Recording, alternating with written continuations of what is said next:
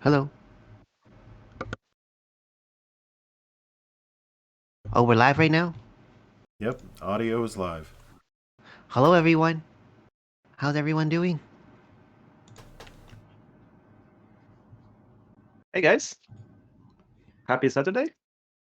Are you guys ready for some CDH, some spicy CDH from some of the greatest minds that ever graced this format?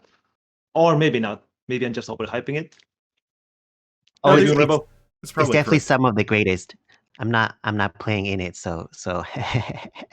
I mean, it's same, but well, we do what we can, We can't be there playing, but at least we're here just, giving people the hottest commentary, all the hottest takes. And maybe we just give some analysis. Well, that's overrated anyway. Who needs to think anyway on this game? That's not why we play CEDH. Definitely not for strategy and thinking. It's only No, for the no, no, memes. no, no. No. That's not for us. We just go say like, play everything. You have it? Yes. Oh, I lose. Okay, shuffle. Go again. Right? We're playing Hearthstone here, right? Yep. Yep. I mean, if we have two, three fairies, then we're playing Hearthstone. Hey, Clay. How's it going? It's going well. Sorry, I had it muted at the moment while I did some admin stuff. It's going very well. The sun is shining. It's almost 70 degrees up here in the upper Midwest. I actually wore shorts today for the very first time this year. Oh, Oh, what? shorts. Wow. Holy shit! I miss shorts. Mm-hmm. Those exist? So yeah. Dude, I know because I'm on New York, so I completely understand what you're saying. That the cold is killing me. I need shorts. I'm just hoping next month is all really good enough. Oh, actually, thinking about going outside, I had a dream I got vaccinated last night. Yeah? Oh, for me, it's not gonna Yeah, be a dream. but the needle was like massive. So Oh, I was like, oh, I don't I know I have to I know I should but do I it was like very terrifying. But but I still went through with it. I go in for number 2 on Tuesday afternoon. So Oh, exciting. two weeks and a couple of days, and I'll be free. I Oh, got for lucky. everyone. I got the Johnson and Johnson for a week and a half, so it's Mhm. gonna be one shot done. It was Oh, just that's good. whatever. Yeah, whatever was Yeah. available. They had all three. In fact, kind of an interesting thing about uh, some folks, other people's children. I was standing there because you go in and it's this large abandoned warehouse store that went out of business, so they converted that to a shot like distribution center, and Mhm. the process was you walk in, you announce that you're there for a certain time. They gather you into groups for like a little briefing kind of deal, tell you about what you're going to be receiving that day. And I, for real, legit had an older lady like get mad because she wasn't going to get the Johnson and Johnson shot, and she stormed out. I was like, legit, it's just a shot. That's surprising. And I thought people were joking that you don't want the Johnson Johnson. Yeah, because it was supposed to be more painful or Yeah, sickness or something to that effect. But it's because it's instead of two shots, it's one. I think the efficacy or something like that is like 10. No, wait. like I need to. 75% something. Yeah, it's like a little lower. Like so that just means like you're more likely to feel some of the effects a little bit more versus the other two. Or for the other two that's available. But still, like it still works. I don't know. It's still good. Yeah, it's better than nothing. I'll be honest, I'm deathly afraid of needles, so if I only need to do one shot, please do it. I can That's deal with some pain, but needles is like, no, please. Please don't. that's fair. The wonderful thing that I experienced is even though those nurses were probably in a state of exhaustion for months, uh, definitely some of the most kind and courteous people I've experienced lately. So kudos to them. Shot out, right? Oh Sorry. yeah, shout out to all the frontline workers and all the healthcare workers and all of them. They have to deal with so much stuff, Yeah. and they do it with a smile on their faces. Kudos to Compassion. them. Yep. But hey, moving towards our CDH, Sterny, what do you guys expect to see from this best of World Championship, Pro Tour, Grand Prix, something of CDH? I'm glad you said that because I didn't know how to describe it myself. So I'm glad you just threw all the words there that were I was thinking the exact same thing, exactly the same thing. Thank you. I'm very interested to see the okay, so we know like all the players here today are very experienced. They're all tournament players, tournament grinders. They know their decks very well. They know the meta that they're playing in very well. So I'm most excited to see like for once an event where we can like perhaps see the players adapt to each other's play style. I think like piloting is gonna be like the thing that's gonna shine here in like learning how to play the table versus just like the deck.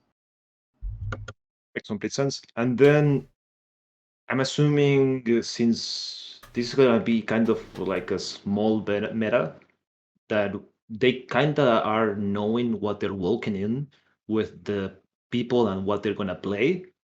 Do you think there's gonna be some spicy deck choices? This is kind of rhetorical because we know the deck lists, so we kind of went over that. But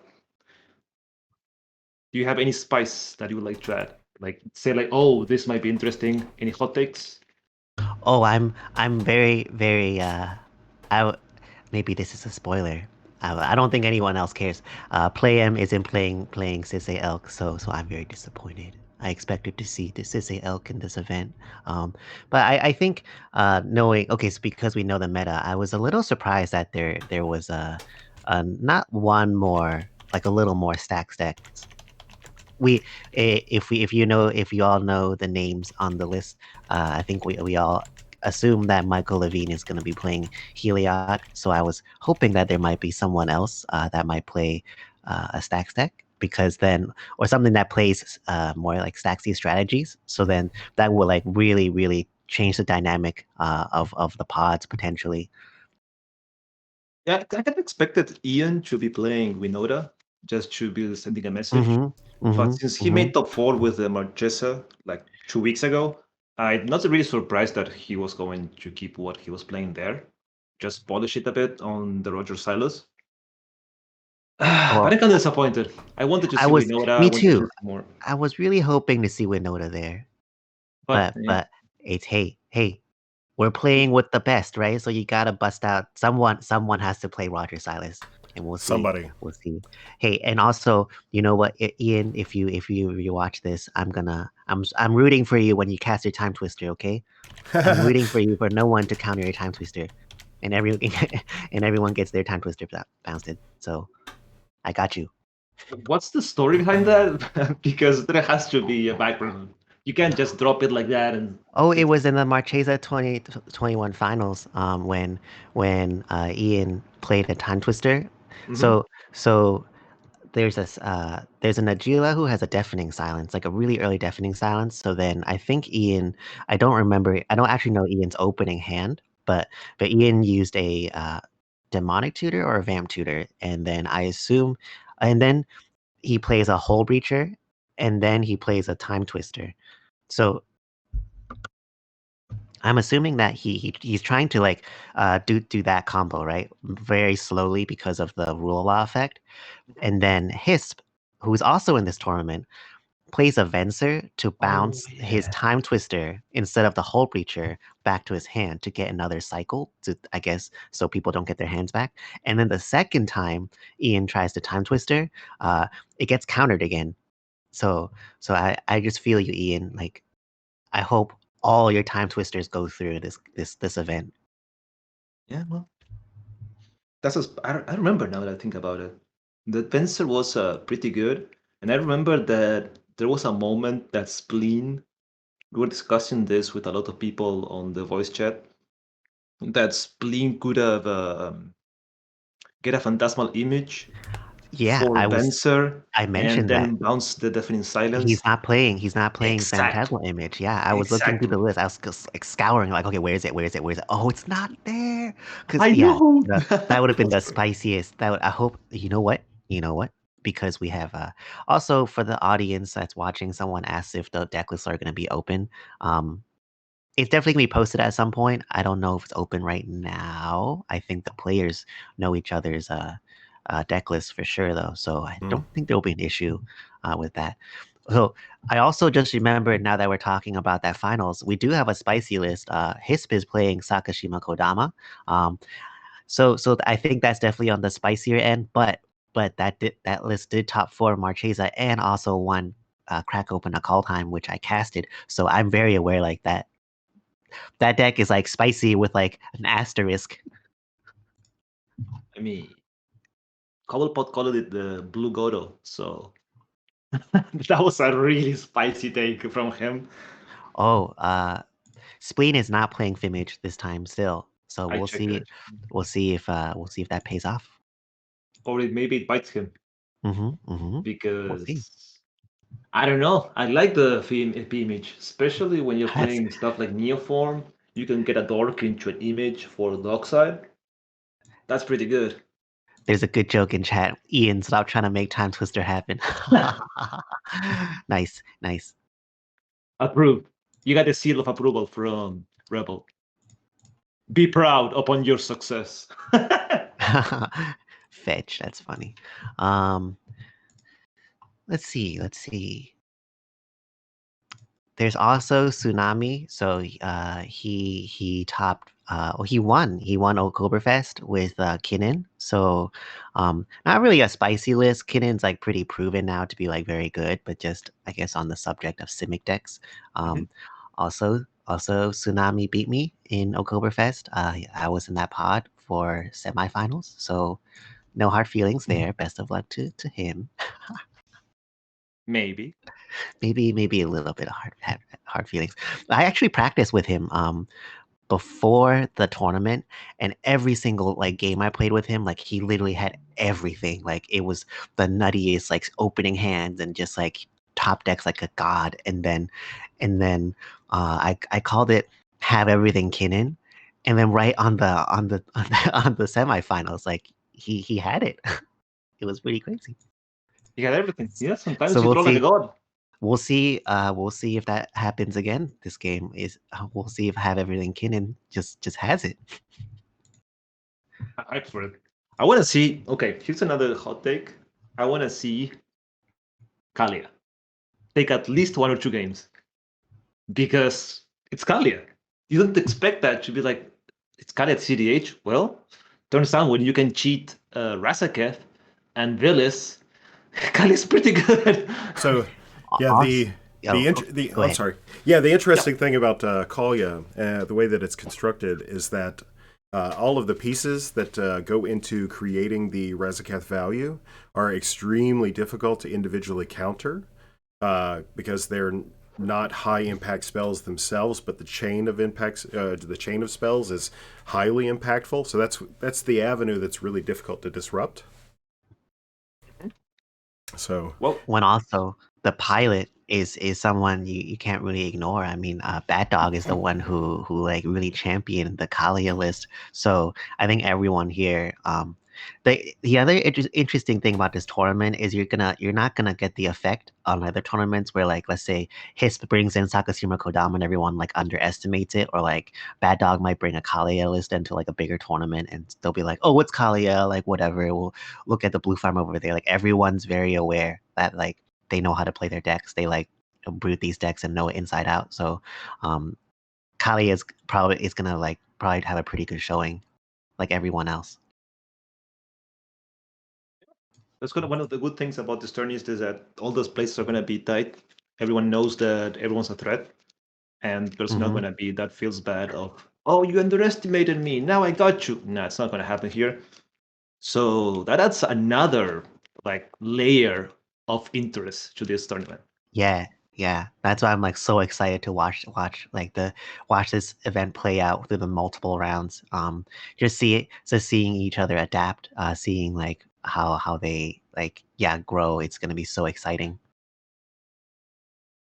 Yeah, I just put everybody's face on the screen, so AI is live, Miss Rebel. Oh, thank you. So is Ernesto. Hey guys. We have 3 celebrities in here. Come on, Clay, show your Well, who's the Show your third? Come face. on, Mr. Clay. show everyone. Clay looks like Joe Rogan. I just wanted to throw that out there. And if he doesn't, then tell us Yeah, what does he look like? just imagine like a gamer Joe Rogan. Joe Rogan's already a gamer, but like look at the purple. Like look at that. Like He even has the green screen. he does look hand. like he does look like Joe Rogan. Come on, like a little bit. 3 handsome fellas. Yeah, that's true. We got you. So I'm just looking at this time, trying to get what's the password to the games, because the games are already starting to get set up. But I think they added a password that I didn't get. So Okay. Let's Mr. Clean, yes. So don't listen to anything that Tony El Nino says. That's that's one of my partners. He'll be in on the second part of the broadcast this afternoon. So just don't listen. I'm sorry, but Mr. Clean is more accurate than Joe Rogan. Mr. Clean's pretty funny. Mr. Clean's pretty funny. Hey, there's a whole audience of housewives, I think, that are super into Mr. Clean. So Yeah, it's like, not hey that girl, let me It's a clean your fantastic, bathtub. Exactly. Hey, mama, what's up?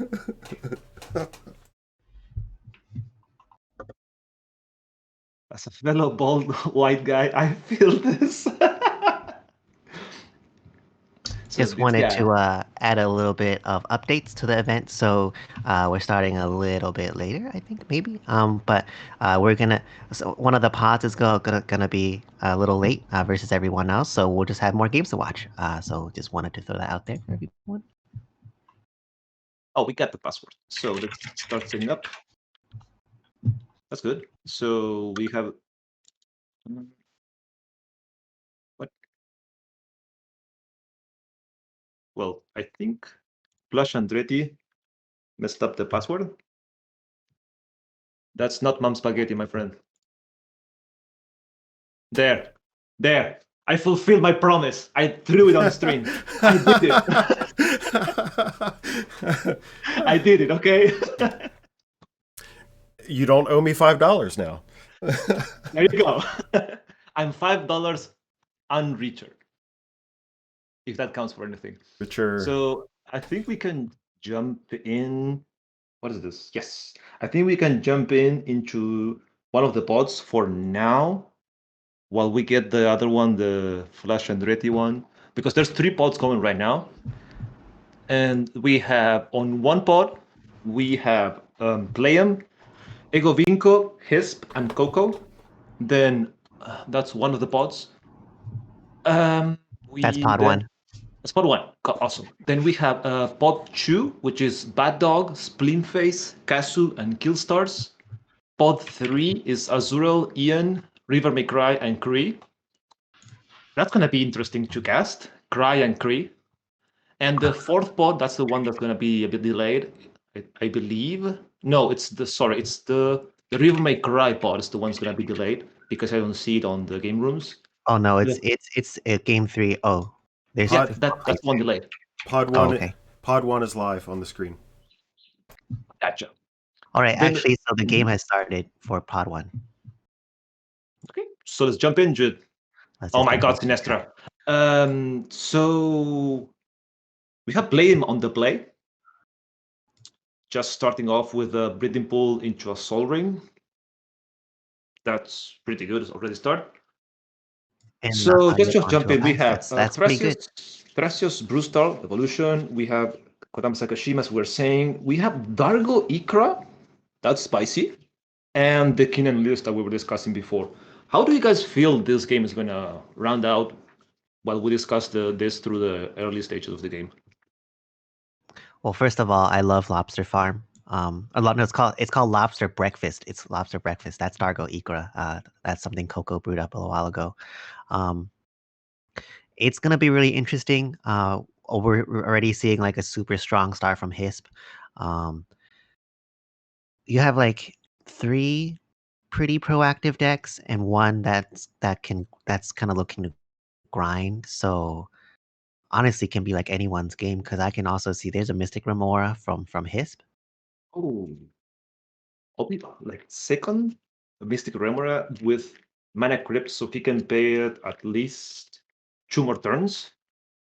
So it's gonna slow down the game.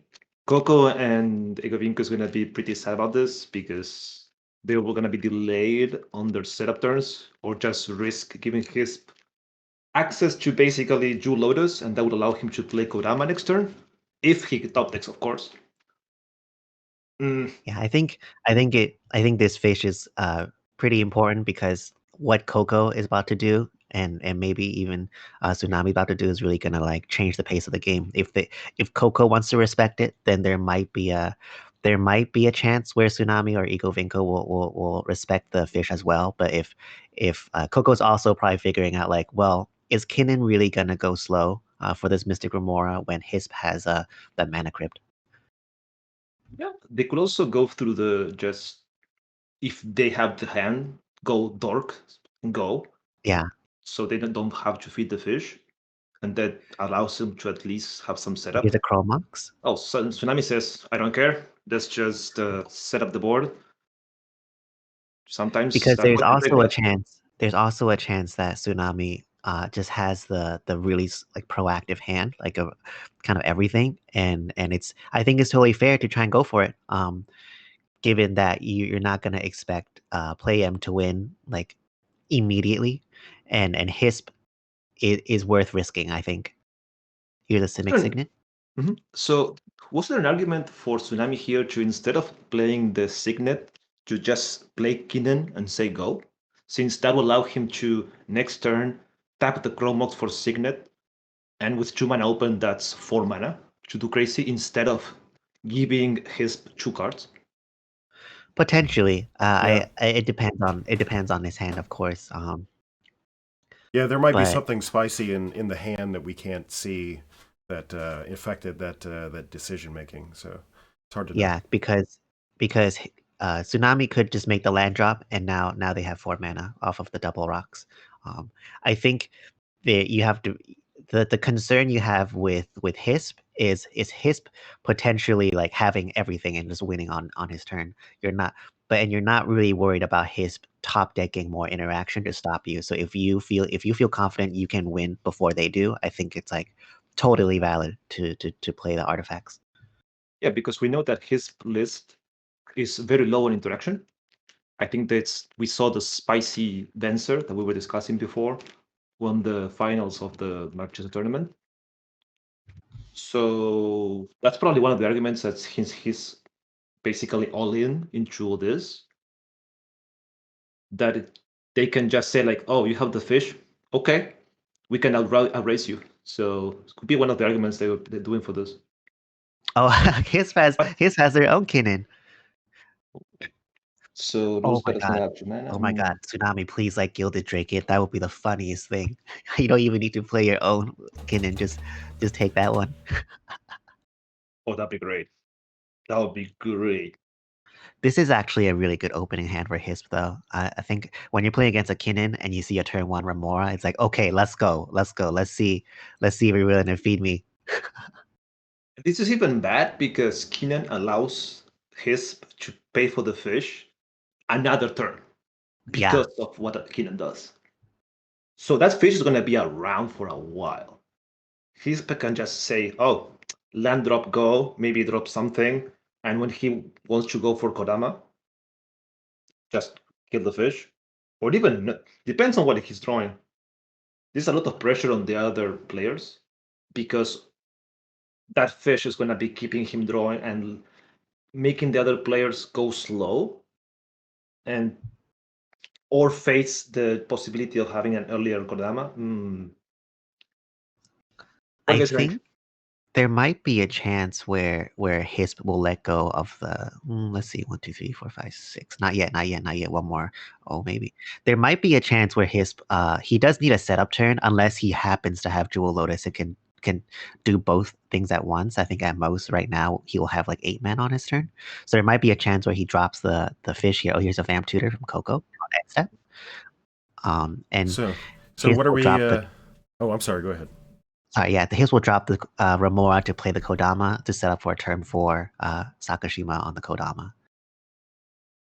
So this Vampire could be getting maybe an action card or maybe Jewel Lotus for Igra. That's one of the chances I'm looking at. Yeah, that's what I was thinking of as well. Like because Coco's slightly behind on board, like what do we get here to kind of even up the battlefield a little bit? Depends a lot on what is his hand, because if Yeah. he has fast mana like rituals, he could be looking at something like Necro.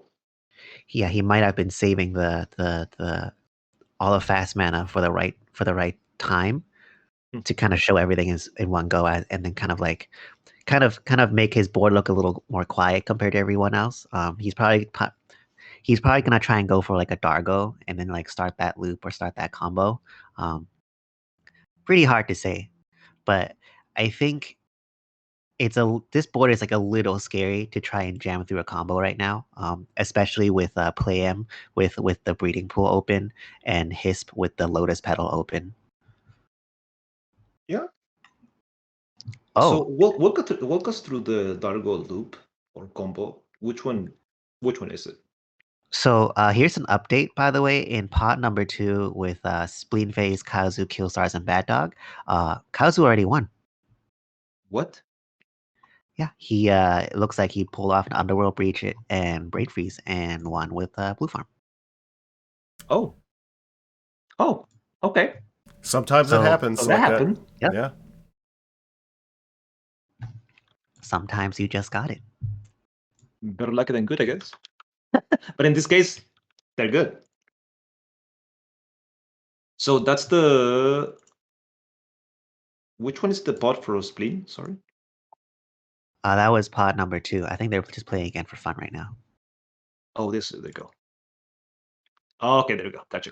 So Coco got a lion. Well, I don't know if he got the lion's eye diamond, but he has a lion's eye diamond. Here's a dark ritual. Mm-hmm. So there's a possibility that he can go Dargo, but this is probably what?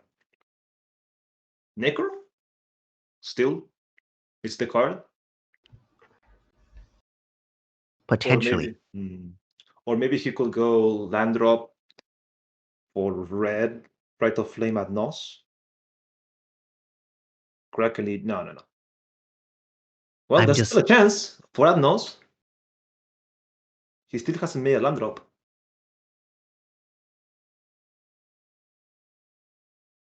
I'm just like so interested right now. I have no idea how Lobster Breakfast is gonna play out this line. Yeah, we're all in the same boat, just waiting on it to happen. This Sol Ring is very possibly going to be resolving. Mm-hmm. Yeah, I'm pretty sure it's resolving. They're going to save all the interaction for...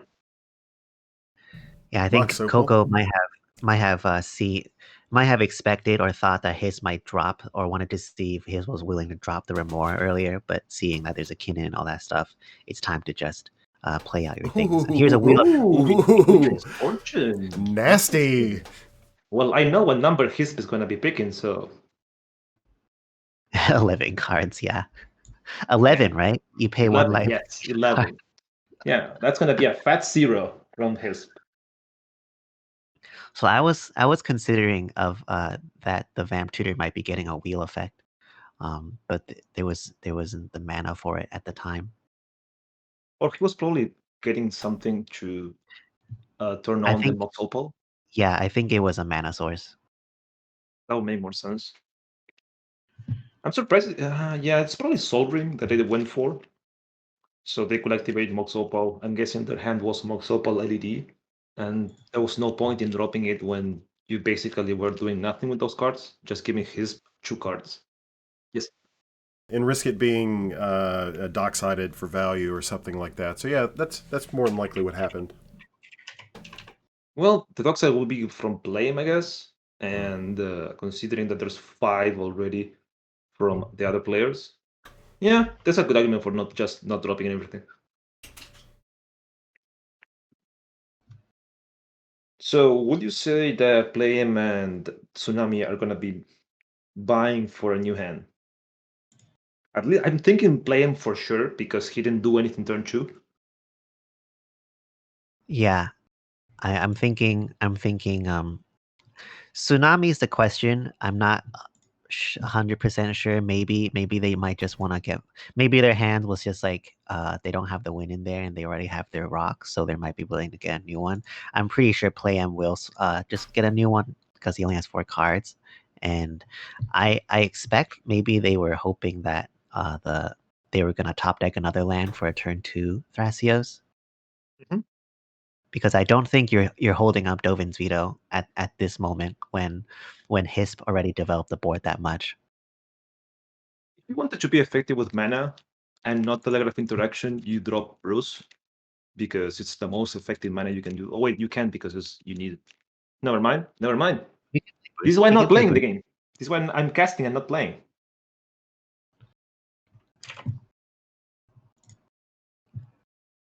But yeah, I feel like, or my guess is that PlayM had like a pretty decent hand and expected. Oh wait, PlayM's tapping 2 mana, and here's a snap. Oh, Snap on the Oh, Keenan. Keenan. Yeah, but this only delays. And it And this is, feeds the Remora one more. but this is also a free snap, and PlayM is for sure gonna be willing. So before losing the Right. card, You might there's as rather well. be playing. You might Yeah, as might well as well do the uh tempo play. Yeah, do that tempo play, make them spend their 2 lands for it. pretty much that. You get a free card draw and Keenan back into your hand. I'm Which always so scared of wheeling when there's a Kinnan, like a Kinnan deck in the pod. scary. That deck just like wheels pretty well.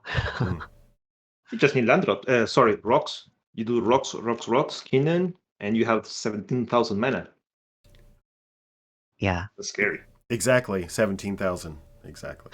exactly. It's an approximate account. Sometimes it's like 16, sometimes it's 18,000. It's close enough. Depends on how many dorks they're playing. True. Oh, never mind. Sorry, that's not a real game. These are the moments when I kind of want to know what's the discussion on the numbers. Like, what are you gonna do? Like, are we all gonna say 2, and we all wheel and take 2 damage? We all say 1, just take 1 damage, or do we just say, Coco, I'm gonna name, I don't know, 15. I give up on Adnos and just go for the plan, and you guys say whatever number you say. Do you think you could politic the other guys into saying a specific number? Mm, Or is that too I think specific? as soon as there is 0 on the board, like it kind of changes everything. Like, and also, the only one whose life really matters is Coco versus PlayM and Tsunami. So I think Coco is gonna try to like duck right under they're playing the mind game of, is Coco gonna name 1 or is he gonna name 2? And then they'll try to like get to the point where do they want to name the same number so then they all take the damage. A lot of fun games there. True. Uh-oh. So you could, okay, Oh, so here's the it's wheel. resolving. Yeah. So we got Coco and Tsunami wheeling and playing. Okay, yeah, these are the expected wheels. We do not know what they called yet. So Coco has 7 cards. Hissp has 13. So relevant is that Coco discarded Rasaket. So Rasaket is on the Oh, graveyard. That's an interesting one. that's important. That's super Yep. important. We have Tsunami that discarded nothing of relevance, really. Only Tutor was kind of a bit So sad. if you look at PlayM's graveyard, PlayM has a carpet of flowers, which makes a lot of sense because you had both Kinnan and Sakashima Kodama, but both of them don't have islands right now. Oh my. A very interactive hand. He kept a very interactive hand. I think it's also fair because if the carpet played out the way you would expect it to, then you can get Thrasios to start grinding, and you have all the interaction to like disrupt everyone and pull the game to where you want it to go. Also, here's a Talisman of Indulgence from Coco. He's still going for it, even when the Remor is there. At this point, they all know that Hissp is their Tsunami. He's the guy to beat. There's no difference between having 13 cards and 14 cards at this turn. At this point, it doesn't really make a difference.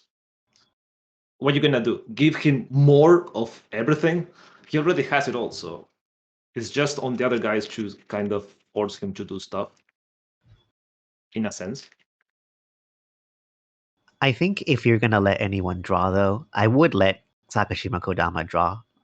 More like I feel less of a risk because the deck is somewhat easy to disrupt compared to other decks, and like there's more likelihood that they're drawing like bigger just like value cards because the deck is full of stuff like, you know, Prime Speaker Zagana or like Garuk and stuff like that versus like cheap interaction, storm cards and all that stuff like that.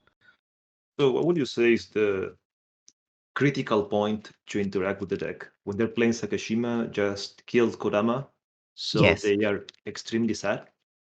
Yeah, I wouldn't let them even start the chain because even if you let the Sakashima, even if they don't have the win, the Sakashima Kodama just generates so much board presence. They can get so much mana, so many lands and stuff like that. That like that value is already very strong. So I won't even let them have it. Yeah, I mean 6 mana is an investment. So if this is a commander in one of the cEDH, we're expected it to give a lot of value, and Kodama does deliver. Yeah, It's so 6 mana, sure, but that's deliver. Here's the turn where everyone is probably a little nervous. Tsunami playing Kinnan after post wheel with 2 mana rocks up. This will get scary. Yeah, this is I think the scariest turn. It's either gonna be a crazy setup. Oof. So we have 2. Oh my god, that's a lot of mana. Oh, he's a time twister. Oh, it's the Ian special. The Ian special. Yeah, will it resolve or will it get bounced? If Hissp unsubstantiates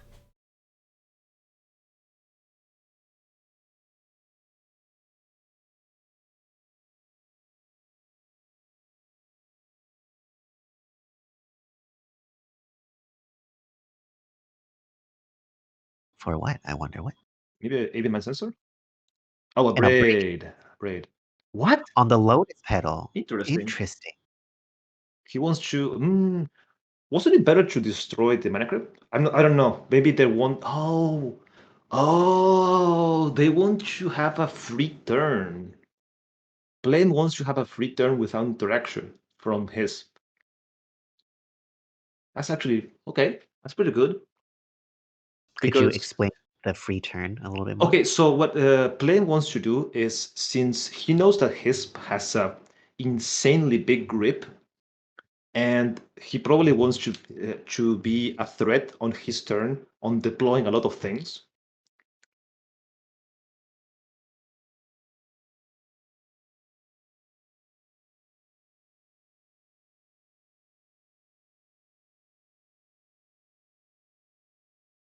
Or a Nature's Claim or a blue for any of the counter spells. This forces Hissp to basically have Force of Negation or Force of Will as interactions for what PlayM is going to be doing. And considering that PlayM is going to be having a fresh hand with a Sol Ring, there's a chance that he might want to go for it. That's at least the idea of what I'm reading. Yeah, I think so. So that makes a lot of sense. I think the decision point there was either you kill the Kinnan or you destroy the Lotus Petal. The Lotus Petal is like a very interesting choice, because also I think PlayM is showing respect for the Sakashima Kodama deck right at this point.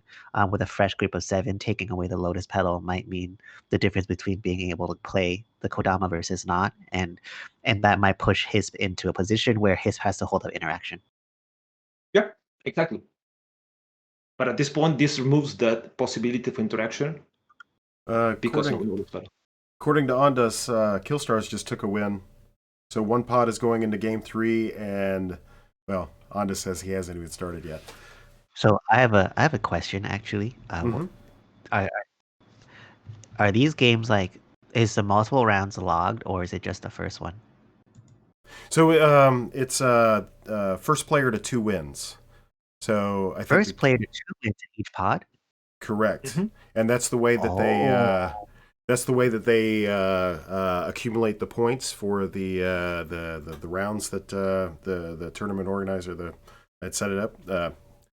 I forget the term of the player structure or the tournament structure, but it's organized to where every time you win, you steal points from other people, and basically that allows for a placement over multiple rounds that allows for the people who have fallen to the lower tiers. They're able to still compete, like come round 3 or match 3. So first player to 2 wins takes the round.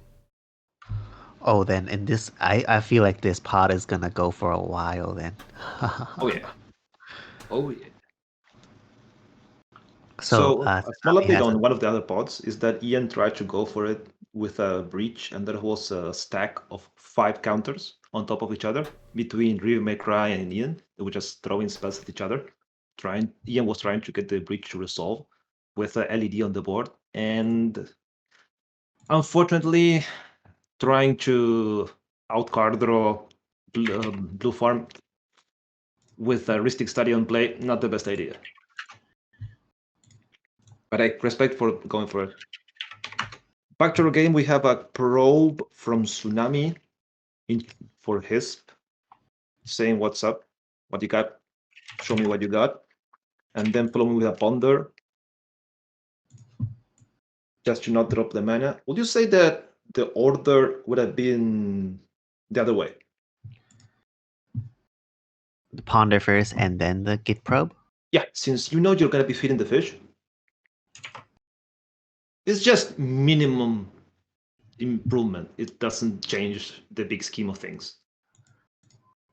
Oh, I think it's valid to also get probe first, just to like help set the tone of the turn, because you don't know if it might have informed another decision over ponder, if like based on what hand they saw.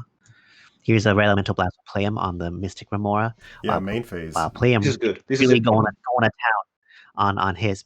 Yeah, because this means post time twister, PlayM can just dump everything out, not worry about the Remora. It's not even that. It's because Remora is on 1 counter, and Hissp has a mana crypto still, so they can just still pay for the fish and deploy whatever they want with their 2 lands. So that's big. That's huge. I think there's also a good reason to not blow up the fish there, because if you push Hissp to keep spending mana to keep the Remora open, that means Hissp is not playing Kodama Sakashima, and that means you put Hissp on the position of answering everyone else. If you're worried about Tsunami, now that you blew up the fish, the decision point for him is very simple. Go for the Kodama. Yeah, also that you kind of removed the threat of Hissp. So you can, before you could kind of fly under the radar that Hissp is the clear and obvious threat because of the fish and drawing and keeping going with the fish. Now that there's no fish, once Kodama goes for it, if they get stopped for some reason, then it's going to be hard to rebuild. Even with 10 cards, it's possible that they can be stopped and just be very sad about it. Because what we were saying before, that say they go for Kodama and they want to be maximum greed with Sakashima, they blow up Kodama, and then Hissp is so far behind. It's not even funny. Yeah. So let's see what happens. I get why, because they wanted, PlayM wanted to do Chromox into Sylvan Library. That's such a huge engine for the evolution. Okay, so here's the turn we were looking for. Hissp with 10 cards, they finally untapped, did they draw the Jewel Lotus or not? That's probably what we're looking for at this point.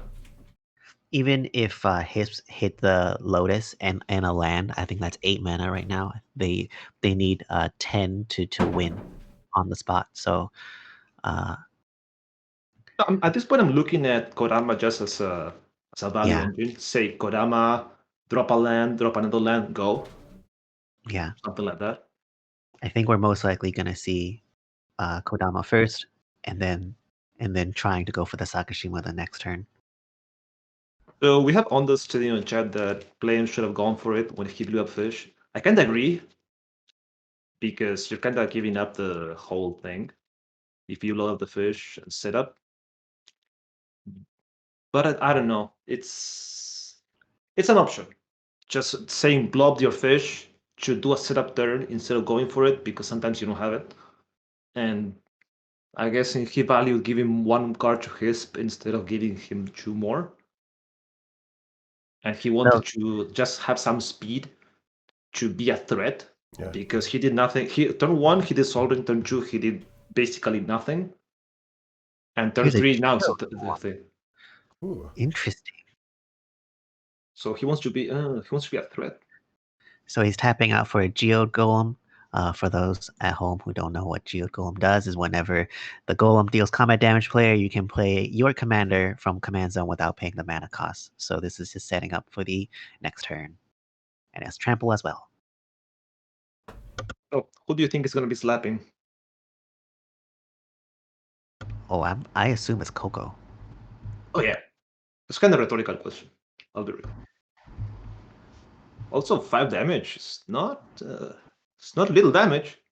That Annos is going to lose value real quick. Yeah, so Also, yeah, go ahead. that's a good call in chat. Like, this is like the window, if there is a window for Coco right now. There's no Remora to worry about. Everyone's tapped out, so all you need to worry about is free interaction. And we'll see how it plays out. He has 8 cards in hand, so this is a pretty good spot. If they have it.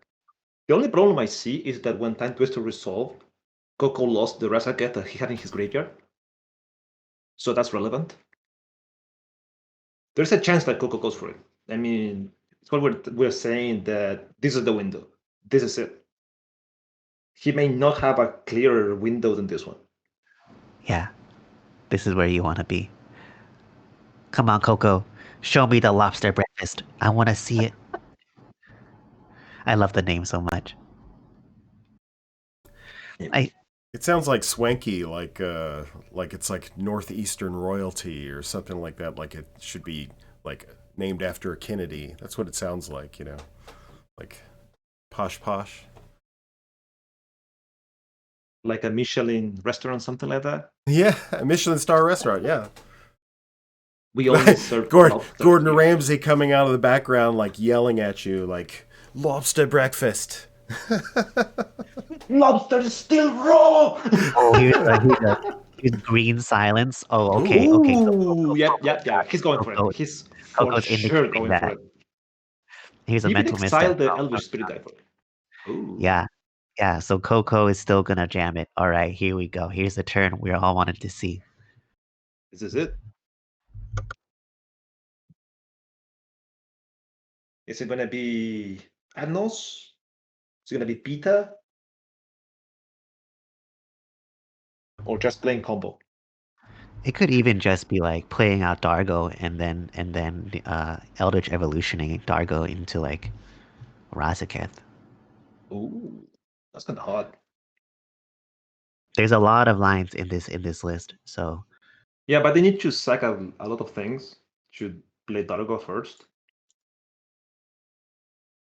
and I don't see Lotus Petal or Lotus or something to make Dargo easier to cast, so they have more mana. Obviously, you don't crack LED because you need it.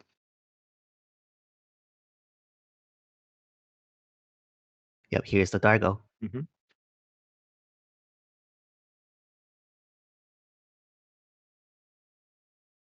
3 colorless.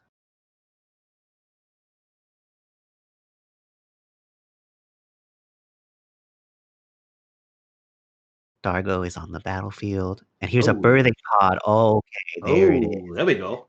There we go. And this is just so massive because if Birthing Pod can get Dargo into a Razaketh, you can just replay Dargo so easily because Dargo's counting all the things being sacrificed, including himself. So do you crack LED in response?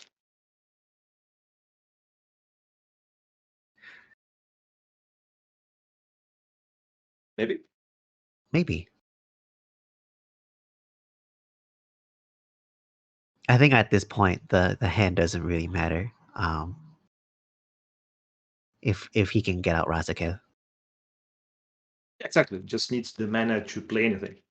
He can do it at any point. He can just cast Dargo. When he sacks Dargo for the Razaketh, crack LED in response. He needed he can tap the Badlands for the red to get Dargo back out. Okay, so this seems like a good spot. I think Coco's got it. It seems when the game moves by this quickly, I think the pod has said, all right, Coco, just do it. We got more games to play today. Yep. He's just flexing with the Jewel Lotus. Oh, that's so funny. Oh my god. That's good. No one has anything. Yep, on this. Lobster breakfast. Well, okay, you know, you never know. Maybe there's something, but I'm gonna announce it right now. Coco's got it. Yeah. Just the Lotus, allowing him to cast Dargo a few times extra, is huge. I want to see the actual window. Yeah. So let's watch this line and then maybe we can hop over to another game so we can give some game time. Give some love. Yeah. So on the other pod we have River 1 game pod number 3 with Blue Farm. Mm-hmm. So that's their first game, I believe. Yep. Then we have the Bad Dog and Spleen Kazu pod. They're still going on game 3, I believe.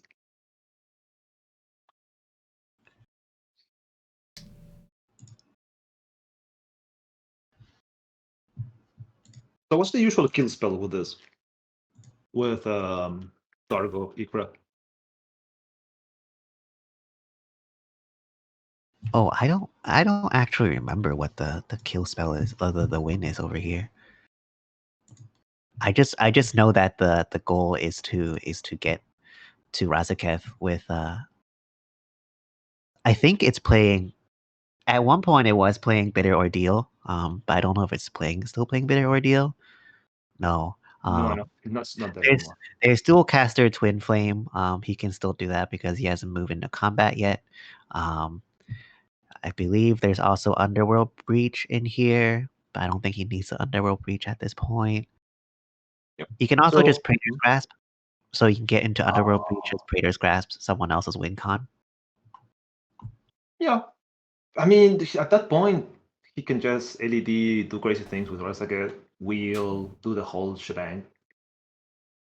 I think the cleanest win at this point right now is to just dual caster Twin Flame. The only limitation is mana at this point, so he probably needs to go for Breach regardless because of good mana. You would crack the LED before you fetch. Mm-hmm. So for surprised they haven't cracked it yet. For the people that might not know, the back-faced magic card that comes up that shows the number count, is that like a storm count, or what is that?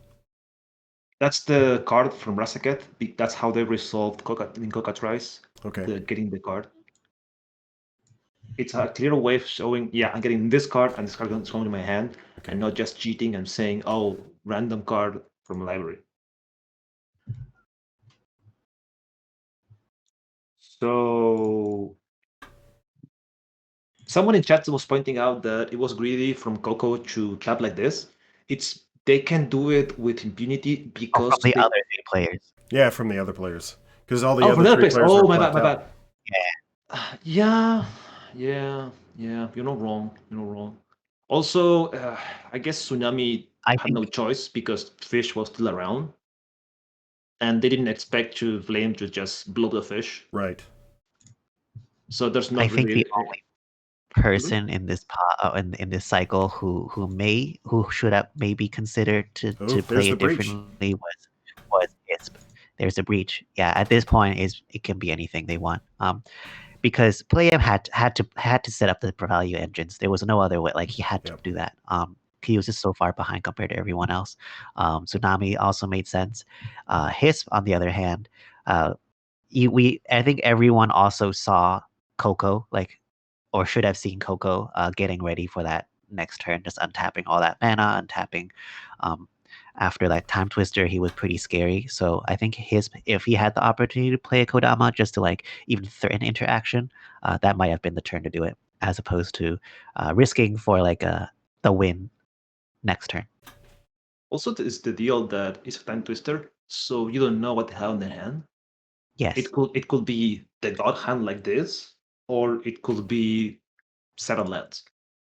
but They just don't I know. think when you're playing against a deck like Lobster Breakfast or other like black red turbo decks, like they wheel pretty well. Like there's such a high density of things that will just get them there so easily that the risk is pretty high when you time twister one of those decks. Oh, I fully agree. It's just the idea that sometimes they just draw a bad hand and you just flop around, just Yep. sandbag for a bit. That's Dark probably what side. they were looking for. Oh, here's our favorite goblin. Black Lotus, I mean Doxa Extortionist. This means that he's just... The writing is on the wall. Oh no, he's just exiling it. He doesn't even care about the Doxa. I'm so sad. So sad. So Pants 002, Spleen has not beat everyone yet. So far, Spleen hasn't scored a point in his pod, but Day is still young. We can jump over. Oh, okay, so actually on that game, Spleen has a Hull Breacher in play, and he's trying to resolve a Time Twister right now. So maybe things are gonna change here. As one does. Captain Yeah. has a Maybe zone. we should hop over to that game, because Kazu just also played Hull Breacher. Okay. Yeah, that game. Maybe we could jump into that game. This game is. Let's just jump into pod 2. Okay. We'll explain what happens in pod 1. Okay. Where's the magic? Yep. Which player am I looking for? No, just. You can right click Mad Dog and go to that game. Yep. Just go to the top on the list. The list of players.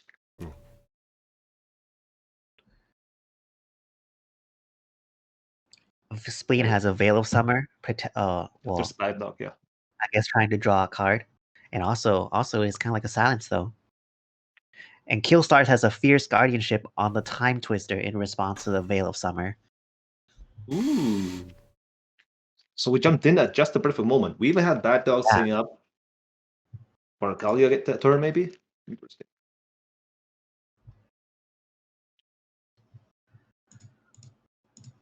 So this is spicy.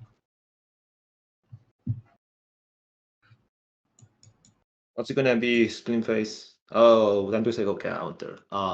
So sad. I wanted to see everyone with no hand. It's not like it gives advantage to the blue pawn, right? Blue farm, I mean, right? Well, the Timna decks were just gonna start hitting each other, desperately trying to draw off each other. Well, with two Hull Breachers, that doesn't really work. Yeah. It's just damage for the sake of damage. No one knows for you. No one knows for you. Yeah. Cromp hurts. All right. Cromp's a 4/4. Yeah. Big. He slaps. Hard.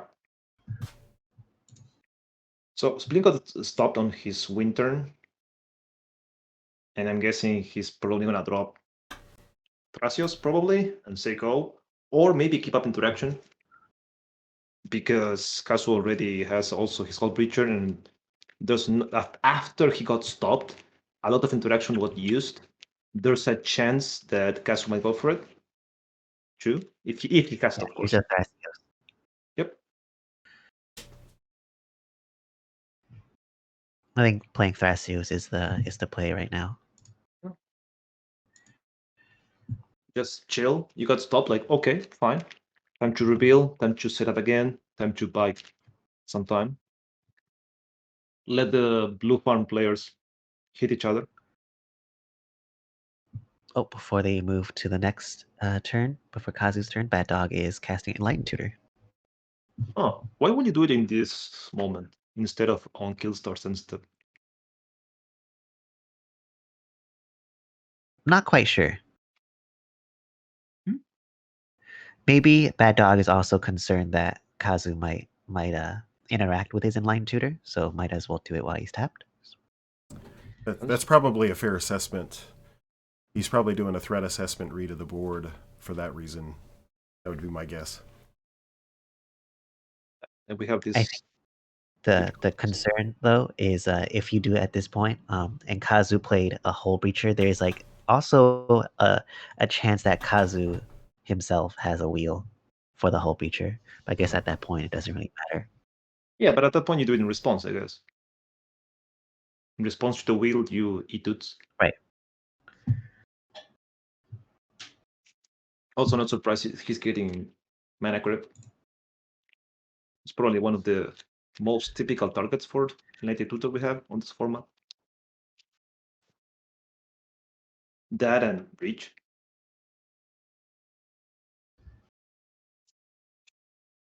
So since there's two Hull Breachers in play, that means Chrome's turned off, that means Dimness turned off, that means Thrust is turned off, that means so many things are turned off.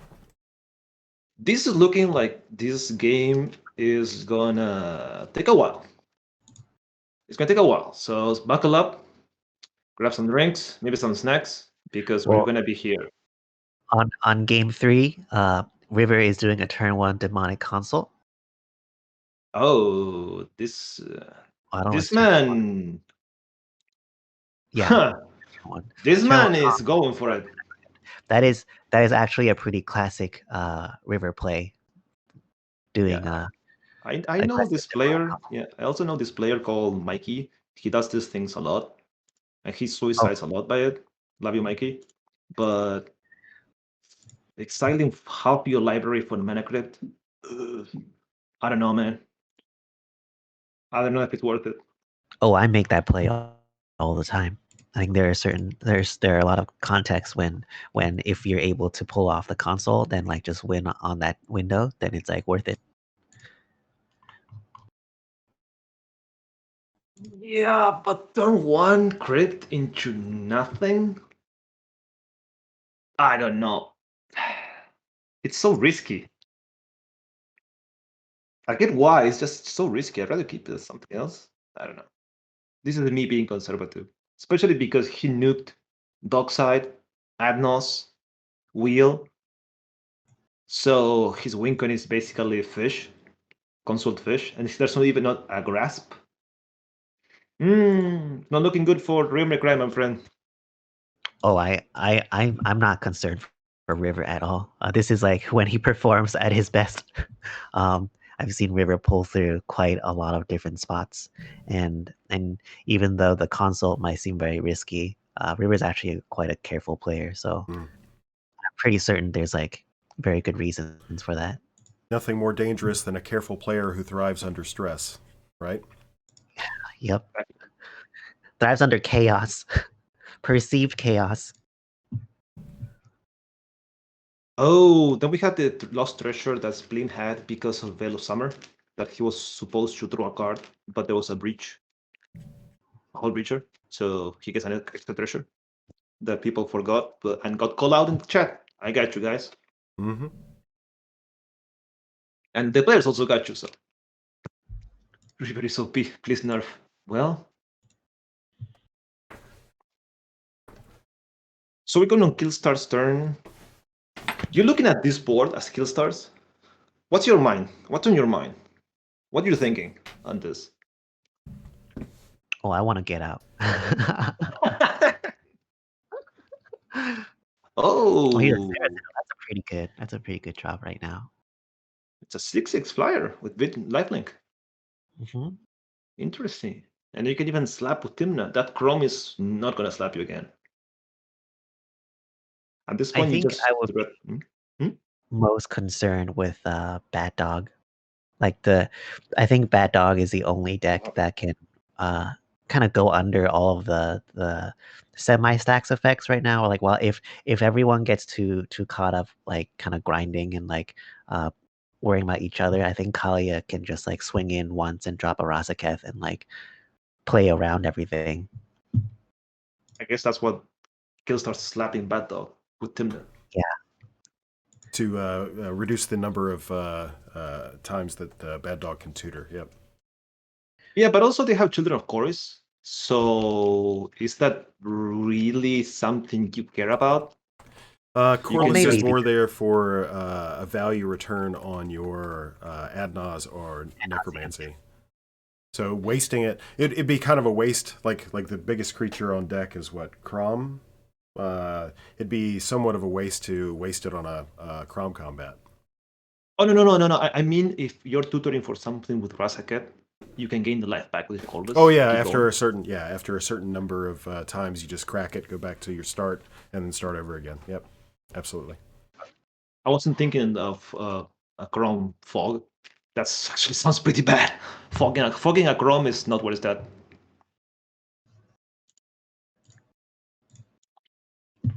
All right. So for a second, we're gonna have a transition between our wonderful co-host here, Clay. Tony's gonna be jumping in soon enough.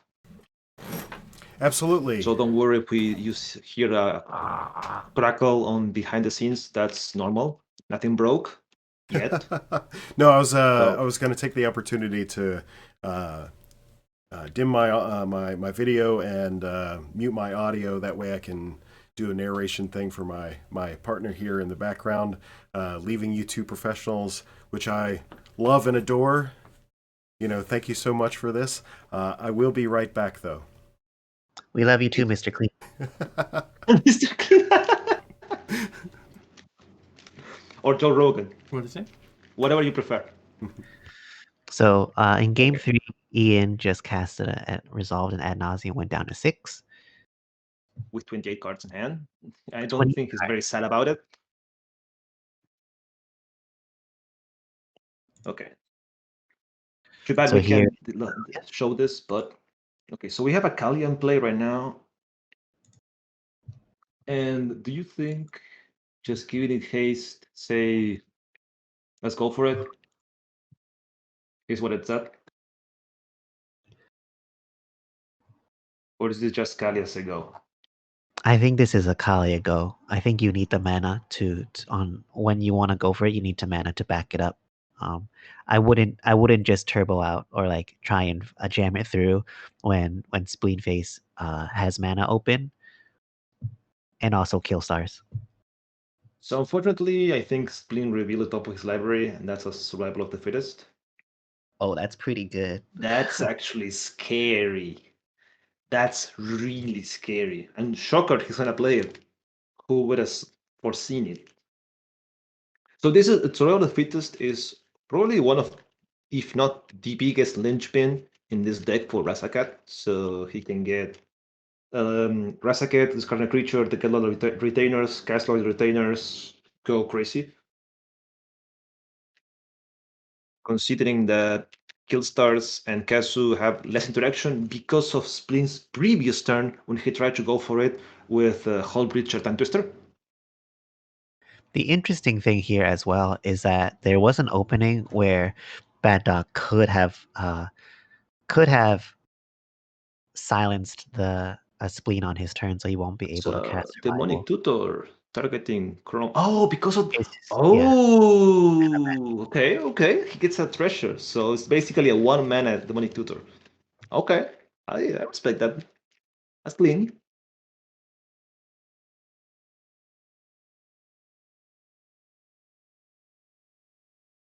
So here's another question for you. While Spleen goes through the motions, if your Killstars or Bad Dog on this position, who do you give the treasures to? Kazu or Spleen? Well, before the survival, obviously. Oh, before the survival? Ooh. Because I would survival, give it obviously, to it's Kazu. Spleen. Because I would. Sorry. Yep.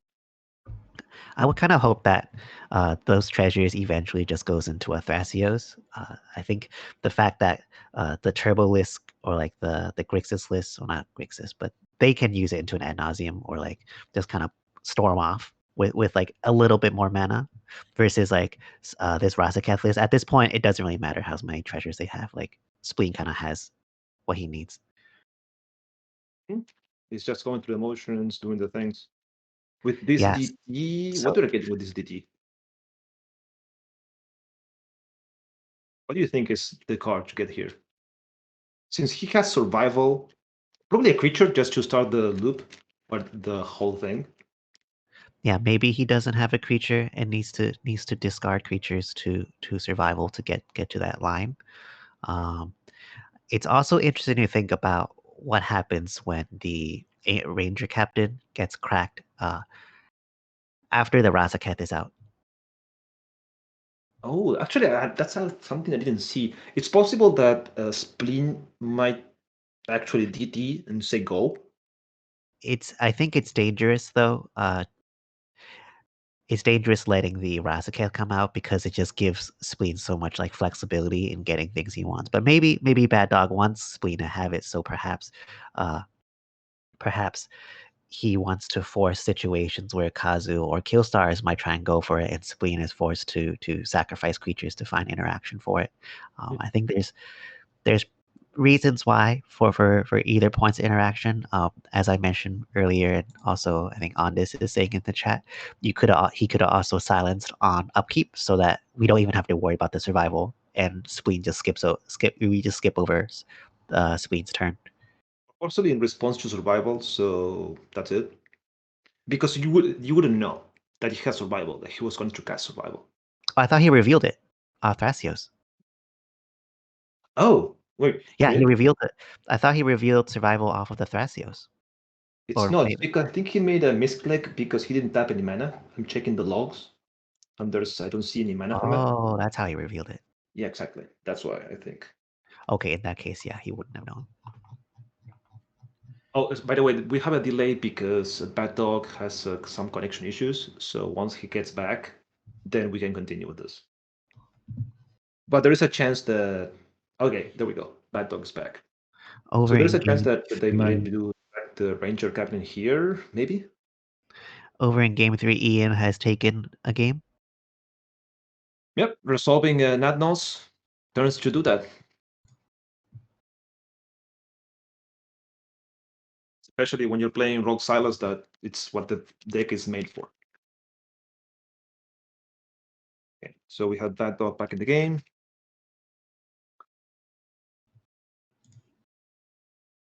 So I'm done. And he enlightened tutor for the survival of the fittest. Thank you for the catch on this. Thank you. I didn't see that. He cracked the threshold for Enlightened tutor. Yes, you're right. You're right. So yeah, there was the clear threat of upkeep. Ranger Captain would have just silenced Spleen turn, and the threat will just not be there anymore. I mean, it's also fair to like kind of. Oh, so now he's sacrificing Ranger Captain. Yeah. In response to Demonic Tutor. Makes sense. That makes And then he passes. Yep. Gets a card and then just passes because silence. It's still scary because there's an active survival of the fittest. So if somehow Spleen gets to his turn, then there's a very high chance that he just wins this. Unless... So the list is not playing Necromancy right now, so we don't have to worry about an instant speed Razaketh.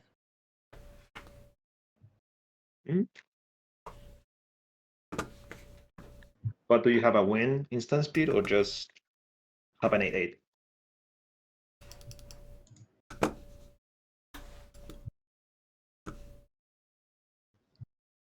We'll What would you see. say? They don't have Necromancy, so we don't have to worry about that. True. I like Spleen's list. It's tight, has everything, and you can just at any point just do what he did on playing a extremely threatening card and say go, and you have the choice on when to go off. When you decide to, oh, I'm just going to value drop creatures, getting more value creatures, so just going for it, getting the Resecat from the graveyard, and at any point, just say go. Oh, but qué bananos from Kazu. Does Killstars or Spleen have interaction for it? I feel like Spleen might have an answer for it, and I'm curious if Killstars is gonna push the bully Spleen a little bit here. And it seems like, yep, here's a Flusterstorm. So you see how like giving the treasure to Kazu would have like kind of made an impact here. Yeah. Well, yes and no, Like- because Flusterstorm would have still been 2 mana. Yeah, but then it might have given Kazu something else to do. Like I think like it's just showing that like these lists are so easy to go off that giving them any little ounce of mana is like much more threatening than giving the Thrasios deck like that has all the mana a little bit more. So there's people asking if Spleen is running Shallow Grave. No, he's not. He's not running it. Yeah, there's currently no way for Spleen to instant speed get the Razaketh out, I don't mind that. which is fine.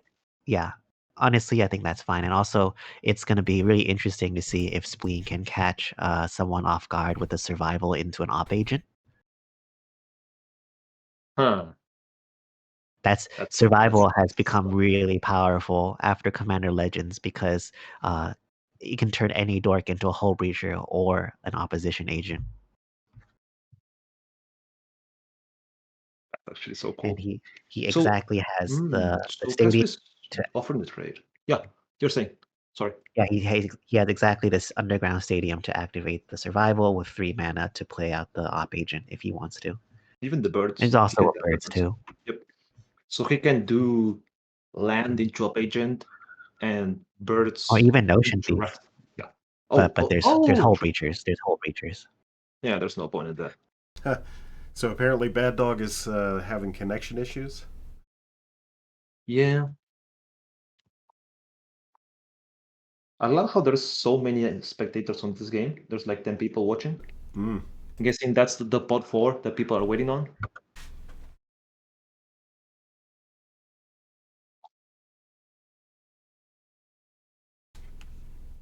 Then on pod 1, we have Hissp having an insane board, just waiting to go off. We have Coco with an active Wishclaw, and Tsunami with a Keenan. PlayM also has a Silver Library, so it's just a setup turn. Nothing crazy here, unless you count Hissp with Exploration and Mana Bolt. That allows him to do a turn 3 Kodama, sorry. So that might be interesting. I think it's really difficult to be PlayM in that pod, to be honest. You have 3 very proactive decks, and Evolution is a little harder to catch up to all 3 of them. Like Evolution performs at its best when you can. Oh, here's a Dockside Extortionist from PlayM. It performs at its best when you can like get a little bit more time in the game to like start grinding out your value with like Thrasios.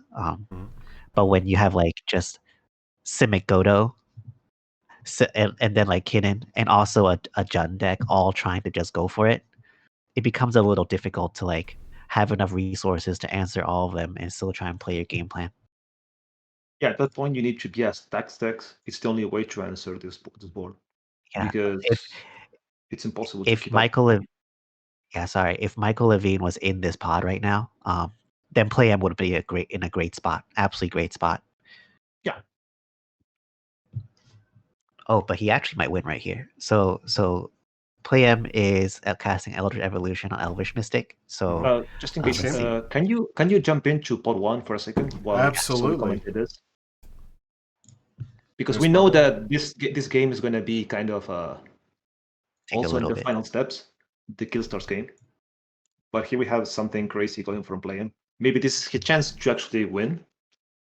That we just discussed that it's hard for him to win because of how the pod works.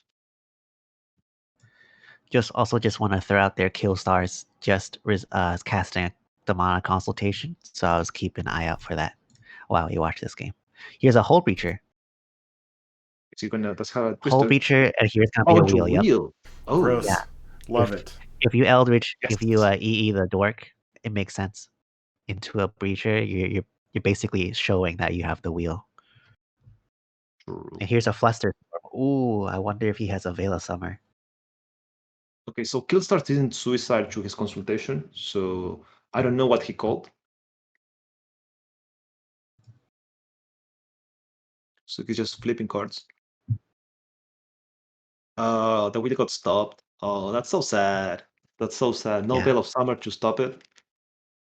That's just showing how powerful Flusterstorm is. Like that's probably PlayM is thinking like, God, like any other one, I could have swan songed it with my one treasure. It had to be Oh. Flusterstorm. Now this is gonna be kind of scary. Here is 4 mana off the vault, 4, 5, 6, 7.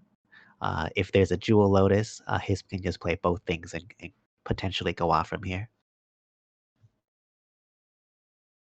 Maybe even just one rock, I think. So that's 4. Yeah.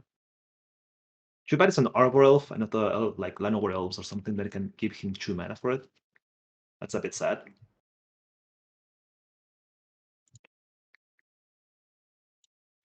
Okay. Oh, so back on the other game, we have Killstars. He consultation for Breach, and he has, I believe, a wheel, grinding station, and brain freeze in his in his graveyard. In the graveyard. Oh, okay, in the that's pretty good. graveyard. So that's gonna be interesting. And he has plenty of mana to cast brain freeze and Breach. This Here's is a Rite right of the Flame. flame. He's just adding to the storm counters. Well, If you also could adding do- a little bit of other- colored mana helps too.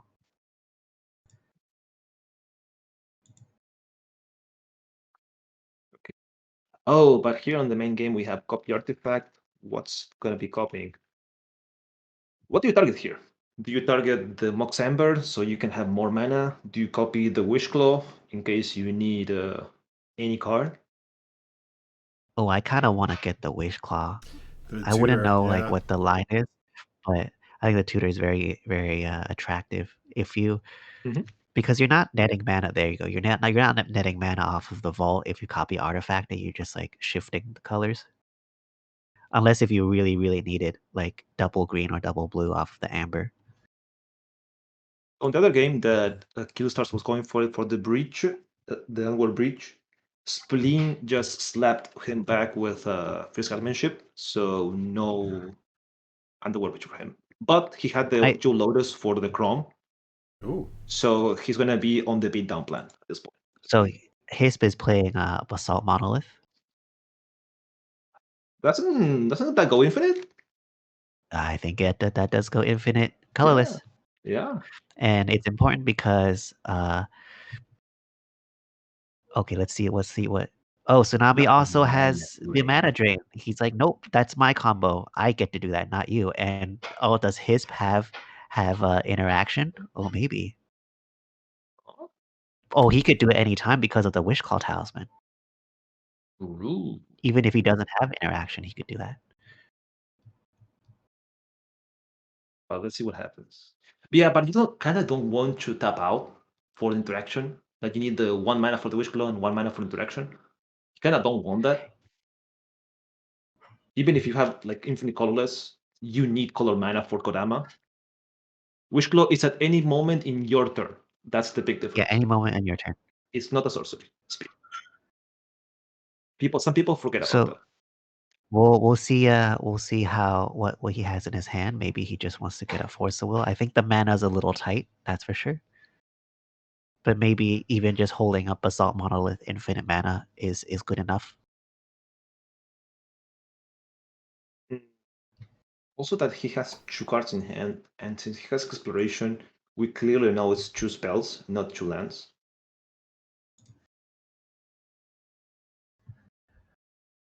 So he's probably thinking, do I let this go and just hold up interaction for my next turn? Or do you protect it?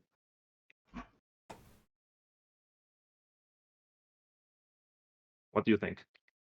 Well, I think it's hard to say. I think the now that the Mana Vault is tapped, the likelihood of being able to cast Kodama next turn within the next 2 cards seems a little more difficult. So I think it might be worth fighting over with the Basalt Monolith.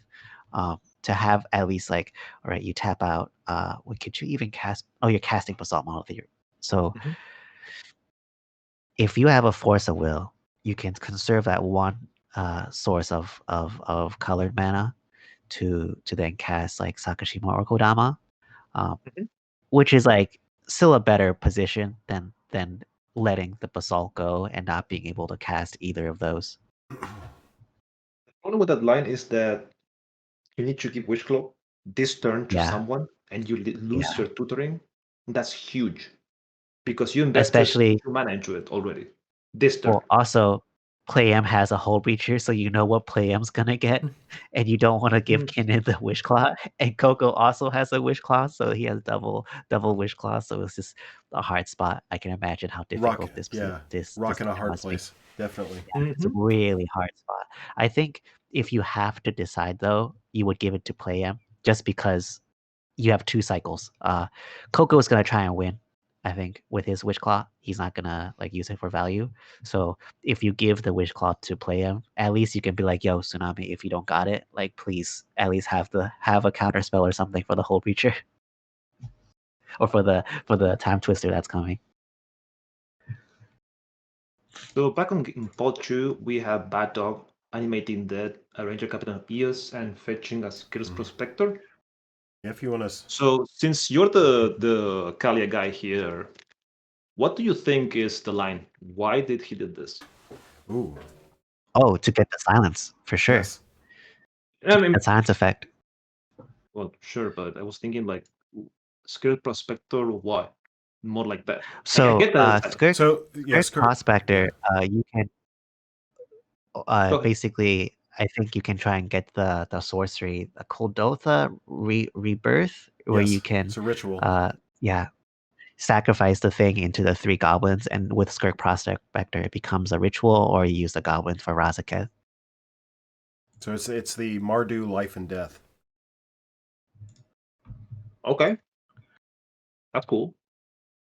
Just understanding the lines because clearly I'm not a Kalia main, so I don't know the in and outs of this. Yeah, it's a really weird thing to try to explain to a group of efficient spell players because, like I said earlier, it's the lines themselves, the individual pieces are like small values, right? So it's just the culmination of small values that if Rezaketh wasn't legal, it wouldn't exist, you know. So it's just these compounding small values to exploit Rezaketh and then go from the wind from there. So it's kind of death by 1,000 cuts, but Precisely. incremental value. Precisely, yeah. And that's the thing. I mean, like this mana drain that's here on game 2 here. Like, what are you going to do? Mana drain a Kadolta Rebirth for value? No, you know. So it's really difficult to make decisions to interact with it because the things that you're getting from that interaction are nil, if anything. Just That in makes a case. lot of sense. Mhm. Just in case people don't know, Kultata Rebirth is sorcery 1. Actually, let's do this. Yeah, Yeah, just type it in the chat. Yep, that's what I'm doing. There you go. Well, depends on what you're sacking here. If you want to stop this, it's not the best thing ever, though. I remember losing to this card in Modern. That was fun. yeah. Getting this into Swashbuckler for What like 15 damage turn 2. That was fun. did we want to switch over and actually take a look at it, or do you want to stay with game 1? We can jump in for Spleen's turn I think because let's go it's to scary. let's go to pot 2.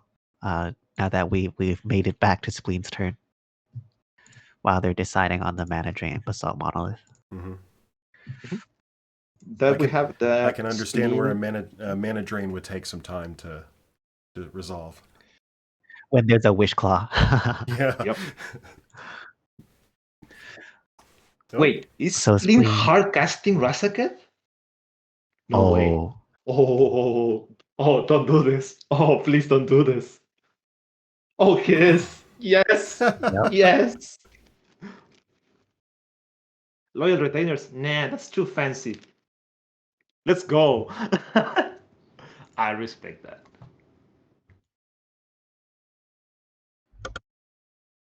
Maybe it's because he has it in his graveyard? No, he doesn't have it in his graveyard. Not even exile. Huh. Why didn't you go for Loyal retainers, Spleen?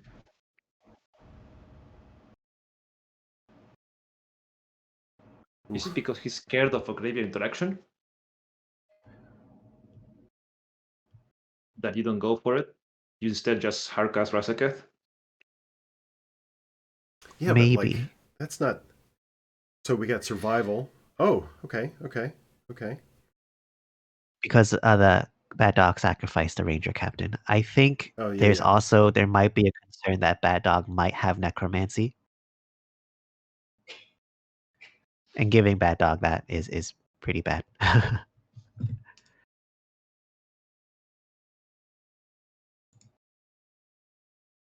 So we're moving into Kazu's turn. Yeah, I kind of want to ask Spleen why he didn't go for Loyal retainers. I'm curious about it. I'm sorry, I'm gonna be stuck on that for a bit. There has to be a reason for it. Oh, no way. No. Is he gonna fetch Villis next turn? Oh, that would be hot. That would be very hot. If he gets Villis also, the Demon Brothers. Ooh, that'd be hot. What they call Breacher, like, why would he get Villis? Yeah. I think the reason why is he's trying to play around Bad Dog's reanimation. Potential reanimation. Let me see if he is playing necromancy. Mad Dog. I would be surprised if he's not. He's on Necromancy, yes. He is. Yeah. And he has 3 mana open. I think if with all of Spleen's mana, this seems to be the safest play. And Spleen is like also a super careful player. Ooh. So Ooh. he's an intuition from Kazu. Kazu just happens to have it. I was just about to say like Kazu's a little less scary after trying to resolve the ad nauseum and getting stopped, but here's attempt number 2. Yeah. But attempt number 2 means that he's just gonna force Spleen to sacrifice a creature. Pretty much.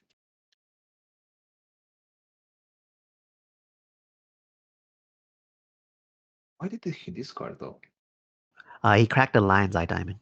Oh, Cracked the Lion's Eye Diamond to discard the 2 cards in hand, which was an Abrupt Decay and something else. And here's the Op Agent. I like that.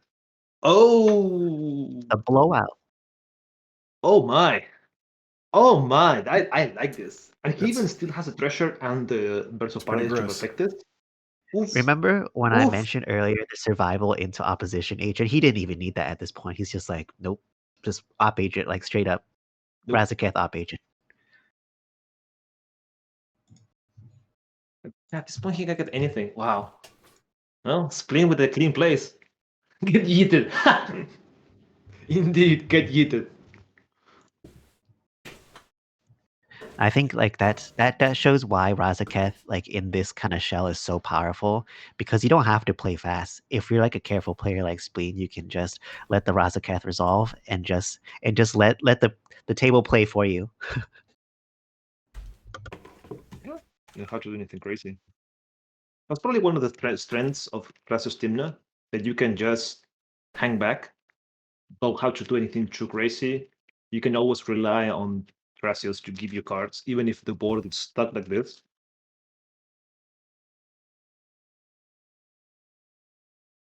And sometimes Tymna just goes for it. In this case, if you slap Bad Dog with Tymna, obviously he doesn't have it, but if he had, he could just offer the trade or take 2. Yeah, this is a pretty good spot for Spleen right now. The only point of concern I think for Spleen is Bad Dog himself, but now that there's an Op Agent, it might be pretty difficult for Bad Dog to get through. Yeah, I don't think no, Bad Dog is not a Lightning Bolt. However, there might also be a chance where Bat Dog might be able to lower Spleen's life total enough where the flyers can then get in. So let's say if Bat Dog has like a Sorcery Plaster or something and just force Spleen to keep sacking creatures to and paying life, the Sarah Ascendant and the Crom might get there and kill him. I mean, at this point, if they bounce Razaketh, Spleen is dead. Oh yeah, Because killstars, I say, like, kill you. there's a treasure, so and also Birds of Paradise, so it just means that he has to start sacrificing like Hull Breacher and birds to get interaction to protect the Razaketh so he doesn't die to flyers. So intuition is resolving. Sorry. Every single yeah, he's just asking what 3 cards that Spleen would like. It's resolving. What would you get here? You have a treasure, so you could technically breach. I wouldn't grab wing cons right now. Maybe to conserve life, but he already has Razaketh and the creatures out. I'm a little more concerned about like actually just dying to damage. So Like, you will if probably you get can, like interaction. I might get 1 piece of interaction or 2, just to protect yourself, because as soon as it makes it back to your turn, you're gonna win. Or maybe he's just going for the win cons. Nope, he's going for consultation, pact, and silence. Hinted pact and silence. That's kind of scary, actually. Because sure, you have 1 interaction with the treasure, but you have no hand. And if they give him, probably they give him Tainted Pact here, or consultation, either or. Spleen having no hand is actually pretty scary. For him, I mean.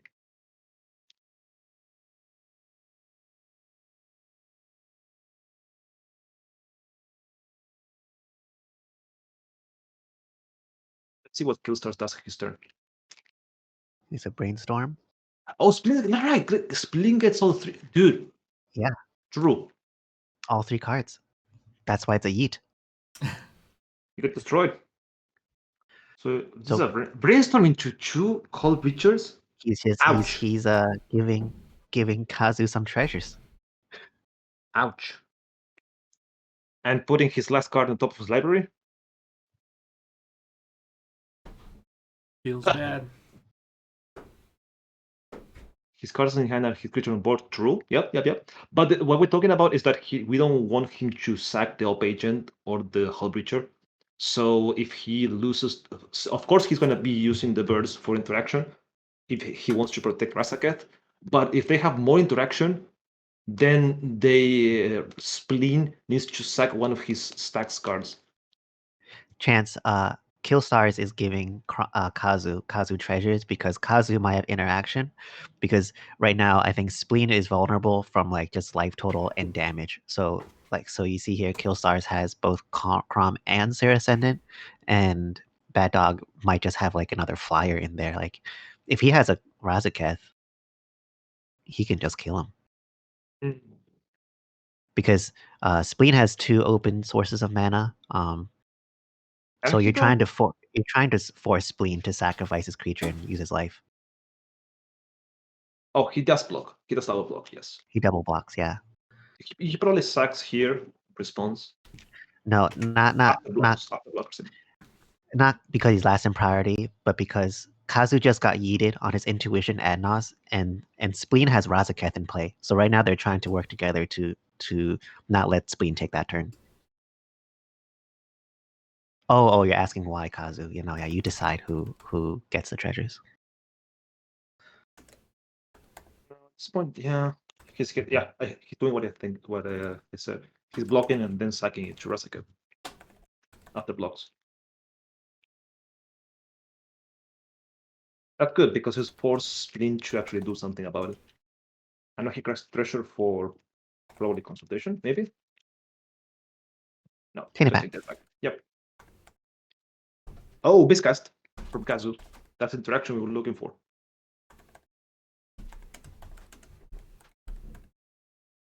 See, now it matters because he has to start using the creatures in his life. Nope, he just lets it go if you want. Should the Tainted Pact be in Kazu's graveyard? Yes. Yes, it actually should be. And this is Tony here, by the way. Had to step in, stop trolling Clay from the chat. Hey, Don't Tony. worry, what's up? man. There you go. They're handing it back now.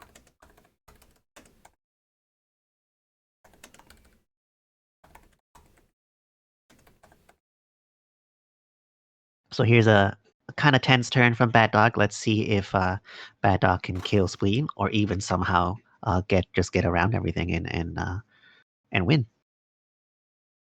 So how I think it's spicy is still here? So how spicy is instead of attacking and dropping Rasaket, he just drops Billis.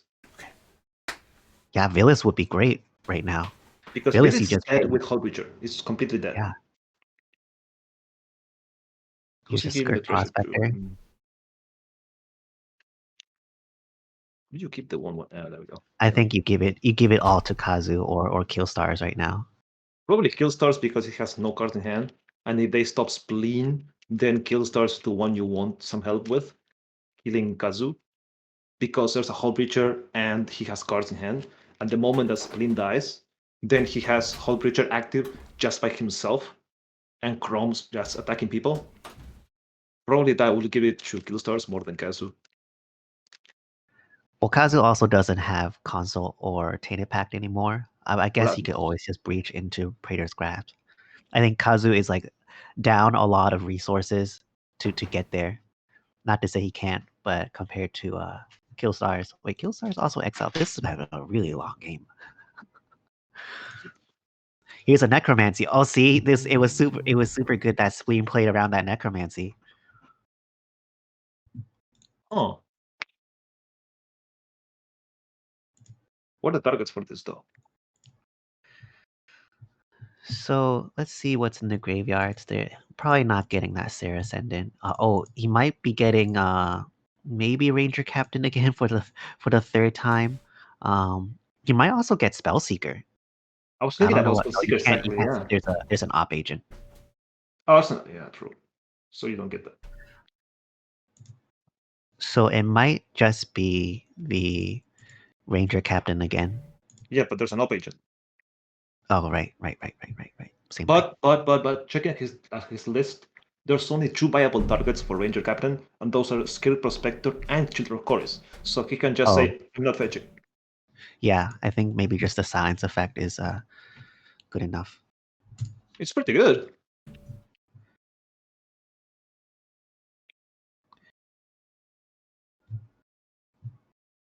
Okay, let's see about what's up. Yep, There it is. It's the third time. This is the new meme now. Instead of double time twister back to hand, this is how many times a spleen get stopped by a ranger captain. So here's the question: is there an achievement for this? Oh, I Like, think so. If there's a fourth time, then like I don't Platinum, know, man. platinum trophy Yeah. for sure. so you guys know about Pokemon, like the old game, the battle, all the stuff, right? So in this case, does Ranger Captain of Heals use Splash 3 times, just like flopping back and forth from the graveyard? Wait, the ranger captain is moving from I'm play. Oh, he's just sacrificing it. Okay, he's doing upkeep. Mhm. So the thing is, Spleenface can still just silence. Oh, right, he can still just sacrifice a creature, get the Thassa's Oracle in hand, then just consult. Yeah.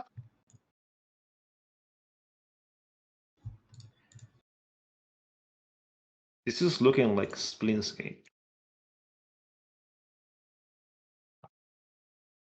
Do we have a list of how the decks are going?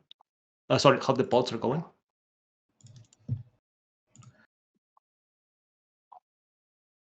That'll be kind of interesting to like follow what's going on.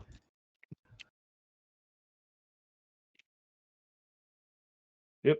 So yeah, there's a Chrome trigger giving Kazu the treasure.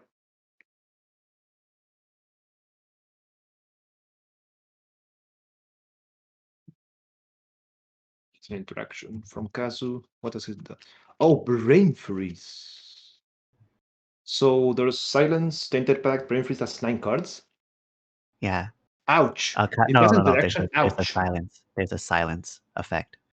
Oh, he didn't do it in response. Yeah. Oh, he can. He can. Yeah. No, that silence already resolved. So it is just Spleen, getting fish, casting fish, consultation, just doing everything. You can even sack the Hull Breacher in response to this. But he passed priority, so yep. Nuke his library. But keeping 2 cards just in case, I guess. Might as well play it safe, extra safe. There's no reason not to. True. You also have 3 devotion because of the Hull Breacher. Here There we it go. is. There's the fish.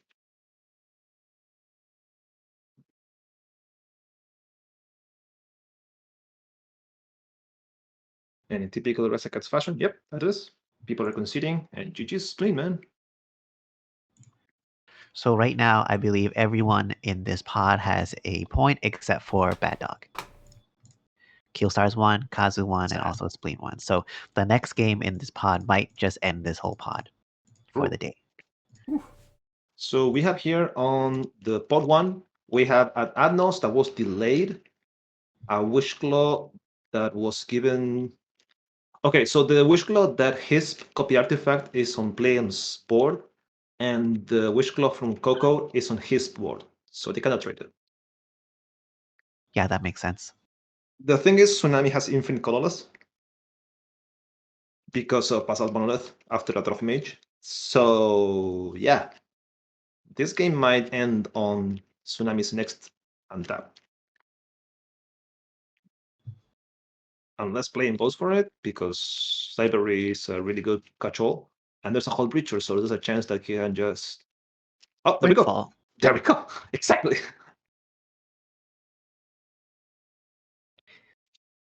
And you. Oh. But Okay, tutor for the unfortunately, Lilias. the highest card count right now is 3. Yeah, but you still get 5 treasures and you get a flush 3 cards. That's not the Yeah, end we'll of the world, see. I guess. We'll see how it goes. You still get a lot of treasures.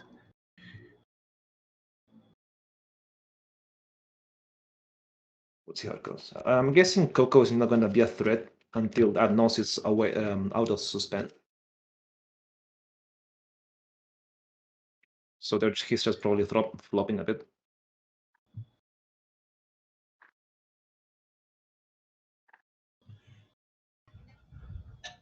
Okay, is Windfall going to resolve?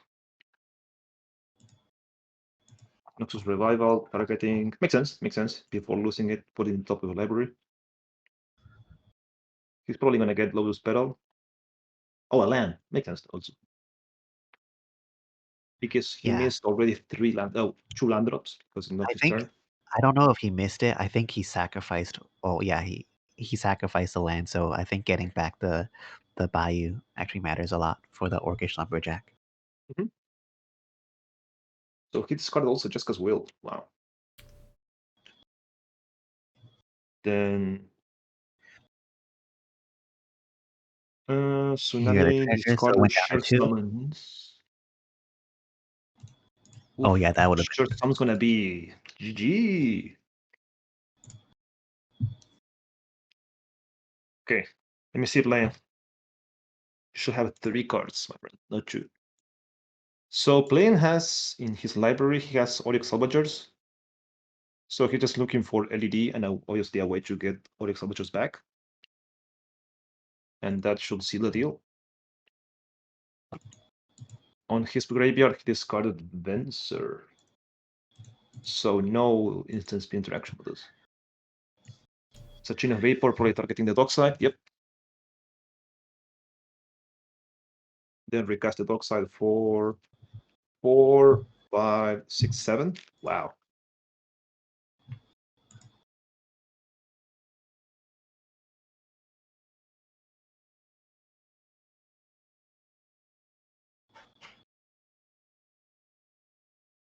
And a finale of devastation. Wow, he just got almost everything. So this is probably getting a meal at this point, and that's there's no should seal the deal, interaction, and that should seal the deal. because nobody has hand, nobody has anything. Clean. No wish See? clause open. And you didn't have faith on PlayM because you said like something about this spot being hard for him. I trust to PlayM. There you go. Well, if the game drags I have on, faith. then it's good for him. Yeah, because he's a slower, more mid-rangey deck, and I like that. There we go. Good for you, PlayM. Good for you. Now, if we could jump in quickly onto game 3, we have a Kess with double Dockside, which is kind of spicy. We have a Godo that is threatening on basically winning next turn. Yeah, we'll have to pull up Oh, it's Ian's with a fish. Yeah, sorry. pod 3 here. It's you should go, if you go to the Magic tab, you should search for Min 16 G3. That's the game. Okay. 1 second here. Or just look for either Ian or RiverMayCry in the users, and you should get the game there. Okay. I'll be right back.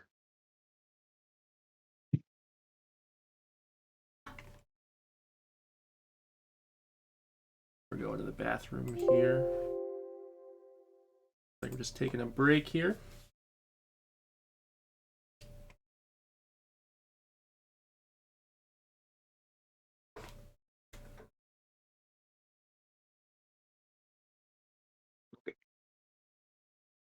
All right, if you want to help me pull up game 3 here, I'm trying to get it on. Just go into the user's name on the column on the right. Just click on anyone and just look for either comedian or RiverMayCry. That's easier. Just press Okay. C or R. Okay. Which one? We'll go comedian here.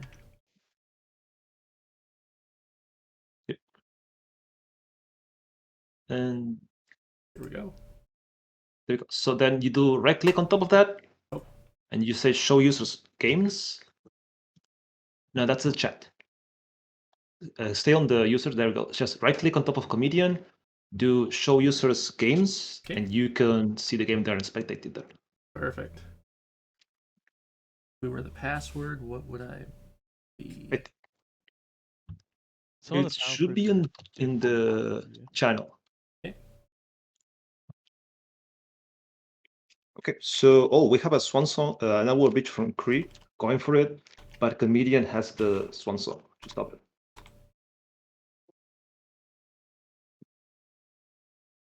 Oh no, he's just dropping swan song for Force Wheel.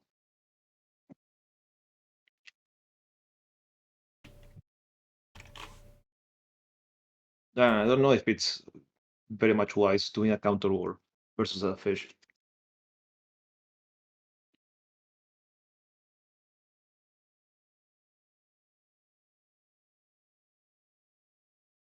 So we have Kess slapping River and the Dockside at Ian. There we go. Oh, there we go. We have the technology. Yeah, thanks for your patience, everyone.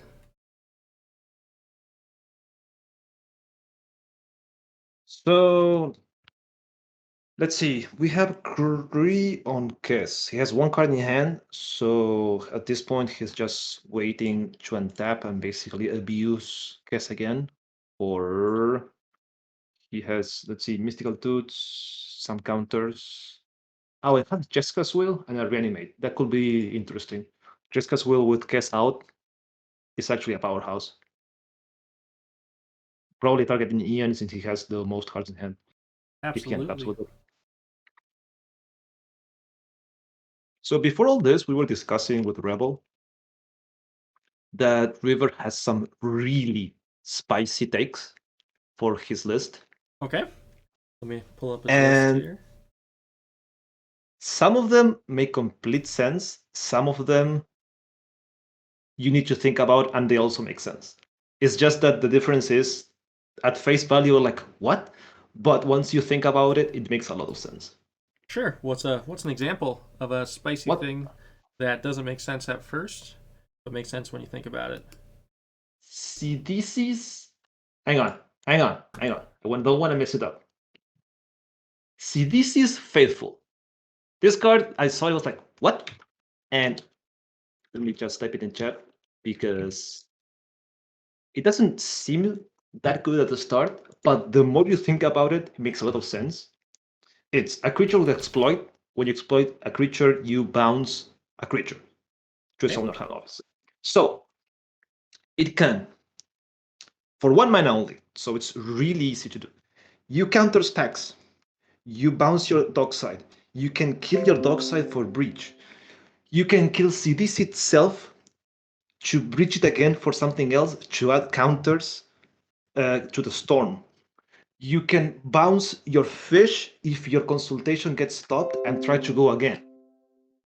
There's so many things on this card. Also, since they're playing Ranger Captain Fios, it's a way with Ranger Captain to get a bounce effect in case you need it. Sure. I'm sorry, Kazu, but deck lists are public. What do you mean leaking? I'm sorry, you did it to yourself. You had good tech.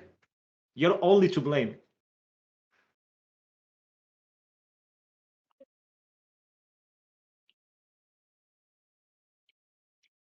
Okay. Pod 1 hasn't restarted. Pod 2 is Killstars just resolving Adnos. Okay. Over that. On turn 3, I believe. That's Pod 2. Yeah, he's just going for it, going crazy. So he has 3 mana open, and that means it's kinda very hard to fizzle on this Adnos, especially when he's showing a Jessica's Will. He might need also more fast mana just to be safer. Yeah. What's happening here though is there was a lot of big hits on that Asnos at the end.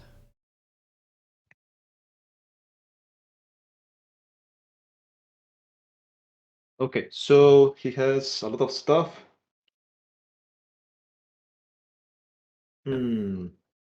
Exile the Spirit Guide.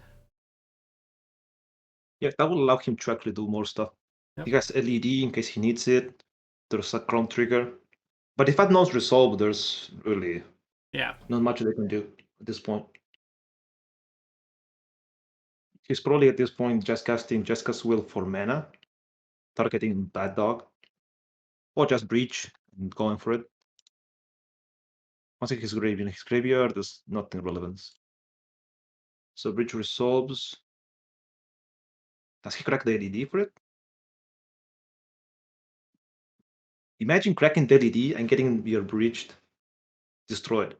That would be a blowout.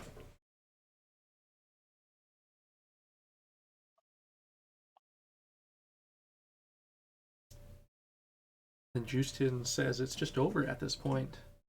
Yeah, there's no. We don't know because they still have interaction. There's Morphic Pool, they can bounce or counter anything they want. Well, not counter because I'm not resolved, so.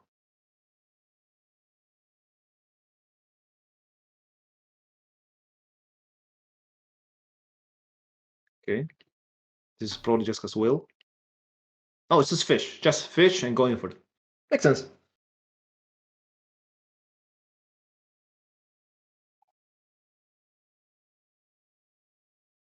Then why did they play Breach?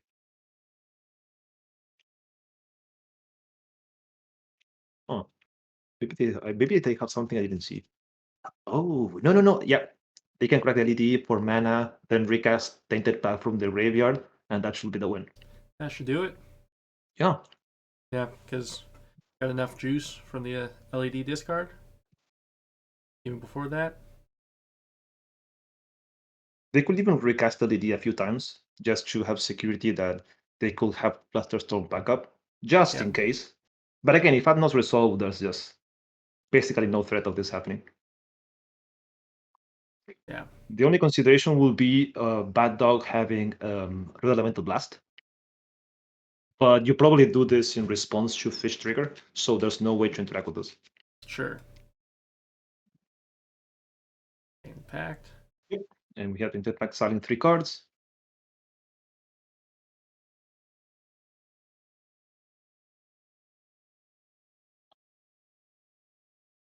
Yep. Exactly. Yeah, if Fish resolve, that means there's no Elemental Blast, so there's no threat for this. You could do it more like, okay, I know you might have something, doing what I said, LED, crack it for blue, cast Fish. That means you have also blue for Flusterstorm backup. Then recast LED for Tinted Pack, all that stuff. And looks like we got some concedes. Killstars has it. Nice. Good job. All right. So let's jump back to game 3. Game 3 it is. Yep. We have basically set up from the previous turn we were discussing. It's Ian tapped out to pay for the fish. Azurel just drop more rocks for Godo. So probably next turn is the turn that he's gonna go for it, probably. Yep. Then Chri, I believe, just pondered from his graveyard, did a flashback, and passed, not even swinging with Kess. Just, I guess, setting up turn for defense against Azurel. And River, I think he just cast Will. Yep, and he got LED, Mana Vault, and Mana Crypt from that. So that is some good hits. That's a pretty good just cast Will, I would say. I mean, I want them to be like that when I play that. Yeah, my typical Jessica's Will is 3 lands. Are you mean? When I do it, it's like land, and ponder, land, and something crappy like Birds of Paradise, something. Hey, It's pretty sad. Yeah. Yep. So getting three hits, a net 8 mana possible, but Lion's Eye makes it a little complicated. Well, with 5 cards in hand, the world he's oystered, he can choose whatever he wants.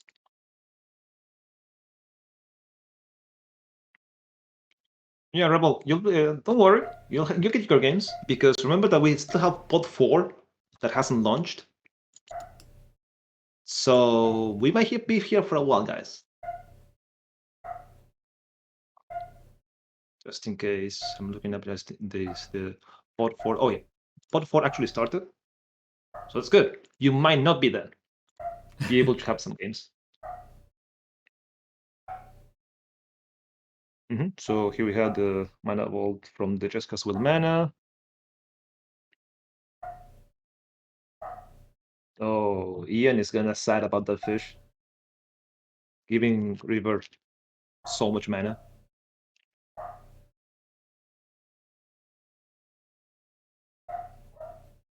Let's see what's happened. What's continue? Is this a setup turn, or is he gonna be just going for it? I suppose it depends on what's in hand. Well, considering what the board state is, personally, I will probably just drop some rocks and say go, because the fish is gonna go away next turn. There's no way for Ian to pay for it. Then we have the Godo threat that if for some reason River gets stopped, if for some reason River gets stopped, then Azurel has green light to say go. It's Godo time to go Splinter Twin on you with the Infinite Godos. So yeah, I believe that the more conservative route of just dropping rocks, saying go, might be the play. And it looks like that's what it did. It's now Comedian's up. So Fish is dead because unable to pay for 3 counters. He has 9 cards in hand though, so it's already an incentive for the other players to give up interaction, knowing that Roger Silence is a really scary deck. It's speed incarnate, basically. Gotta go fast. Compared to Godo, which do you think is faster? Depends on the opening hand. Sure. Because just having blue and black gives you much more consistency than just red. So I would probably say that Roger Silas is slightly faster only because of consistency. But I have seen Godo kill turn 1 multiple times. Jewel Lotus is really balanced for that specific kind of games. It's a lot of fun to be sitting down, say like, oh, Godo, nice. We're probably going to be dying turn 2 unless someone has anything. Yeah. Then everyone keeps a greedy hand. We'll die. It's the Ricky Bobby of cEDH. Just wants to go fast. Yep, Justines is agreeing that without some of the cards that Godo needs, then Ursidus is more consistent in turn 1, turn 2 wins. And I agree. So this is a Dockside. Oh, this is a scary Dockside. We got 1, 2, 3, 4, 5. There's 5 just from a Godo. I'm counting. Then 10. we have 5, 7. We have 10 total. Wow. And if Ian has a way to bounce it, oof.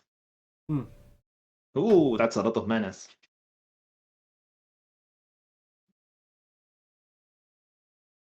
Is this it?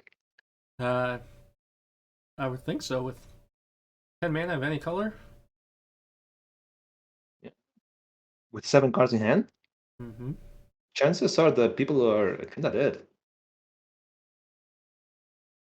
Because if Dockside resolve, that means there's no Force of Will from Chri or River. Oh, Hull Breacher. Oh, okay. In response to the trigger, there is a Hull Breacher. That makes sense. Forcing Ian to have another Force of Will because previously he played Force of Will to stop Chri from winning. Sure. If you check on the graveyard, you can see that there's a Force of Will there that he exiled the Notion Tip for it.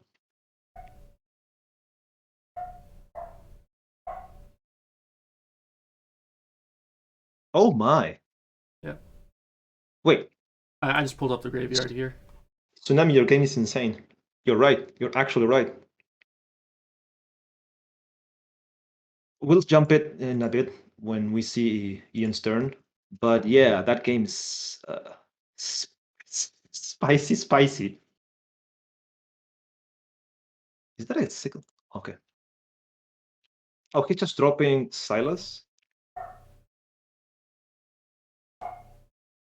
Is this for Storm or is this to say go? Does he have a reactive hand? Yeah, it seems to be a reactive hand because he went to the end step. Probably didn't want to go for it. The threat of Godo winning on the next turn is maybe too much if he gets stopped. Makes sense. This is a Richard and Port tapping the Arid Mesa, but that's just forcing River to tap it, to crack it for any land. I'm guessing he can also... does he have the mana for it? He can do 6, upkeep, tap the Volcanic Island for no interaction, just dealing with Ian. That would probably one of the plays he could do.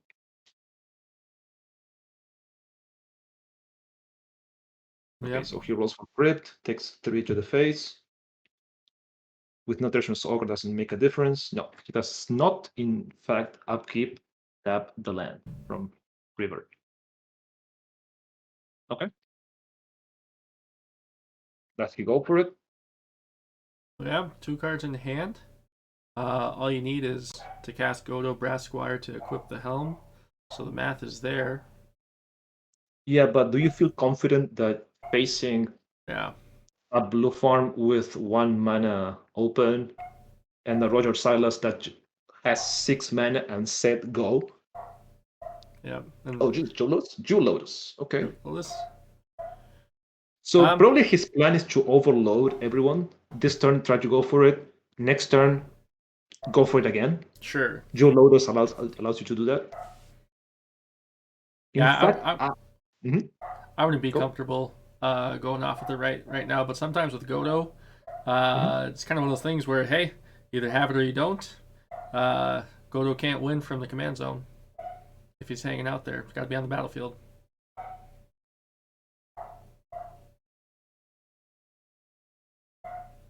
Oh, it's because he got stopped once already. That's why. That's why Sure. he needs all that much mana. Oh, makes sense. Makes sense.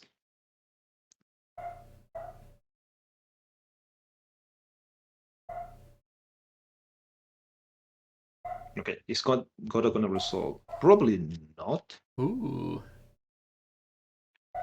Or gonna get bounced? Probably. Okay, Yeah. so the spicy play that Ian can do is Chain of Vapor his own dockside, sack a Badlands, and bounce the Godo in response to a trigger. Mm-hmm.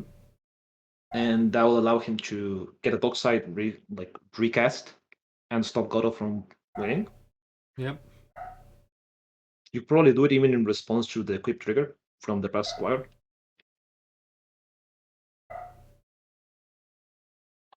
That's actually a good question. Oh, we have michaelvlevine on pod 4, so Heliod soon.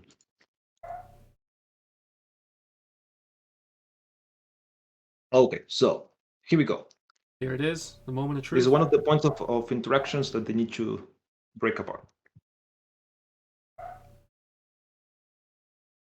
Do they have the interaction for it?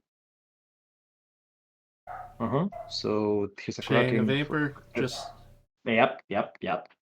like you called it. Yep. That's why they don't pay me the big bucks. Wait, you're getting paid? When do we get paid? That's why I said I'm not getting paid.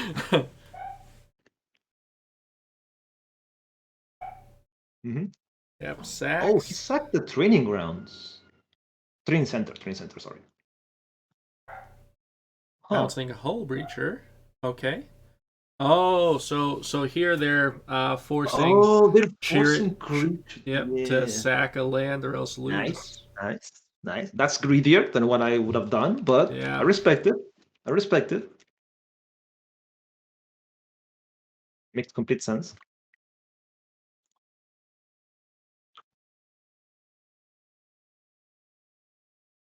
Nothing like using the Godo win to mess with your opponents.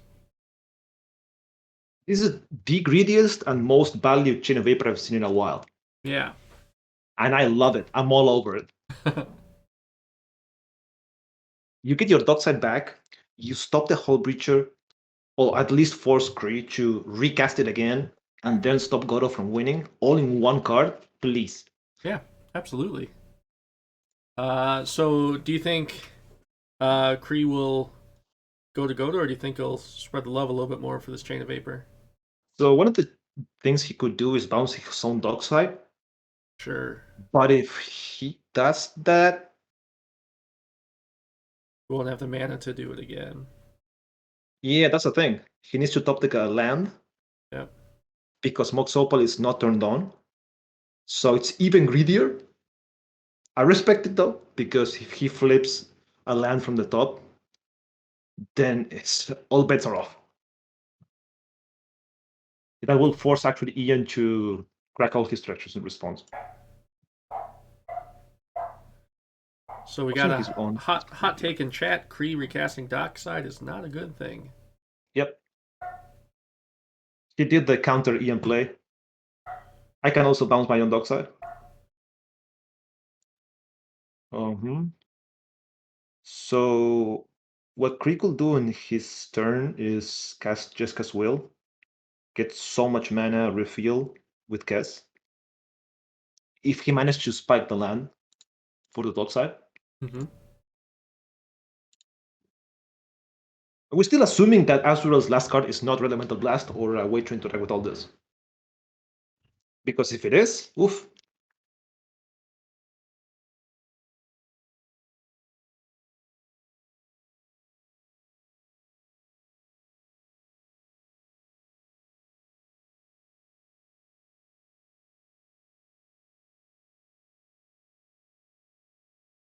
Like it's just deep in the Godo tank right now. Yeah. What's in your mind is when you play this? Do you say like, okay, that's fine. Next turn I can go for it because you didn't tap your Basal Monolith. Godo's in your hand. Yeah. You just drop it again for hammer and equip again. Go crazy. Go crazy. So yeah, Godo in the hand makes it a little cheaper. It's just about jamming Godo as many times as you can at this point when you only have one card. So it's more using your threat of the instant win as interaction than the actual cards in your deck. Another thing is, if the last that's one the on Azurel. Oh, the one black on Azurel's counters is the I'm guessing it's the time Godo was cast, not floating mana. Because if it's Sure. floating mana, he can just say like, fine, recast Godo, go again. Yep. Good here. So yep, that would. But not that's the thing. Yeah. He needs one more mana for it. Recast Godo again. You get the hammer. Hammer gets equipped. But I don't think that Helm of the Host would get equipped since Brass Squire is already tapped.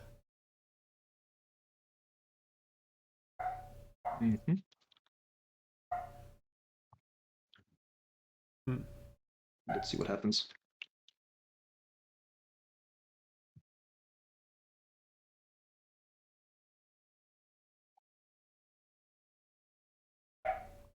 And then, yeah, looking here, it's kind of all guns are loaded, seems like. Oh, they're sucking their own land. Oh. Ooh. To bounce mana creep. Yes. Yes. I'm all for it. I'm all for this. I love it.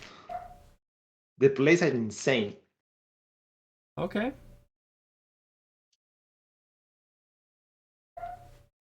So with the Godo mana would be 11 for the hard cast, hard equip. I'm guessing at this point they're just looking for hammer. Yep. Next turn, go for it. Unless... No, they need double red for that. They could have Magnetize, I think it's the card. Sure. The one that equips for instant speed. Yep. Okay, so we have mana creep again, being recast for recasting Godo. Makes sense to go for it here because they're using interactions and they're all kind of tapped out. So you don't want to play Godo into a mana drain and be very sad. Be super sad. Yeah.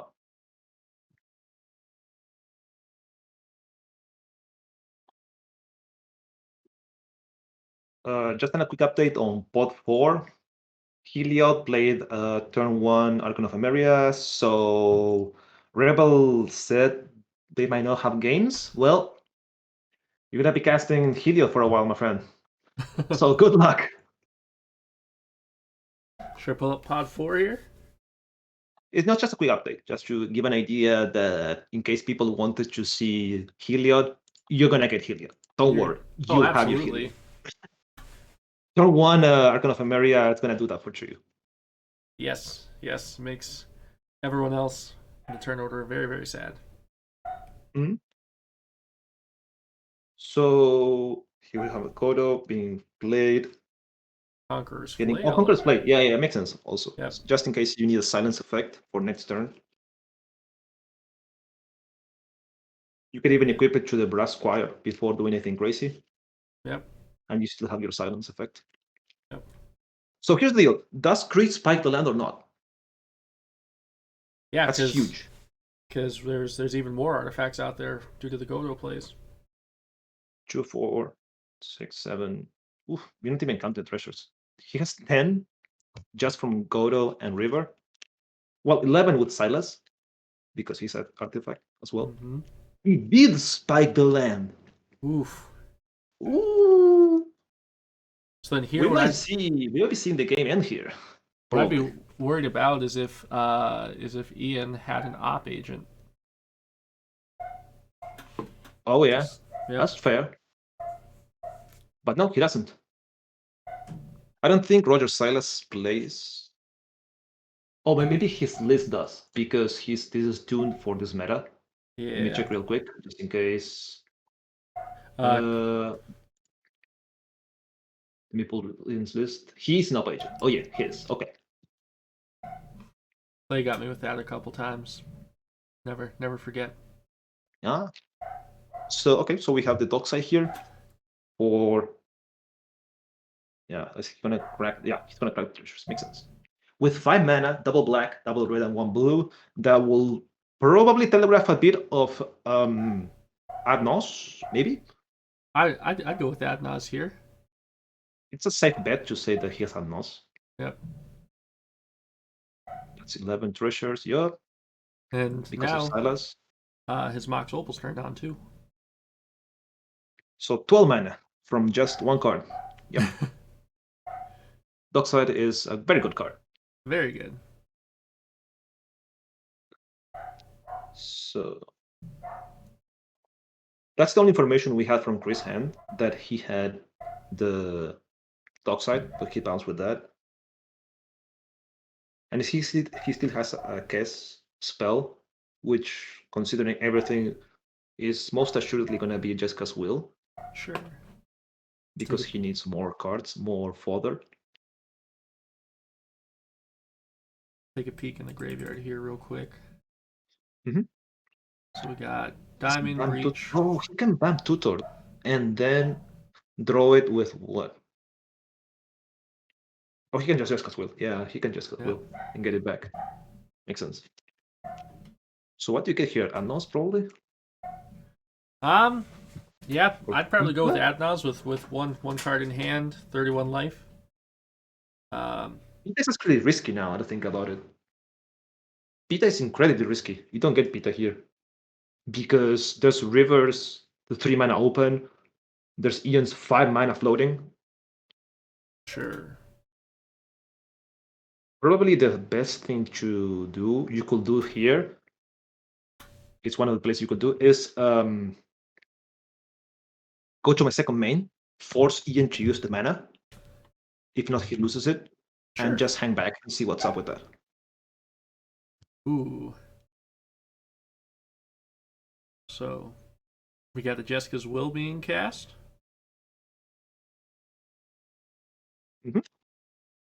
Point being pointed at Ian's face for 7 mana. Makes sense.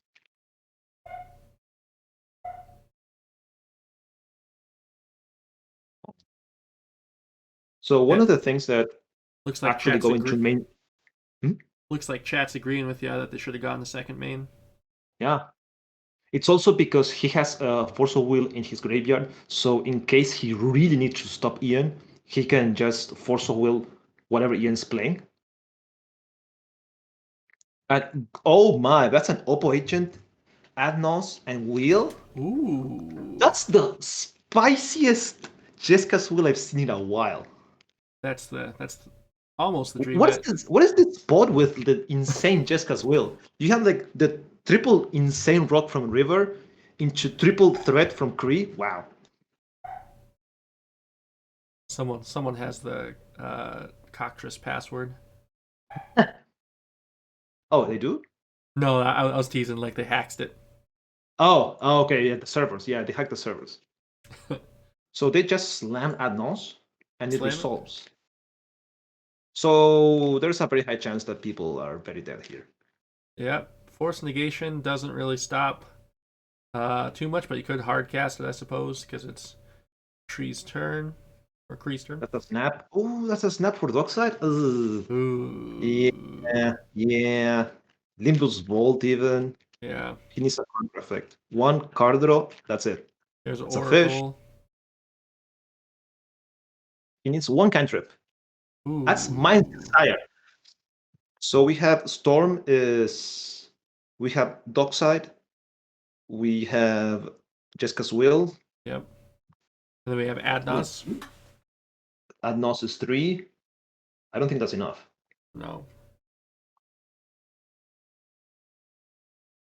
Oh, and Bam Tutor, so it's 4. Mm-hmm. So he can do Snap, get a 5th.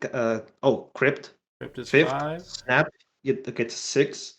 Dockside again gets to 7. Cast a lot of rituals, that's 8. Yeah, I think this is over. This should be over. Should be over. And also, you don't have the hassle in Mind's Desire that you need to, in Paper Magic, that you need to shuffle, flip, shuffle again, flip. This is super easy in Cockatrice. So I think this game should be kind of over at this point. Unless do you think Ian was slow rolling some interaction? I don't think so. I don't think so. If that now's resolved, that's it. Yeah. The writing's on the wall. Well, based off the art, maybe the writing's on the scroll in your blood. Ah, good catch.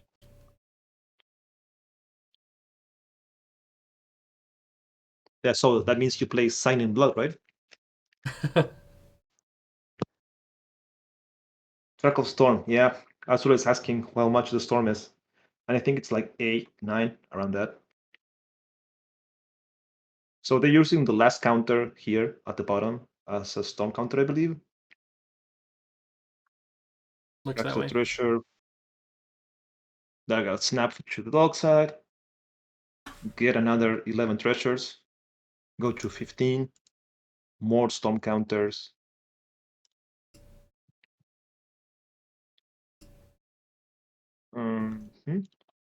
You can even track it through what the cards were played. And he can even just drop up agent in case he needs more storm counter. I don't think he needs to, but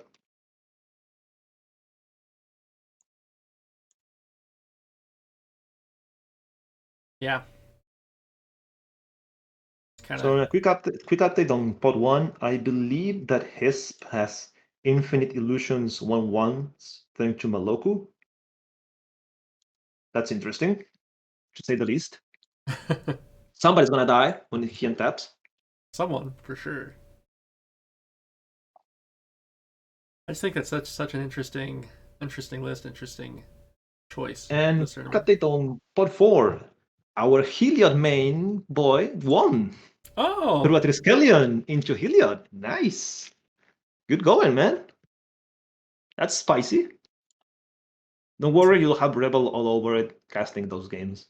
Absolutely. It's just a real Cinderella story. But who has the glass to shoot? That's the big question. Asking the real question here. So we have more rocks here. Yep. Looks like storm counts up to 9. I believe it should be a bit higher. It should be like 10, 11. But I might be wrong. It doesn't really matter. There's so much cards he can play because of the mana. There's so much mana. This Mind's Desire is going to be insane. I'll be really surprised if they don't win this terrain. Oh, they can even wheel Hull Breacher, just in case. Yep. Yeah, if this resolves, for sure.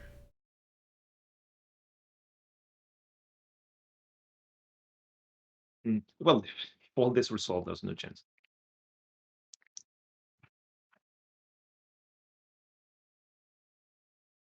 So also quick update on pod 1. Coco is going for an Ondas. If maybe you want to jump into that since this game is kind of sealed. Seal the deal. All Chri right. at this point can choose how to win. So we have Coco on 6 life, and he flipped a Razaketh off of Adnos. That's a feels bad. That's a real feels bad. So with Clay as the Kalia player of the Tryhards, we've seen it a few times, and it's always just tears just going down the face. Yeah, of the other players, of laughter. Of course. It's not sadness. It's like, yeah. You love to see it. Yeah. I mean, live by the sword, die by the sword, you know? Absolutely. It's one of the risks you get for playing Atnos, but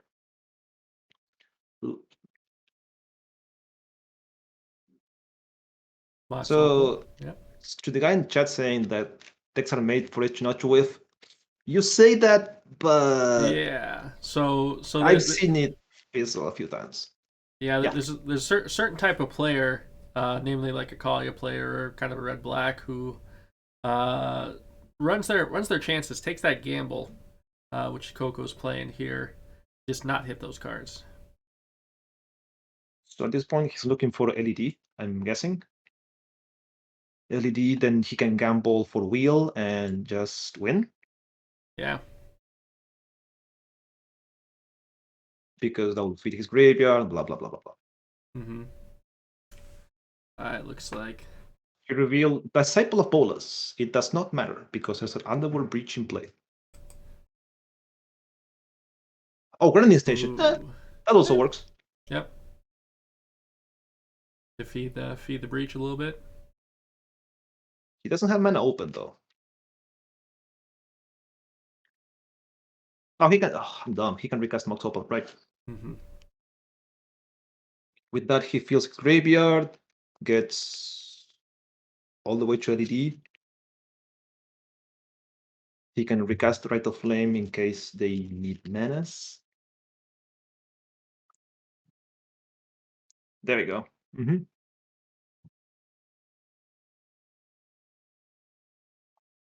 So if you're on this spot, if you're just Hissp, you're salivating at the chance of murdering someone with infinite 1/1s. Absolutely. And then you see this. That's a feels bad. That's a really feels bad. Yeah, winning through combat, other than Godo, is a little tricky sometimes. Ooh, unless you're not Agila. That's why maybe Hissp should be considering Concordant Crossroads. Yeah, I mean, there's nothing wrong with that. I mean, I can't see any faults with Concordant Crossroads. Okay, so at this point, Coco is selecting what cards he wants in his graveyard, Mm-hmm. going off with a Mox Opal into Running Station until he gets to the cards he likes.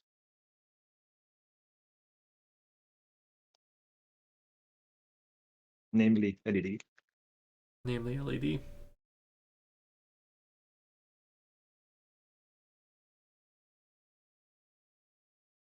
Cliffs, Tomb, Abrupt Decay. Not what he's looking for.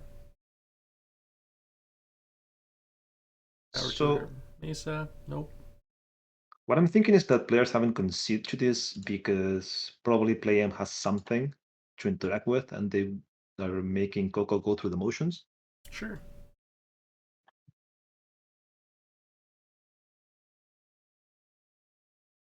Even Hissp, because one card in hand and one mana open, could do something about it.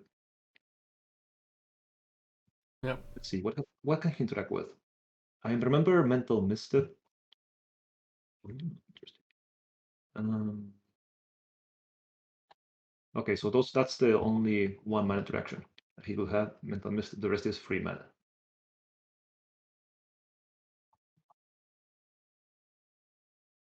So he keeps going.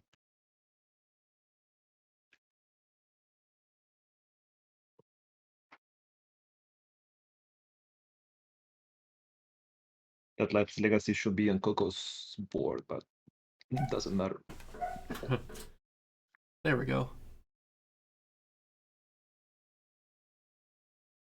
Oh, we got a mana vault.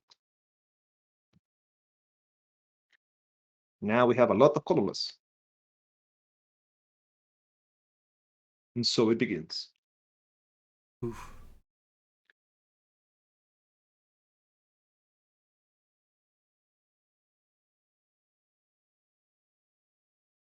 Flips Billis, Monkey, and Autumn's Veil. Beta. Oh, at this point he's shortcutting it. So Then there's the Mana Crypt.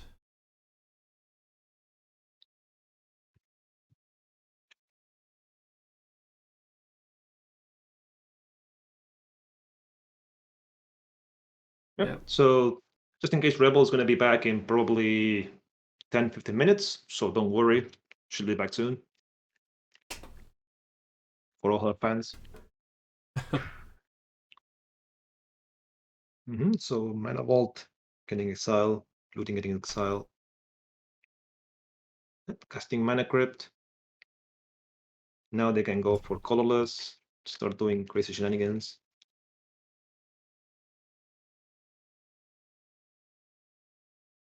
Nothing in this 3. So I'm curious about what the players, what interaction do they have that they're making Coco go through the motions? Because clearly they have something. If not, they will just probably just say, "Oh, you got it." Yeah, it has to be. Unless it's not deterministic, which I don't think so. Yeah. Especially because they have so many cards in their graveyard, so they can just filter what they need.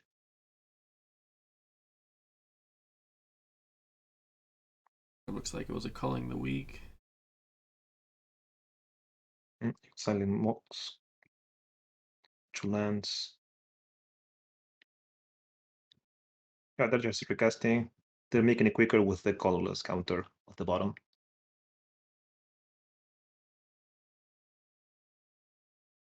Do it again.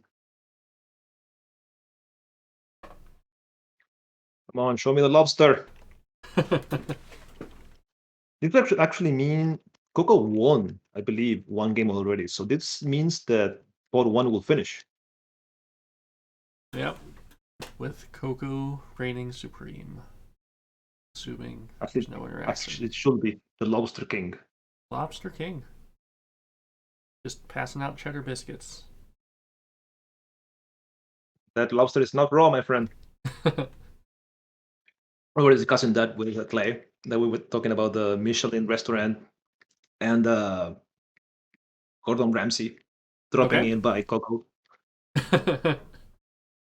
What are you? I'm a Coco sandwich. A lobster sandwich. Actually sounds pretty good right now. It's kind of crunchy though. Unless you take out the shell, you know? Well, That's overrated. Overrated. Alright, so we have a Wishclaw talisman that could be cast. Yeah, but Coco looks like doesn't it's have black exiled. mana. Yeah.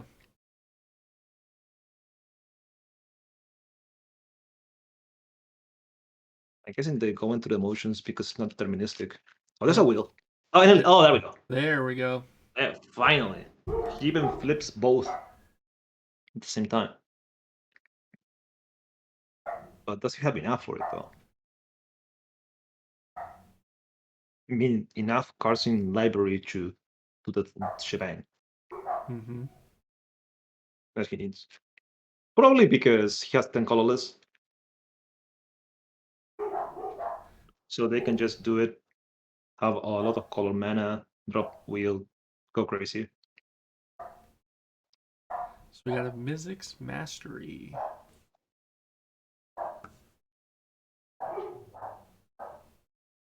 How crazy would it be to say cast Jessica's Will, targeting Tsunami, Okay. and recasting and casting Mizzix Mastery Overloaded? I mean, it wouldn't be the craziest thing that I've heard. Yeah, that would get the 4, get that, overload it. Yeah. Oof. Oh, his interaction from PlayM. Whole region responds to Pita. Oof. Oof. Oof. That would be 10. Maybe 17 if they activate the grinding station. Let's see what they got in the graveyard for interaction here. They have no interaction with us. No interaction. No interaction from Coco. Oof. It's feels bad. This is a feels bad. Those pirates and that's their why- treasures. Mm-hmm. Mm-hmm. Said those So that's pirates why and their they won treasures. Yeah. Shiver me timbers. Avast, matey. That forces Coco to keep going with grinding Yeah. station. Casting LED, exiling wheel. Makes sense. They don't need wheel at this point. Yeah. With No. grinding station and breach, there's really no point. So they crack LED, And the wheel making 3 red. would get hit with the hull breacher too. Oh, discards Rasaketh. And there's Twin Flame in the graveyard, so he's looking for dual caster mage, I believe. Yep. So they recast the DD, get another 3 red. Oh, they don't even need that. They can just go through, play DD. So yeah, I suppose if they did get infinite dual caster mages, Hissp had to pick a finite number for the illusions. Yes, but at this point, since Coco is the last one to do it, he Yep. can choose a bigger number. Yep. Because his it's a sorcery speed, and Yep. he cannot add more. So unless he had a fetch, maybe. Maybe. Yeah.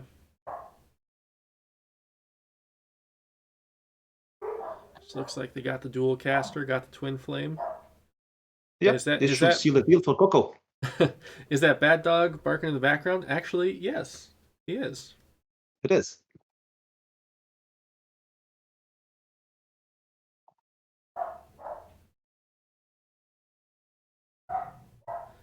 And now for Let's Go Coco, I got that beat in my head now. Let's go Coco. I believe part 2 is done, Okay. with Killstars taking the second game through Fish. So kudos to you, Killstars. Congrats. At least I see that the players disconnected, so that may be that they just are done with the games, or they're setting up the bot again. Oh no, they congrats then, Killstars. Kudos to you, man. Yeah. Good job. Okay, so we have Coco going deeper. 16 cards left. The dogs are They cheering have Coco Nemo on. open.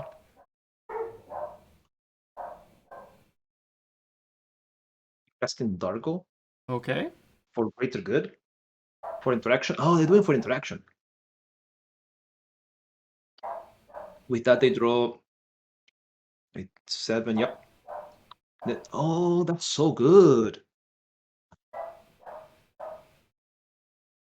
No, it's because they need a trigger for this. They need a Sure. target for Twin Flame. Yep.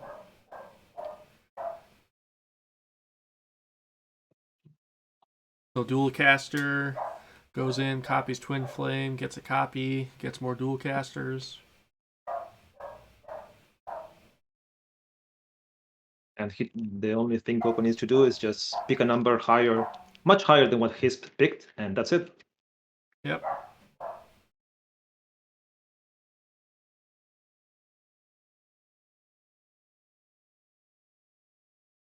Anyone have the Force of Will for this? Ooh. Yep.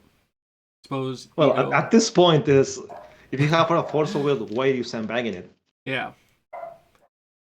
There's a number of things that could have been forced before this point. Or play. Or maybe they have a Hydroblast. Ooh. That would be some No, I don't spice. think so. You counter the breach anyway. Yeah, I think in the list I didn't see a single Hydroblast. That's actually interesting. But it makes sense because it's better to have just, like Reb, just Right. protect your own stuff. Absolutely. Blue Elemental Blast is much more narrow. It's only for specific decks. Yeah. And Red Elemental Blast is with all the prevalence of blue. Yep. Yeah, man, poor playing. But I believe he has one game win, so it's not the end of the world for playing. Mm-hmm. Playing can still recover in round 2, so there's still a chance for him. He's still very much alive.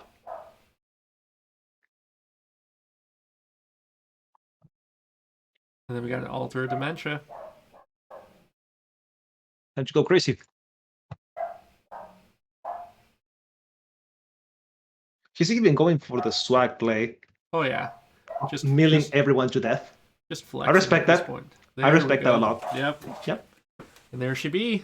Coco takes it. Congrats, Coco. Congrats. Kudos to you. We have our second pot winner. There's game 3 that Oh, Chri also took the pod 3 Sure. with a fish win. Let's see. That's the pod we were looking before with the men's desire for insane amounts. So that was no surprise that Chri was going to take that. Let's see. So Deco's in pod 4.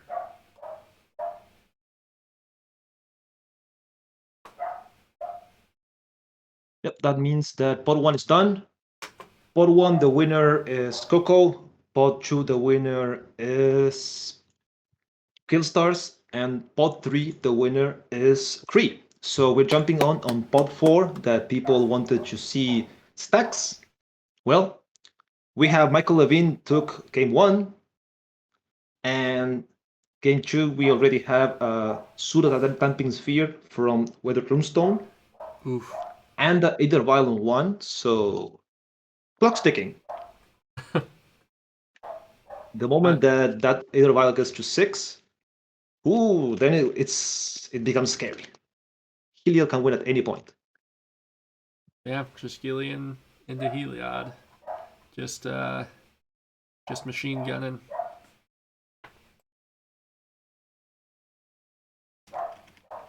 Okay, but Deco is here. We have DT from Deco. If he goes all in, he can get a Jewel Lotus, collect Lotus for playing Corval with LED. There's a Dockside in the graveyard, so that's another option. Any reanimation spell allows Deco to go off if he goes to the Corval play. It's really greedy because you nuke your hand also. Well, if there's one thing Corfold is, it's greedy. True. But no less threatening. No less threatening, absolutely not. Nope. There's a reason why he's fake cursed.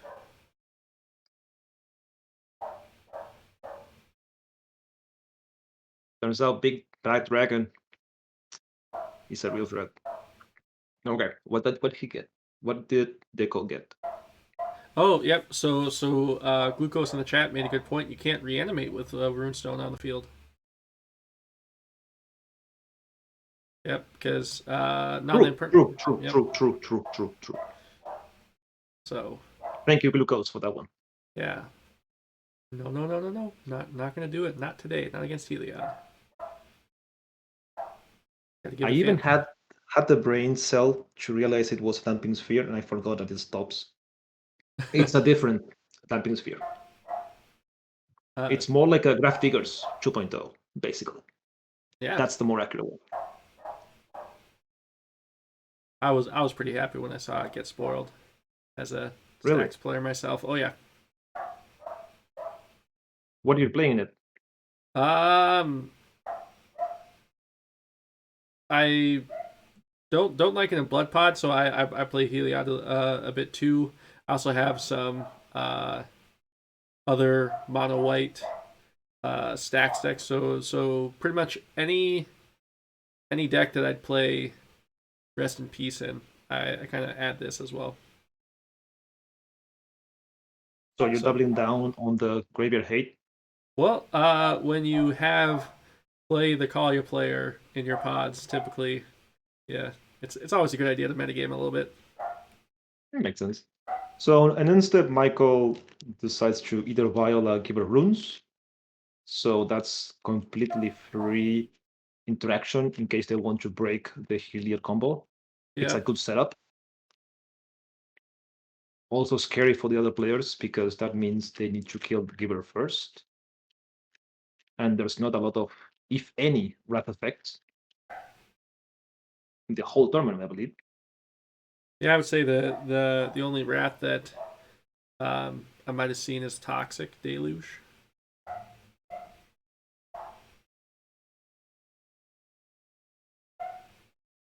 Oh, so I'm sorry. I thought the game 3 was Chris. The pod 3 was Chris with the second win, but no, I messed up.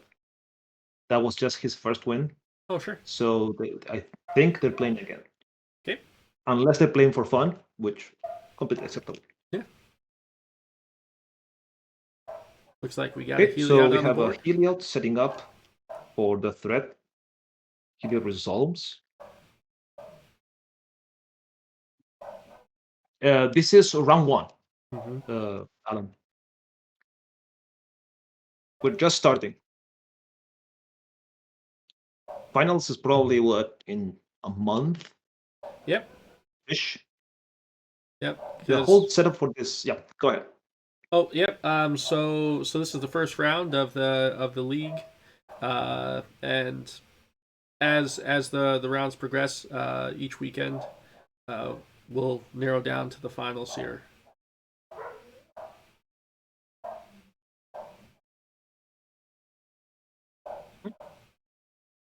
So DamnMonroe on blue farm, 3 cards in hand. Can't really say what could be DamnMonroe's play. The viable option is play Tymna, to drawing more cards if you need it, or just keeping interaction up. I would keep my interaction up at this point. Looks like they're You have a Chrome. Yeah. But you're doing nothing. That's the thing. You're not developing your board. You're not drawing cards because no Tymna. I guess Chrome by default gives you cards eventually. Sure. Oh, but there's a Thalia Ooh, yep. before Ondas play. Viled in the Thalia. Love to see. Ooh, we got a Hull Breacher too. Oh boy. Oh boy. So Chrome is shut off. Good then. Oh, good call from DamnMonroe for not playing Tymna for drawing extra cards. That would have been a blow up. Yeah. Good call on you, not getting the whatchamacallit, not keeping up interaction. Yep. And then, so I also like the Coliseum there, because then that could, and that's kind of like a emergency ripcord, stop a fish player from winning. The problem is, But there's no threshold. I was thinking another thing, but no, there's Ondas and Monroe are the only blue players. Because Hull Breacher stops you from drawing, Sure. and in case Monroe was the one with the Hull Breacher and they wanted to Cephalic Coliseum Ondas in response to the fish, well, on the trigger after consultation, they don't draw. So they don't die. Yeah, they don't die. It's replacing. It's the But here we have the clear threat of Windfall into Hull Breacher. And get stopped by a Force of Will from DamnMonroe, exiling Narset. Was a negation, sorry. I saw it on the graveyard and I assumed it was there.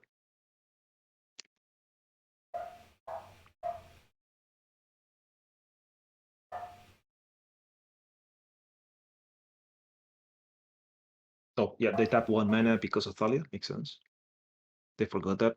So one of the things is that this tourney is kind of different because between each game, people are shuffling between the games. You have at the start, you have one like normal game where you roll and anyone can start. Then the one who wins goes last on the second game. On game 3, there's a small shuffling with everything random again. Game 4, the loser of the winner of game 3 goes last. And then if there's a game 5, then you roll again. It makes completed random. The whole point of this is to demonstrate skill. Because if you can win again as last, then okay, you got it. You're good. Doesn't mean that the players here are bad at all. They're all really achievement players. They're all great players in their own. That's why they're here. So yeah, if you can prove that, then you're the meanest of the bunch. Yeah, that's why we call it mean 16, right? Mean 16. Kind of like Godzilla versus Kong times 8.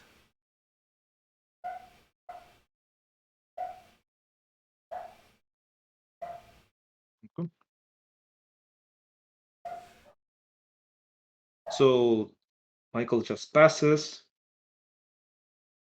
Leaving interaction maybe? Or just waiting, the waiting game? Just wait. So yeah, they didn't take up the vial, so there's probably a solid 2-drop bear that they can hop in. and if they have any swords to plowshares or anything like that, or also flash in other stuff. Let me So- take a quick look at his list just to Yeah. throw an idea on what he could get for 2-drops. There's plenty. There's actually plenty. Oh yeah, 2-drop, a violet 2 is cream. So they can get Granith, Canonist, a Polisher in case they want to go for it, Cat Jesus or Leonid Arbiter in case you don't know, Leonid Relic Warder. Oh, there's a lot. There's plenty. There's a lot of things that can go back. Revoker would be good. Yep. Spirit Yep. of the Labyrinth in case they want to go beta. There's plenty. There's plenty. just a Either couple. Balance 2 is scary. Okay. Did they just crack fetch and get the Oppo agent? That feels bad.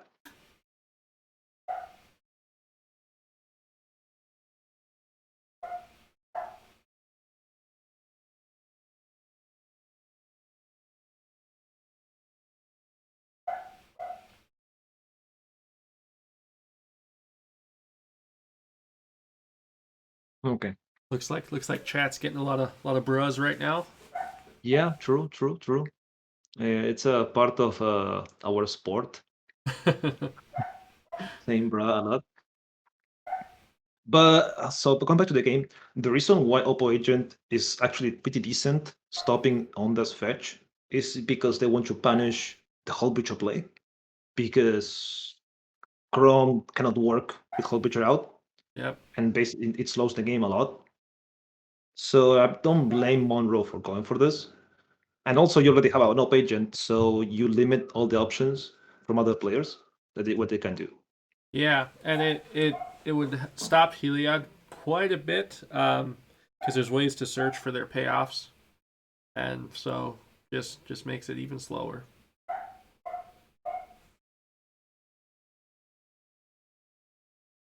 Oh, Ondas just passes.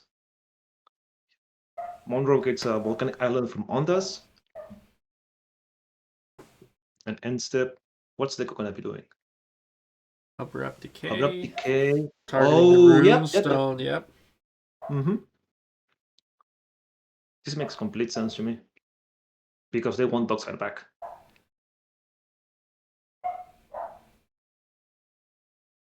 Just in case, this is game 2 of pod 4. With michaelvlevine taking the first one. Thanks to Triskelion and Helio shooting everyone.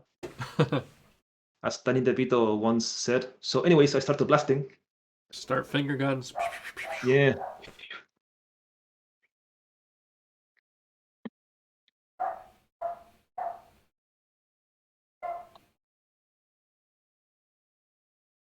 The dog just cheering everyone on.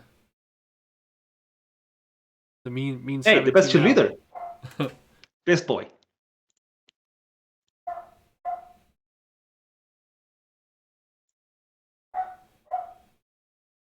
It's like Deco plays the death right.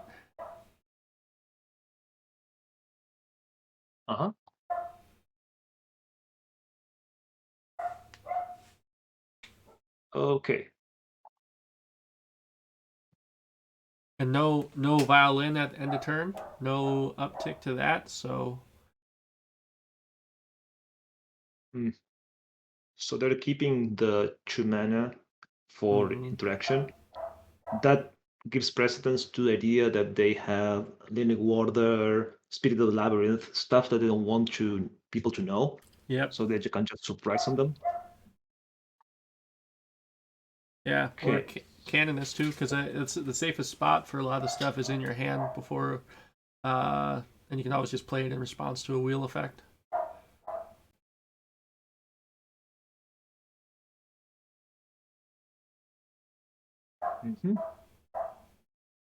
Oh, just sorry, I made a mistake on game pod 3.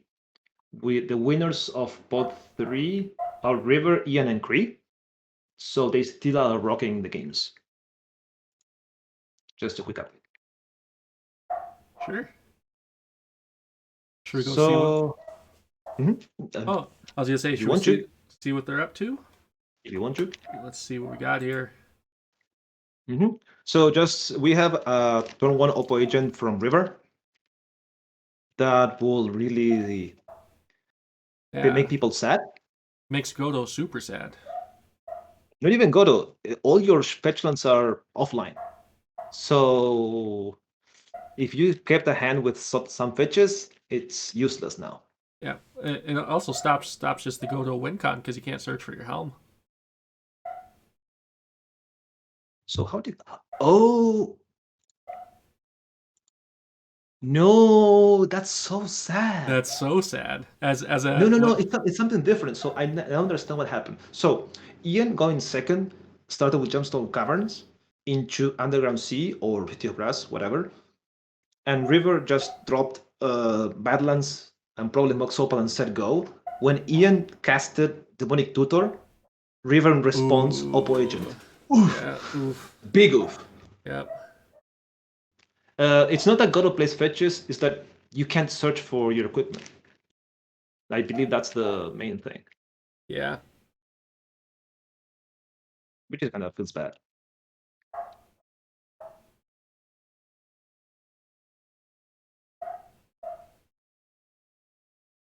Oh, and another update for Bot 4 is also I messed up because I didn't know that DamnMonroe won the first game. This is actually game 3.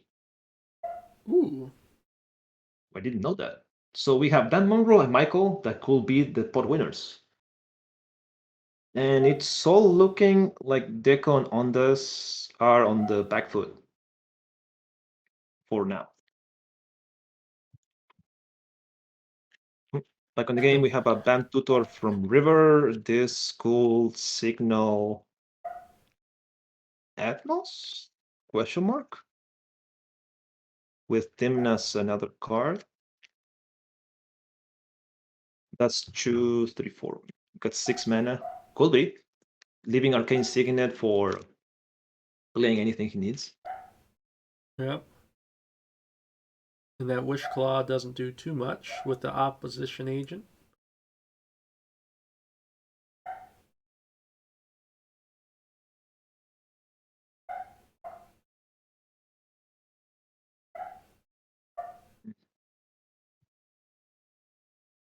So after this game, I'll probably be going a quick rundown on what's going on. Also, the next.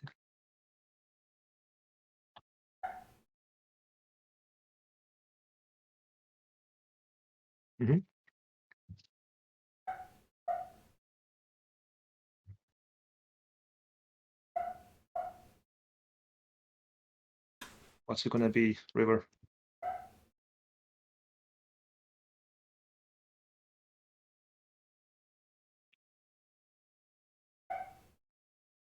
So 6 mana open, 2 cards.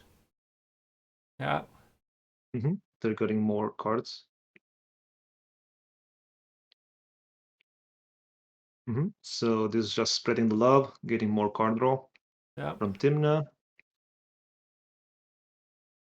At this point, the interaction that they could have is free spells because Aridmesa from Chri turned off, and Azurel's Rebs probably.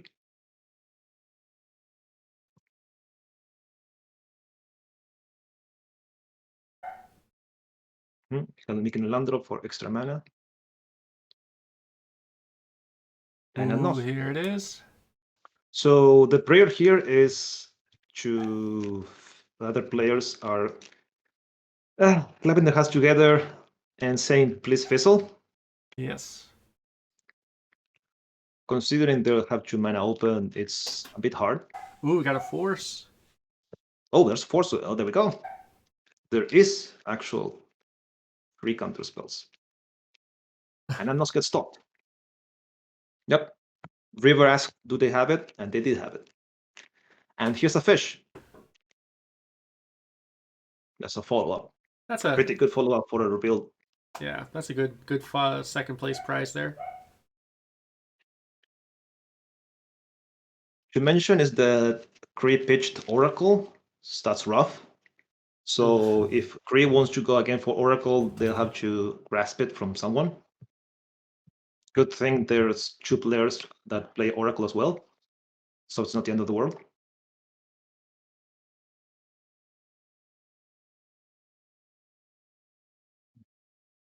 Right, so Ian just untaps passes, probably with a reactive hand.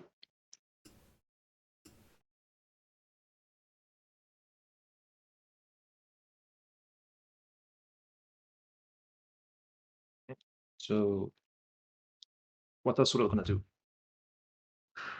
Considering it's Godo, what do you think is gonna be rock and pass? I think it's going to be rock and past that opposition agent is pretty tough to deal with. Unless you're holding up a thunderclap. I don't know if his list runs it. Pulling it up right now.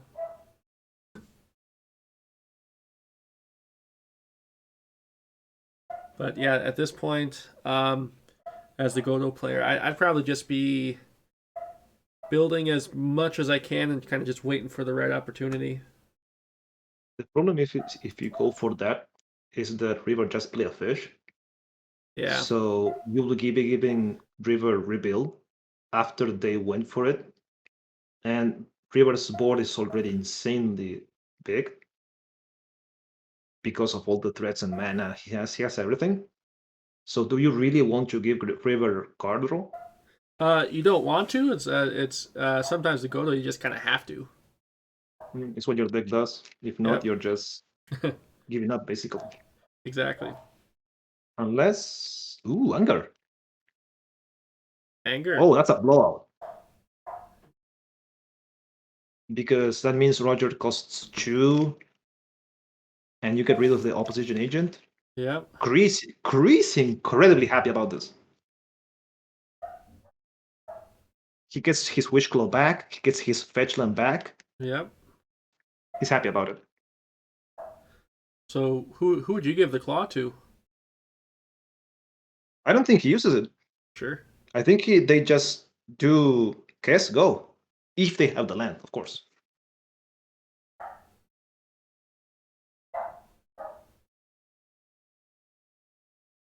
Because you just need to set up for this. You really think so, Spleen? You think they can do it and get their own agent? But it's not the worst idea, actually. Because that's also stops Godo.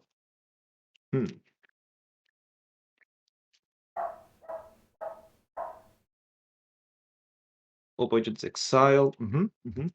No more op agent this game from River. And Godo breathes a sigh of relief. Unless Chri goes for the Spleen play. That'll be kind of hot.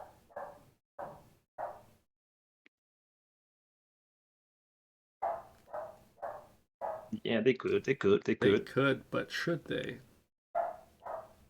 With 3 cards in hand? I don't know. Yeah. You could probably just, yeah. It's not the play. It's probably Kess go. Yeah. There's nothing to stop if you do Wish Claw Oppo. And you still need the 4th mana. That Chri still hasn't slammed, so they probably don't have it yet. Hey everyone, I'm back. Hey, Rebel. Hello. How are you doing? How's it going? I'm good. I got a coffee. Feeling pretty good. Where'd you get your coffee from? A local coffee shop called Hungry Ghost. Mhm. Oh. Is it tasty? It's pretty good. Alright. Might try it someday. If you When I'm around If the any- neighborhood. if anybody wants to take a break, they can hop off Yeah, now. I'll probably hop off for an hour or something. Yeah. And they'll be back. Remember, there's Michael playing stacks, so I might be back. Oh, you will be back. Don't worry. Don't worry. All right. I'm gonna jump off and I'll continue listening for this. Good luck. Laters. All right. I'm just pulling up all the games. Sure. So right now, we are watching Pod 3. Mhm.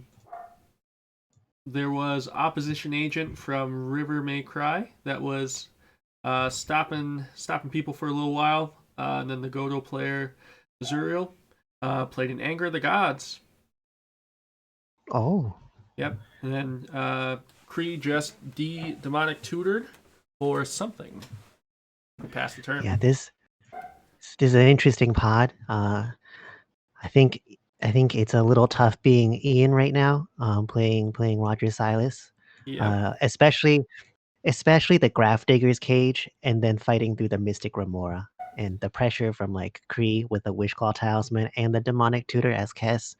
It's gonna be hard to like kind of play a longer game, but also hard to kind of go for it. So it's a little bit of a tough spot. We'll see how he pulls out. I trust him though.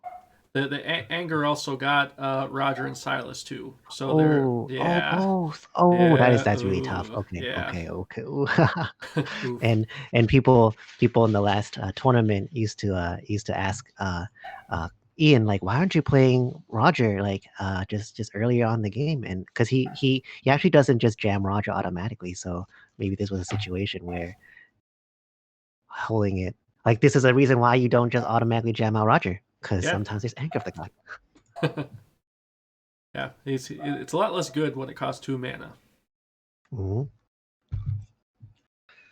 Oh yeah, and also Spleenface, good call out. The Grafdigger's Cage kind of makes Kessa a little less good, a little bit less good. So we see how big just like Grafdigger's Cage right now is in like the not just like the meta, but like this pod. Absolutely. River is probably feeling pretty good. He can just like chill, Crom Timna. Let's draw some cards. Yep. Got the Remora online too. Yeah, Ooh. if I get to be is it Imperial Seal? Yeah, if I was anyone in this game right now, I would want to sit on that chair. I mean, I would, but my heart belongs to Godo. Yeah. That's also true. Like, you know, Azurel might just be picking the right window and then just slamming the Godo down and winning. So Yeah, that's all you need. That- Godo comes out of nowhere.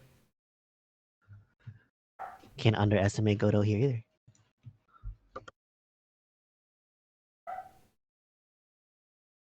So, what would you be searching for with the seal? 2 cards in hand at 27 life. He has 1, 2, 3, 4, 5, 6, 7, 8. He could get a PETA here. It's a little more difficult because of the Grafdigger's Cage. Grafdigger's Cage adds enough of a block where you kind of need more mana once you like get all those cards to Sure. try and get into that breach, because normally when there's no Grafdigger's Cage, it's like I'm gonna get my breach and then everything is like so super easy. But when the cage blocks the breach a little bit, it makes it a little harder on the mana, Just a little bit. and that little bit helps.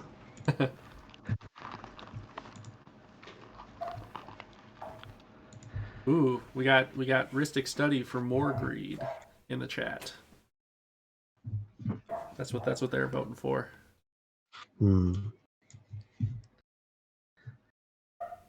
I don't know if the game will go that long for maybe because River does only have 2 cards in hand. So maybe you do want a Ristic Study to kind of capitalize on just getting more cards and getting more resources to just win. But I do think there's a little bit of pressure with Azure, like with a Godo, and also just 2 Grixis. He has the Mystic Remora and also potentially Crom and Timna. So River honestly just has the resources to just keep drawing and like grinding it out. Yeah, I would. I'd probably grab some sort of Godo protection at this point. Yeah, I'm thinking PETA. Yeah, twice. Like PETA is kind of the way to go. The only concern is, well, I think you get the PETA, and then you grind a little bit till you have like one piece of interaction or two, so that the PETA goes through. Because I would be scared to just jam the PETA against a Kess Yes. with no backup.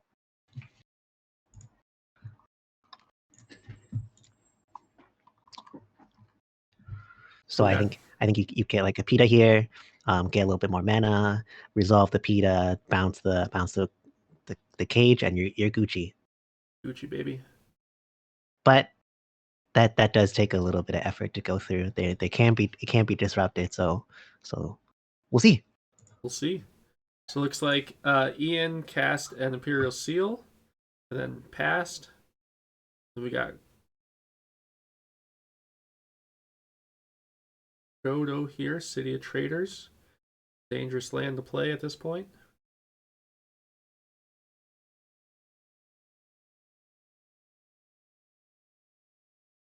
Five mana available. We'll see if he has the rocks. Because if River didn't go for the interaction to deal with Godo, I mean, he could just honestly Godo for the helm and then pay the mana next turn and win.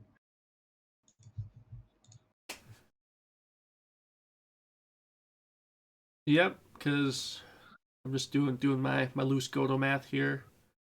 Yeah, if we have a rock, Godo helm. Yep. Oh, he's a Thyran Dynamo, so setting up for even more. Is that enough?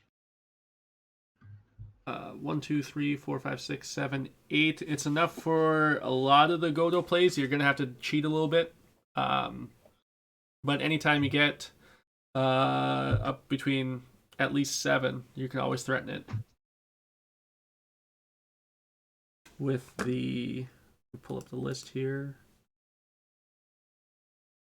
With the Magnetic Theft. I believe Godo Magnetic Theft is the cheapest at 7 mana total.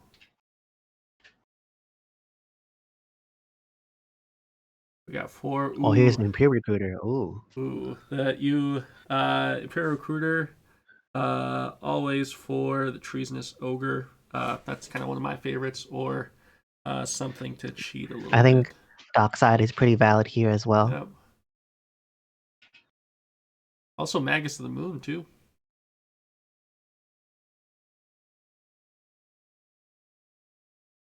Maybe.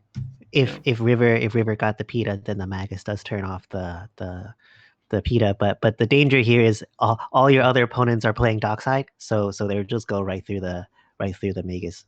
Sure.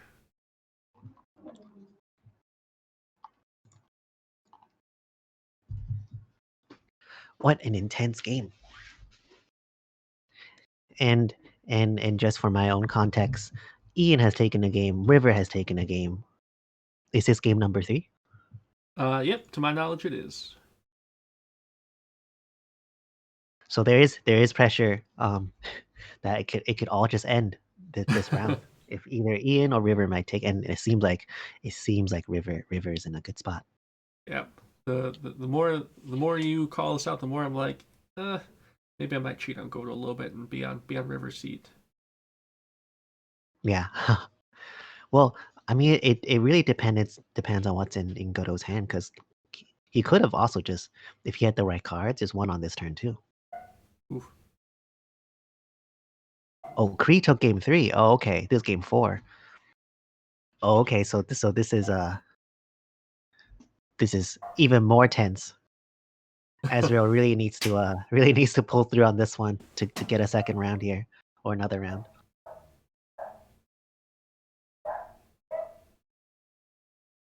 And then chat was saying earlier, because we were having some trouble with the previous games, that AIs don't mess up. So that's why they were calling for you, Rebel. No. AI sometimes make mistakes. Not often, but sometimes. We call them bugs. And if it's a good mistake, then it's a feature. A Mind's Desire, Storm Count 18. Oh, that's so cool. I missed a Mind's Desire. I'll rewatch it. I'll rewatch it later. All right, so that's a pass from Azurel. Getting the dockside.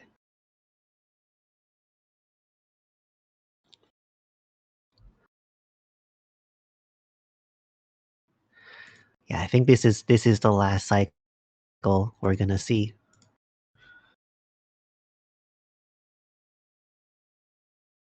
Like force and negated his own WF because I forgot it was in hand.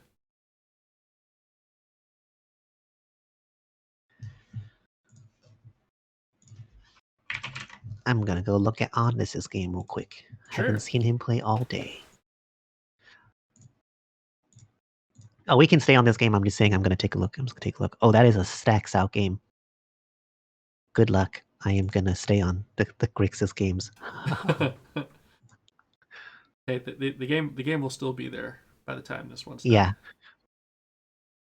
It'll still be here tomorrow.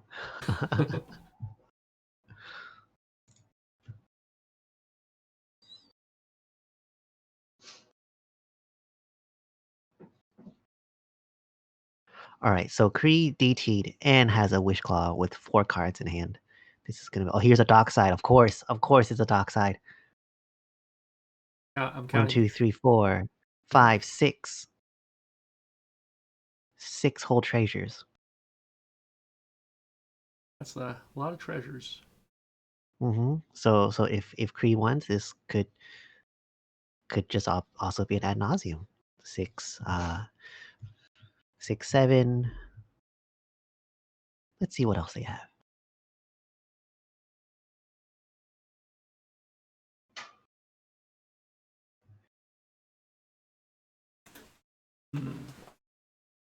If that Grafdigger's Cage wasn't here, Chri would be in such a good spot right now. Absolutely. Get Kess. Some good stuff. Get Kess out. Yeah, D-Tutor, have another Wish Claw. You can even like Wish Claw for a Fimage the Dockside, D-Tutor for a PETA, and like feel pretty good. All the things you can do, but the little cage says no. Not today. I like Grafdigger's flavor text too. It's just so sassy. Yeah. PETA is Peer into the Abyss. I'll do the card. Yep.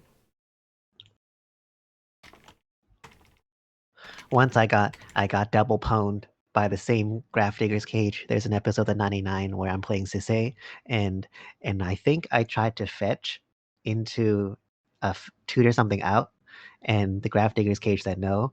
And then I'm like, okay. Just remember, it doesn't let you fetch things. That's fine. And then I tried to Savine's Reclamation a thing from a graveyard.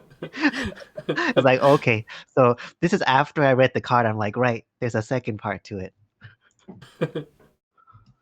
Also prevents you from remembering it too. Yeah. The third part. That's AIs can make mistakes twice. Yeah. It's kind of one of those features about playing a stacks deck. If you're good at keeping track of stuff, it also adds kind of that extra layer of mental complexity for board states. Yeah. Well, that's kind of something you're betting on if you're playing like a lot of stacks, is that you apply so many static effects that even like it adds a little bit of burden for your opponents to figure it out. And Yeah. Pat, here's a Wish Claw going over to Ian. That makes a lot of sense. Hole Breacher. A Hole Breacher. Ooh.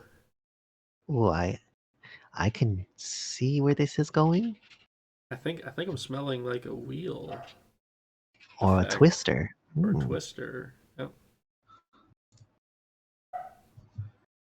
Yep. Cage Tribal. Yep.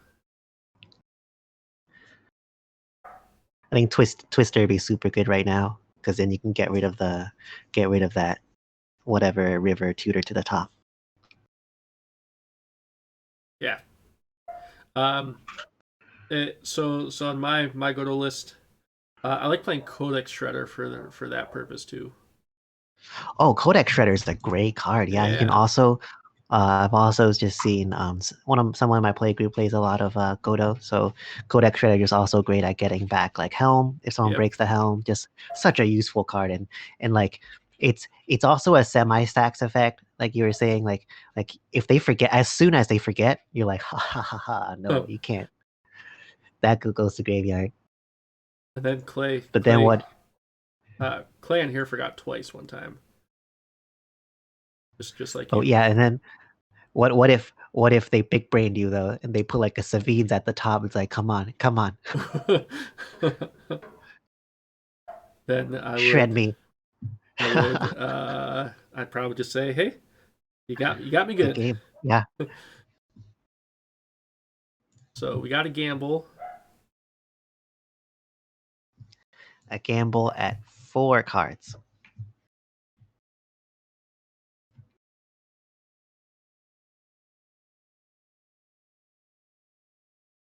Toxic Ooh. Deluge. Okay. Pretty sure that wasn't what they gambled for, but who knows? I think that's a pretty safe assumption at this point.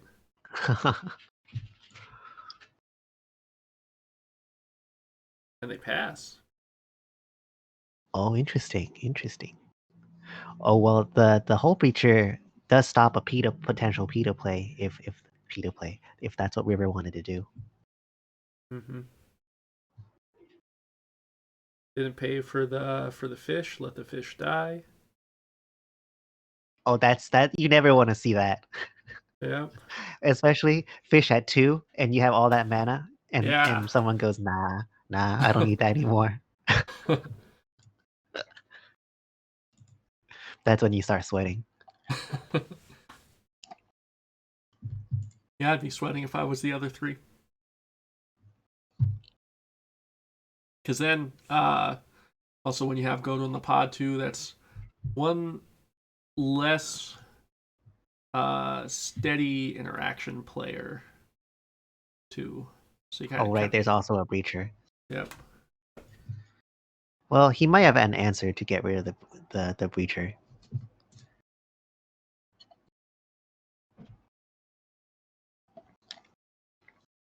I think if you're not trying to go for the win like very soon, and the Remora's at 2 with a mana crypt, keeping it there and not triggering it isn't like a super big deal, I think. Sure. And you got Krom and Timna too to keep grinding it. Yeah, so I think not letting letting the Mystic Remora go here, like it does indicate a little bit what could be in River's hand.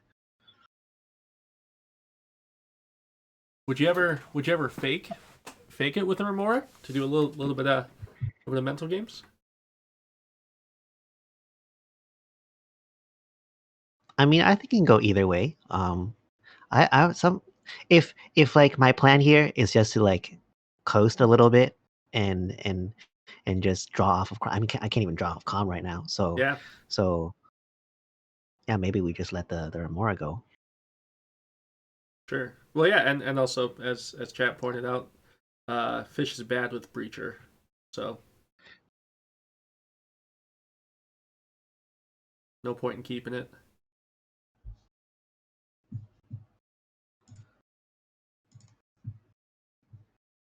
Yeah, I guess all I'm getting at is if you're not planning to win very soon with your hand, and you're expecting to hold this interaction and let another cycle go through, Sure. you tapping down your mana crypt means that like if Ian, because Ian has to get or probably wants to get rid of the Breacher here too. So if Ian gets rid, as soon as they get rid of that Breacher, you still have a Remora back online again. You see what I mean? Like just if you don't need the 2 mana at this instance, it's not like Yep. the dumbest thing to keep it around. Sure. That makes sense. That makes sense.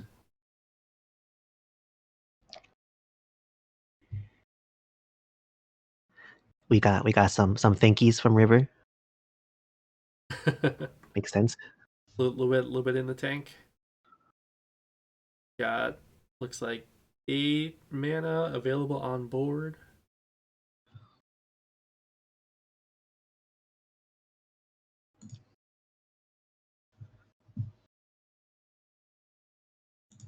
I mean, yeah. And today we've seen so much Hull Breacher. Just like I think every pod has had Hull Breacher. Yeah, no, it was interesting that Wizard said that Hull Breacher and Opposition Agent aren't part of a cycle. They were just 2 individual cards. I think we all wanted to see the white version, even if it wasn't for a cycle. It's like, where's the white one? Just give me that one. Whenever an opponent draws a card, they draw an additional card. Flash. Yeah. Whenever they draw more than one card per turn, you gain 1 life. Never gets old. Never gets old. Okay, River. Show us how you do it. Close the game. I believe. Just hyping themselves up. They're ready for it.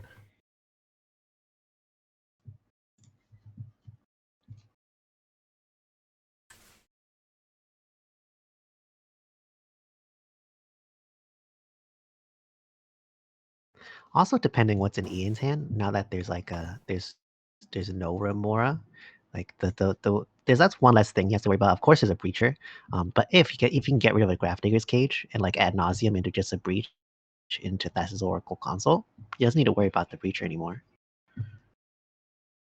So like it sort of matters.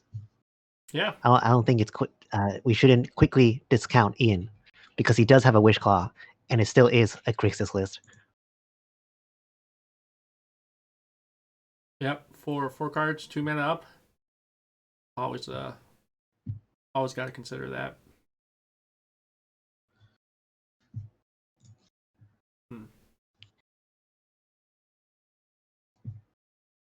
Okay. How's everyone in the audience doing today? How are you liking the games?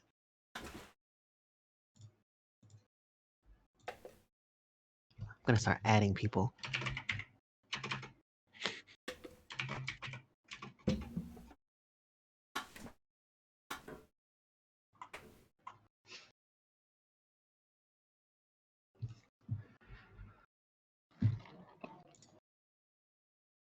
I've had a lot of fun watching the games today. Yeah. It's definitely a interesting take. To just see how the best players in the world interact with each other and see the different lines that they do, and also cheer for the underdog. That's Heliod.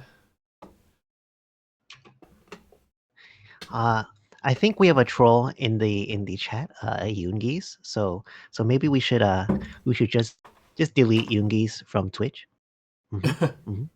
I think that's valid. Yoongees is just mad no one's playing Tasigur in the top 16. Hey, Tasiger's a hell of a deck. Oh yeah. Spleenface just decided to bring a better version of it. Oh. I'm right. Why are you booing? Okay, here's some activity from River. Okay. Let's go tap in that luxury suite. It's Drone this is like Wishclaw. Wishclaw.pod right here. Everyone's got a Wishclaw.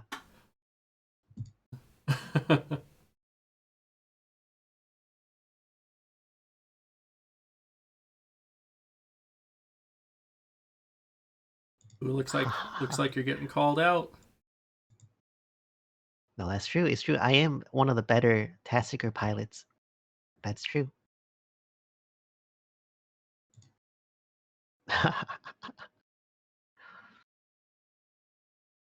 So let's see here. You have a Wishclaw Talisman. Yeah, I'm pulling up the deck list now, seeing what would I claw for. 1, 2, 3, 4, 5, 6, 7. 1, 2, 3, 1, 2, 3, 4, 5, 6. You have 6 mana after you activate Wishclaw.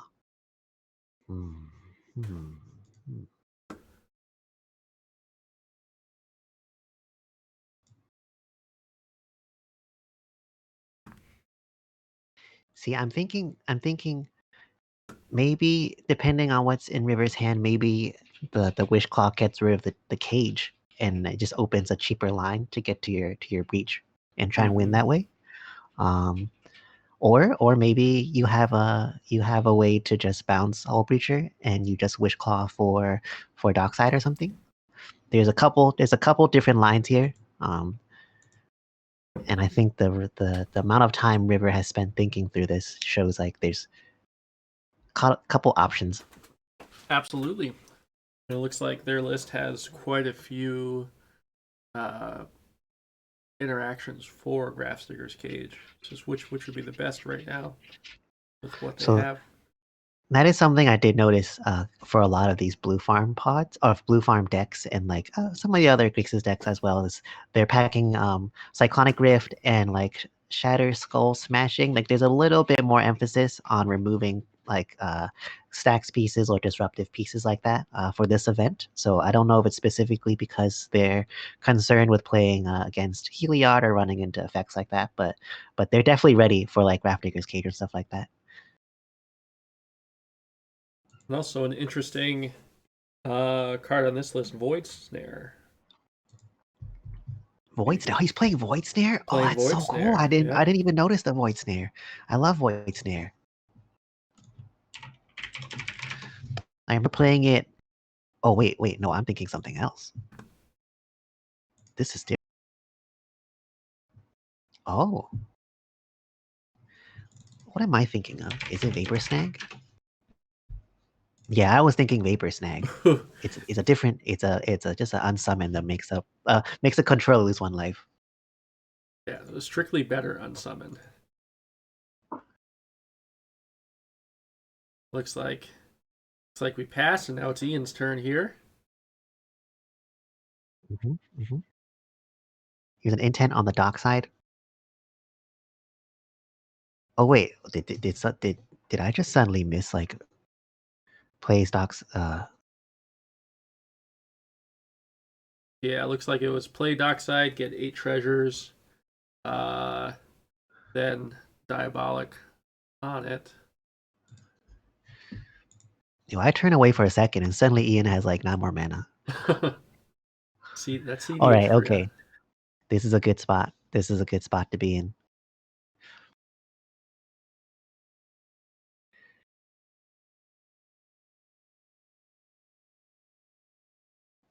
Yeah, I think this might just be an Adnos, and you just Adnos through the breacher and the cage. So for me though, with River having that Wish Claw, so that almost guaranteed interaction with it, I don't know if I'd go for it. Oh no, he can't activate Wish Claw on Ian's turn. Yep. And Ian actually, so Ian can interact with his own Wish Claw. So this is like he didn't even use the Wish Claw yet. Well, this might just be that's his Oracle console. Sure. Why even bother with all the ad nauseum stuff when you can just do that? Yeah, imagine if you could activate it whenever. That'd be broken. That will make games go way longer.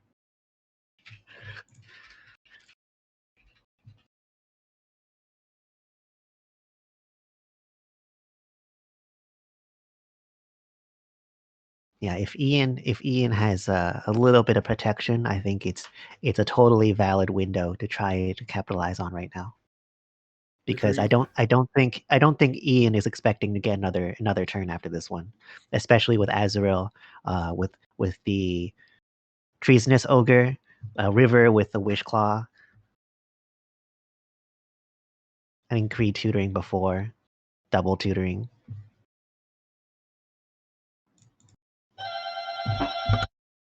Sorry, that was my alarm.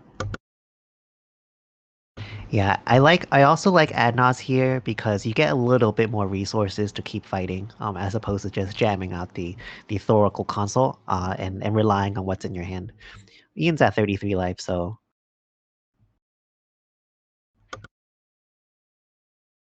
yeah. The squad in the chat knows. I'm a big fan of the Adnos play.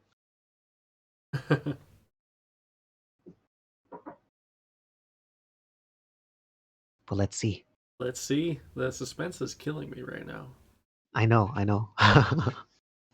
Each one of these turns is like a nail biter. If you have nails, I don't. Mine are pretty Neither may I. short. So it's who's gonna risk it for the biscuit?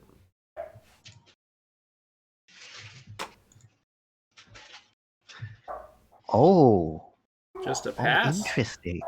It's just a pass. I think we're a little playing a little safe here, a little concerned with the two other blue decks. Yeah, and doing the wish claw. Chat's kind of blown up right now. Giving the wish claw to the Godo player is a little suspect. I think the idea here is that you give the wish claw to Azurel. Azurel uses it to try and win. So you force the two other blue players to deal with it, and then afterwards you force through your own ad nauseum. Sure. Would an opposition agent have play here too?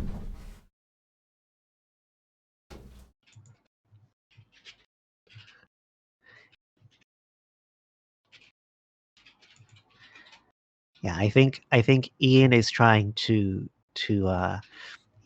I think Ian was betting that he wasn't gonna get through his ad nauseum through River and Chri. So putting the target on Azurel is a pretty interesting play if that is the case.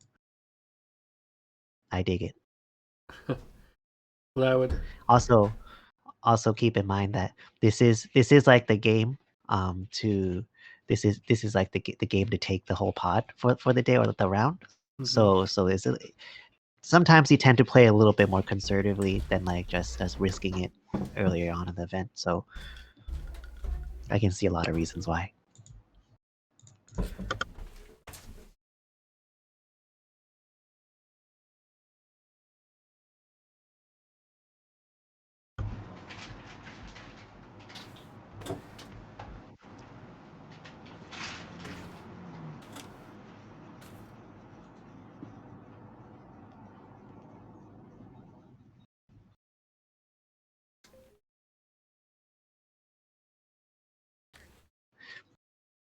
Yeah.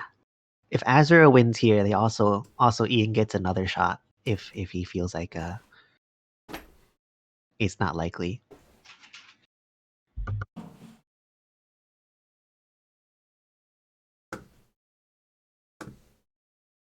I'm just excited to see this pay off.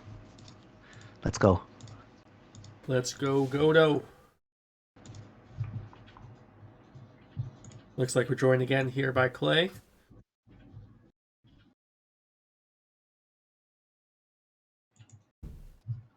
So what I'd love to see is a Wish Claw talisman that was altered to just be a hot potato.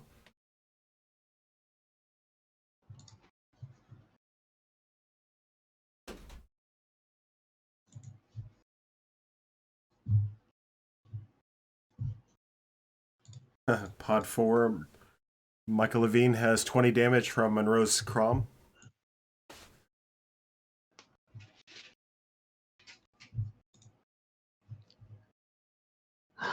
Core Haven.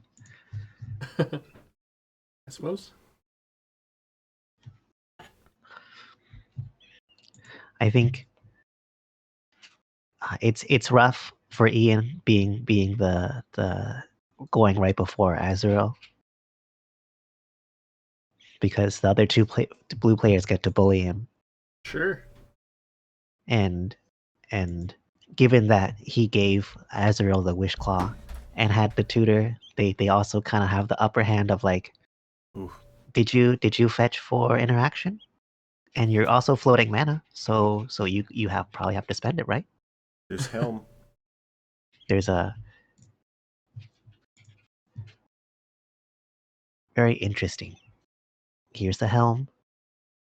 8 treasures. Also Wish Claw to protect everything. Mm-hmm. Plenty of mana to equip it.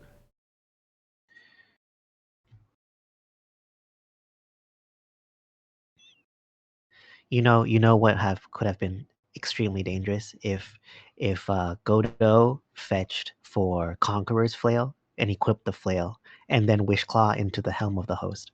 Ooh.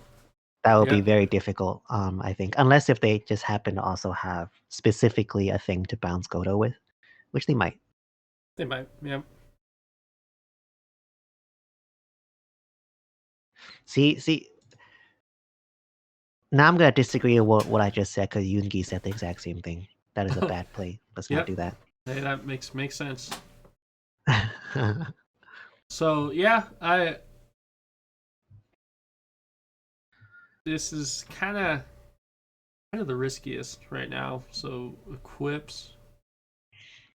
You getting a lot of love in chat, Rebel? Yoongi's is my #1 fan. Here's a Chain of Vapor. Big surprise. On their own dock side. Yep. That's it's Looks like we got disconnected here for just a moment.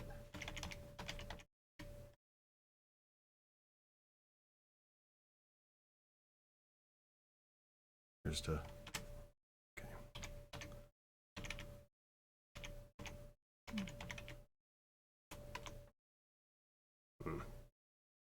Having a little technical difficulties.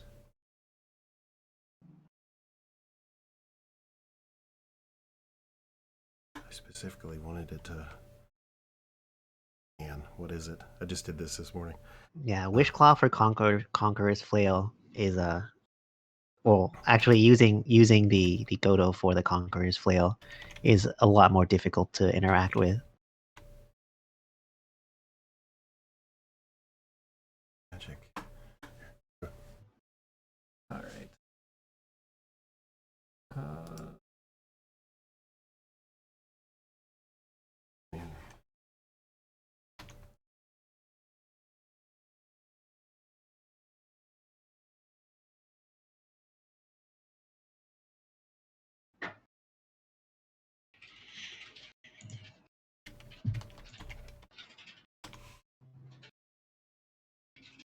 And we're back.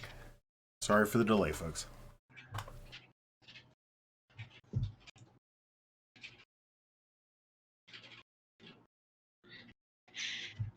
Yeah, Twice brings up a pretty good point, or Juice Tins, is that these players have been playing game after game for a couple hours now, so sometimes your decision making, it might not be the same as like when you're fresh.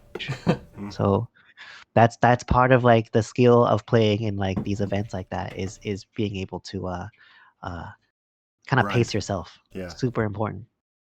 That goes back to the stacks thing we were talking about earlier too, where stacks drains those batteries a little faster. Oh yeah.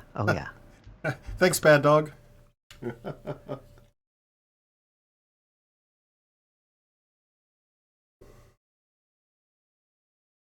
So Chain of Vapor is still on the dock side.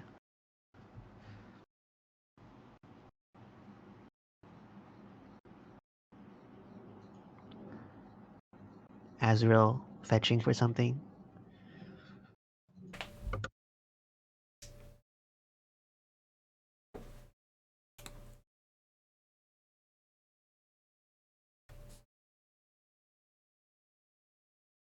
So actually, this is pretty interesting.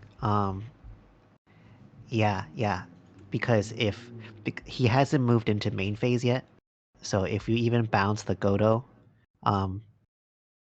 if you bounce the Godo, or Azrael can just always bounce his own dockside, and he has treasures to keep making mana, replay Godo, get back the flail, equip the flail, and do it all over again. Yeah, it looks like pyrokinesis is happening in response.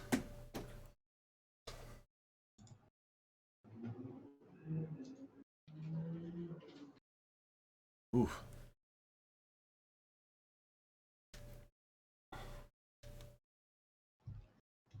The also keep in mind while this is all happening, Ian's still floating 4 mana with 3 treasures. And River still has like whatever he Imperial Sealed, I assume, in his hand. So killing the Hull Breacher here and the dockside.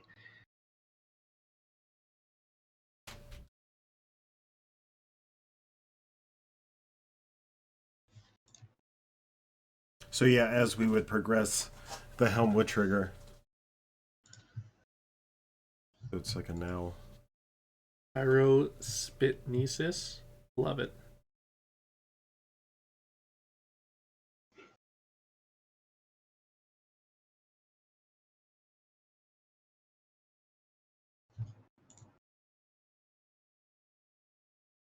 Here's the Tainted Pact. Okay.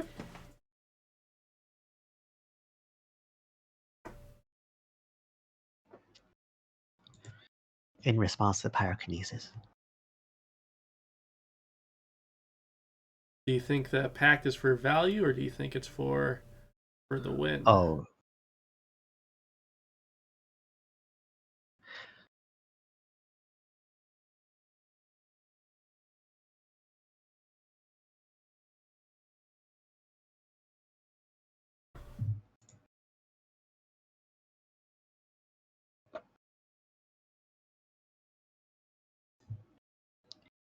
The fact that he stopped at Flusterstorm for a bit, I think he's considering interaction here.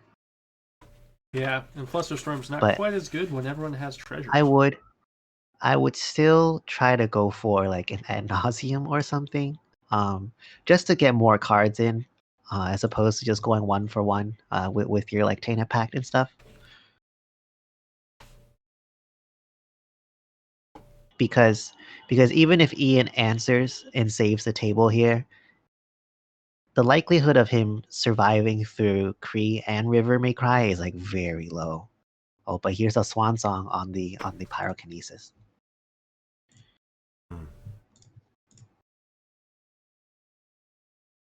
So in this case, Pyro will get countered. Azurel will have a swan, and if Chain resolves, I assume Chain is gonna bounce either the Helm or Godo, and Azurel can just continue with what he's doing because he'll just bounce his own dockside. Right. Replay that, do that, and carry on my wayward And now son. you do it under the silence too, if you can get the Conqueror's Flail.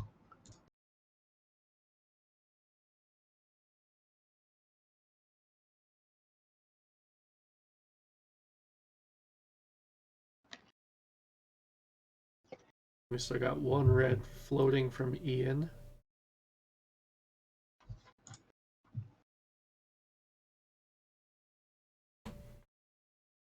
Oh, that was nice. Yep, we got. Oh, looks like someone did an extra bird here, trying to be nice. Who has the bird token? Always true in paper magic.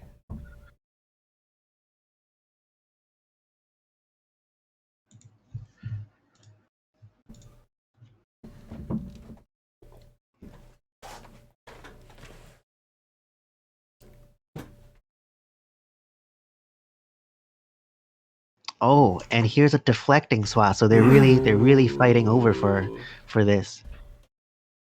Deflect it to your own dockside.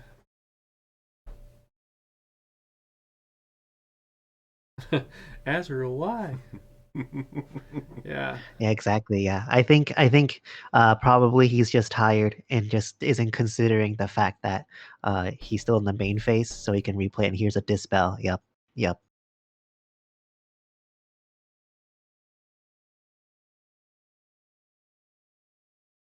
Yeah, swap plus wish claw. If he only just let it go through, and grab the Conqueror's Flail, I think he would have been fine. It doesn't really matter if he still bounces the Godo because he's still proceeding through all this stuff. But I think it's the idea like he had all this interaction, and he should just let it go. Because we still haven't seen anything from River yet. Who knows if River has interaction as well. Yeah, River was in the tank quite a bit earlier. So if I was in River's seat, I'd probably be excited that the other three were interacting and using up their resources. Yeah, I think if no one has interaction here, Azurel still probably has this. But I think what we're talking about is just like the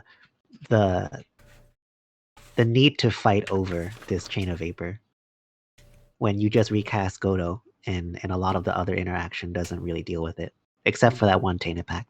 Could have gotten like a counterspell or something, or a mana drain. Yeah, absolutely.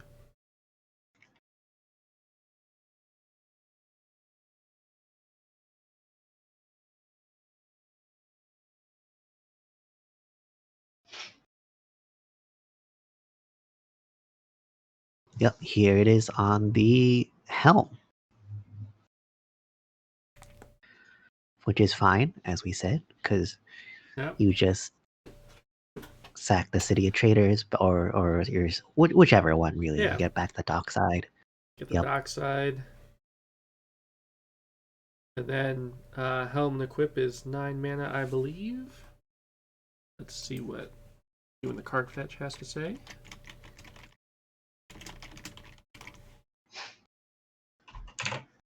Yep. Yeah.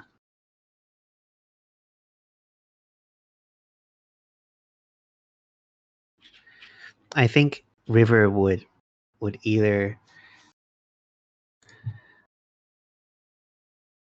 interact with the helm. I think you interact with the casting of the helm, the recast. Yeah.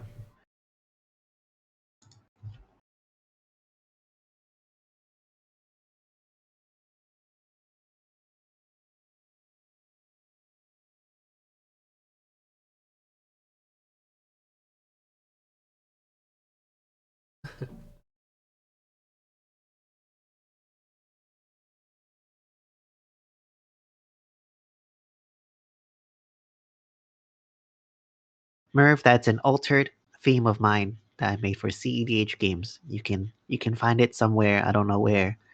I'll add Pet Dog. Where is my theme?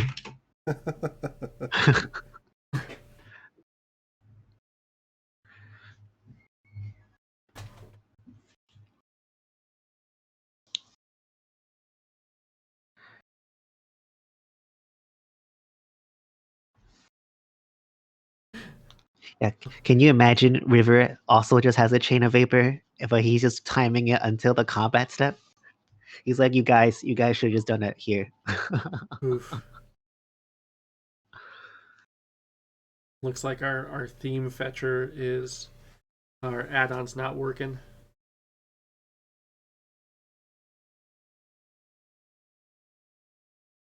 Oh, it's a deflecting swat. Ooh. So I guess technically River had his own chain of vapor in a sense.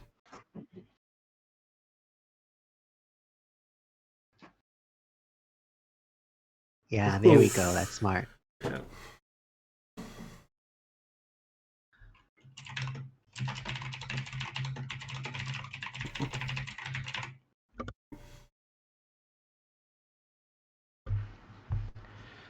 Yeah, this makes a lot of sense. Mm-hmm. So I think River does have the PETA in hand. Or no, it doesn't have to be PETA, because Chri's gonna take another turn with it. So we'll see.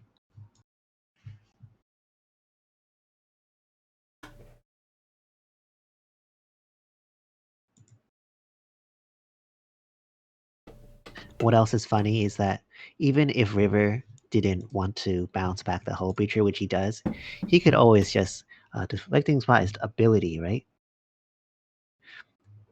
I think you can swat the equip onto the bird, right? You could, yeah. His Equip as a target, yeah.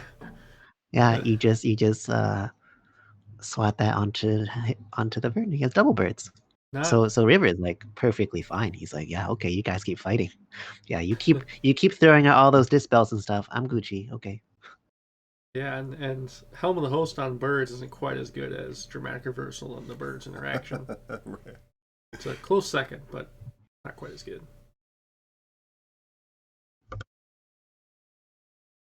Ooh, so we got ourselves a Notion Thief on the stack from Ian. And River's like, God damn it.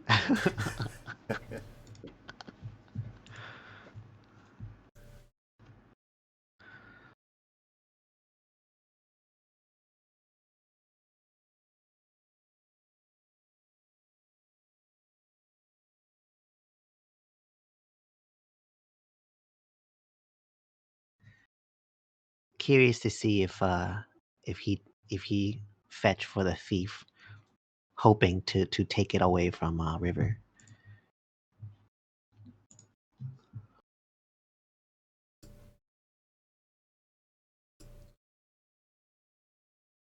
Yep, hit him. Get him the recruiter.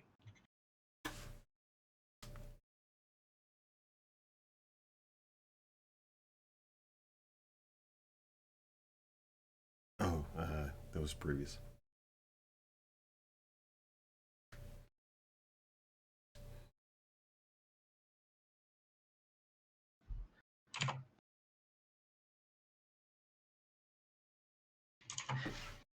I kind of like to imagine the universe where nobody responded with anything, and then River swats the helm onto the bird, then Azurel swats it back to Godo. just chucking that helm around, keep swatting it. Almost like helm volleyball. Oh, universe in chat. So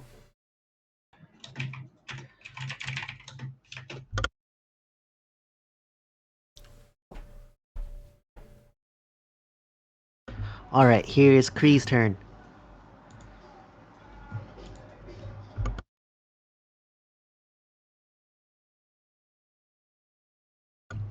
Kind of in a little tough spot. yeah, it was a little bit better before. Got 1, 2, 3, 4, 5, 6, 7, 8, 9. I'm counting. Yeah. Assuming Godo player keeps their treasures. Could be 7 or 9. It resolves. 10. Oh, the wish claw. I mean, I would still get rid of the treasures.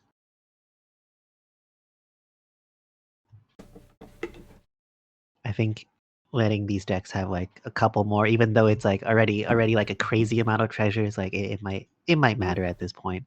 And it's not like Azurel really needs the 2 treasures. Yeah. He already has the City Traders and the Dynamo for the helm with 2 red. Flash. On turn 100, we witnessed the 1 millionth dockside casting. It's just all these are pirates deck. Yep, he's cracking both treasures.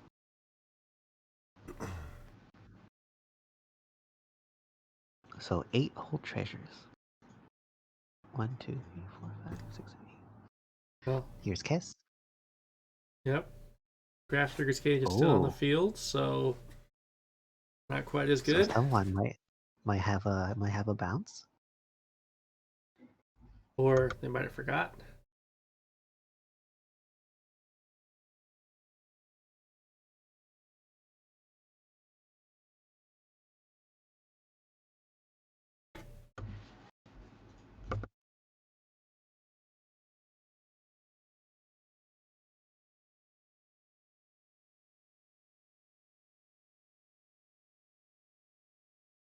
River's game to lose, they say.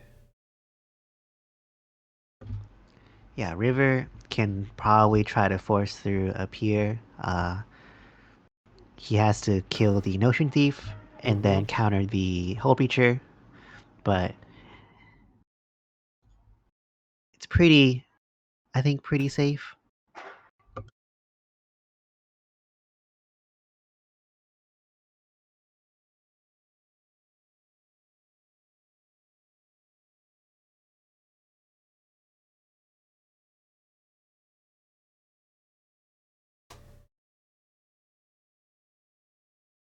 Just play Rushing River.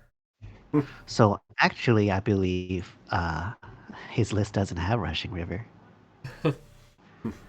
Specifically, yeah, he doesn't. 100%. He does have a Psych Rift. Snap back.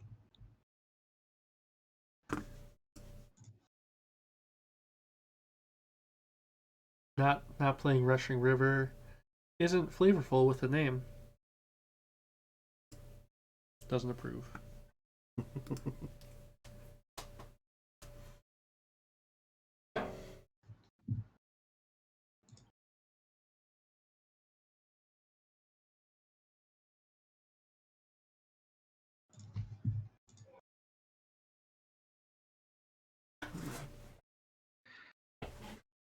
Yeah, we're still assuming he has Pier, and I think the fact that he swatted the chains onto the hull breacher is like a pretty good clue that he has a PETA. He just didn't assume to see the Notion Thief from Ian.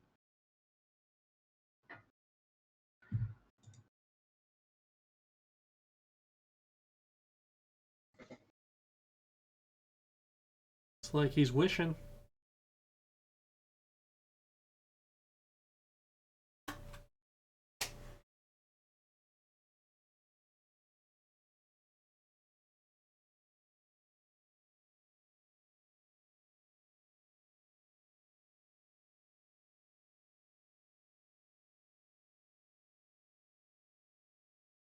What a great game. It's a super good game. Nas is in his graveyard. I was looking glucose. I was also thinking like, oh, just Nas here.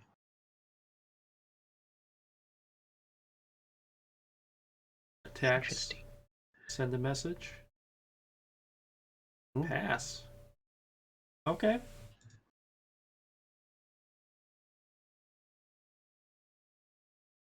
Maybe try to go one more round, bait out a little bit of interaction, remove things at the end step of Chri, and then go to a win.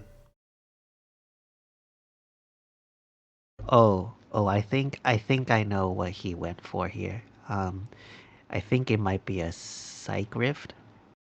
Sure. Overloaded Psych Rift. Then he'd end up with the Hull Breacher in play from Chri.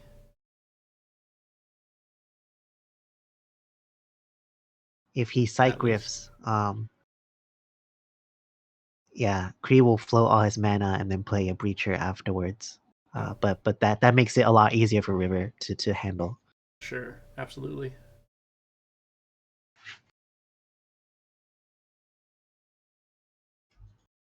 It also make the Godo player super sad. Well, maybe. They get a Remora from Ian.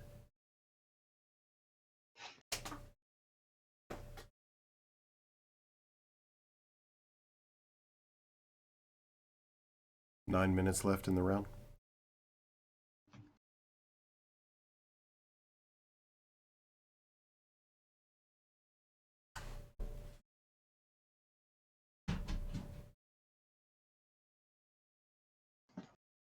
So are there any rules for if the round time is over?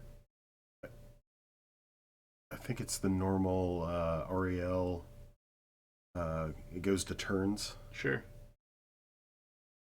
First player to score a touchdown. Yeah, at this point, I don't think there's too much to think for Azurel. Nope. Depends what he top deck, but I think you just put the hat on the Warlord. in the traditional Godo sense, probably snow-covered mountain. Yep, you just yeah, you just put the hat and pray. Unless there's some spicy tech of Dockside to Helm of the Host, which I've never seen anything like that. But yeah, just I was also trying to think, maybe you put the helm onto Recruiter, get a Recruiter to find something. But I don't know what you would find in Godo. So yeah. it's an interesting idea. Godo's like, nope, just put it on me. That's all that Yeah, matters. Glucose. If the cage wasn't here, we would be in like the other pod right now. We would be watching michaelvlevine hold everyone back right now. It's still the same turn the last time we talked about it.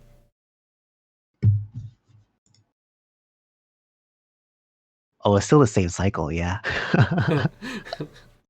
the last 3 turns we watched, I think it's still the same cycle over there. All right, so here is a Breacher. Interesting. Interesting. I mean, might as well.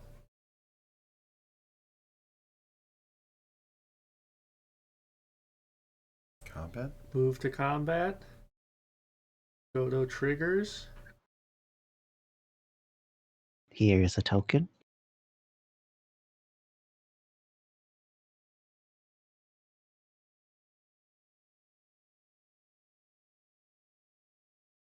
It's a hammer, of course. So the next Godo will just get a Conqueror's Flail, and that would actually seal the deal. So the window to Psych Rift is kind of tight. Yep. Let the hammer on the birds, yes. Of course, just carrying it in its little claws. It's a 4/2. It'll kill a Crom. It'll bonk both heads in one go.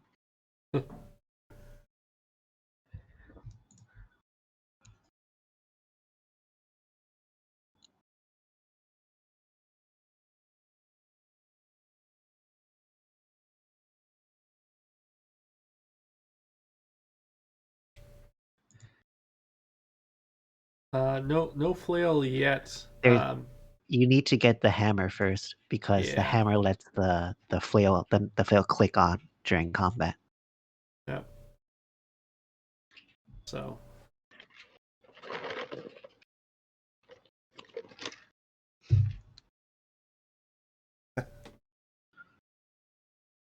So I think River does have a little bit more time before the Psych Rift if he has it.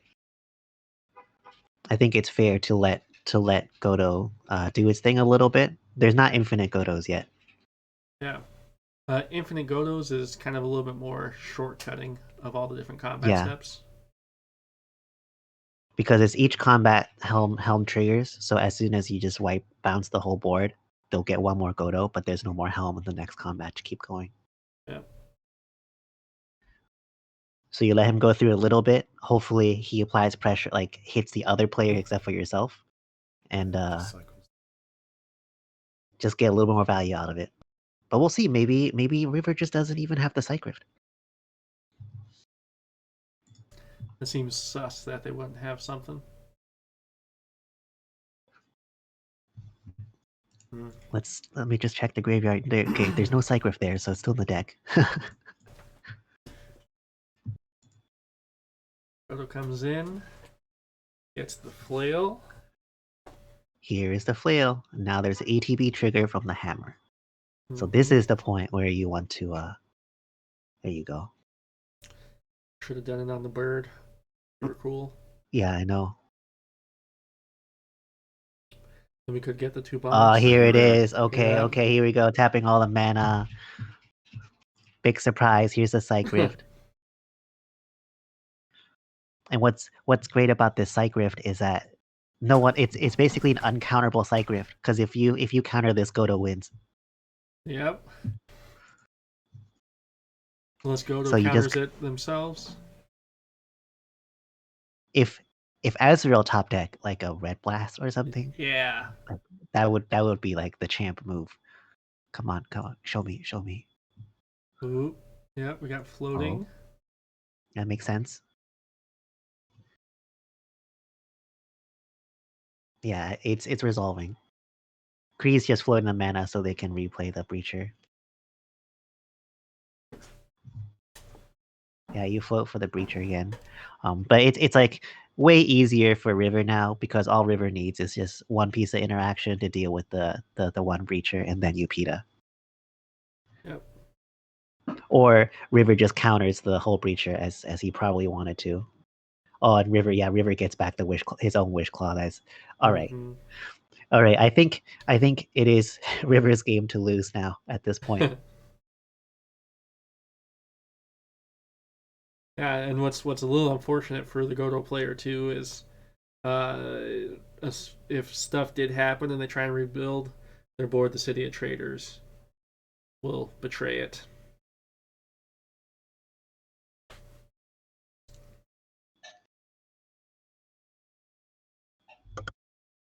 2 minutes before turns. 2 minutes before turns. Oh, I think River is gonna. I don't think we're getting our turns. This is game number 4, but I think this is the last one. Mm-hmm.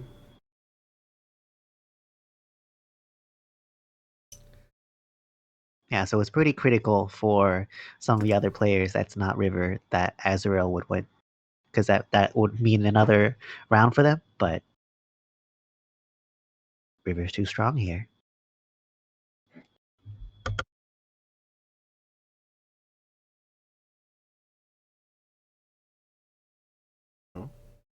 Dockside for 4.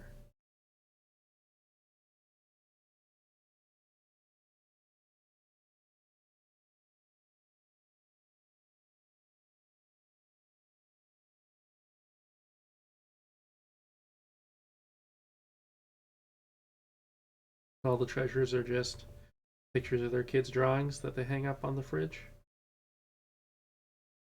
The treasures to me.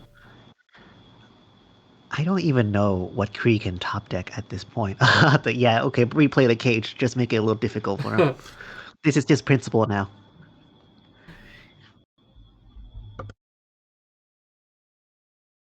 There's the cage. Yep. Ooh. Oof.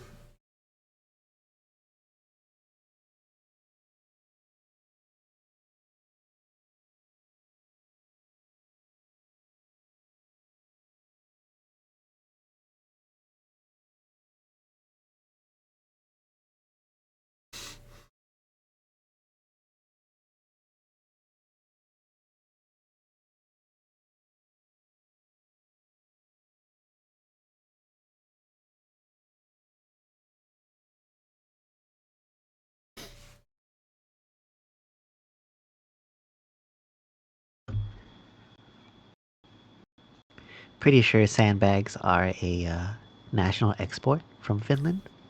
You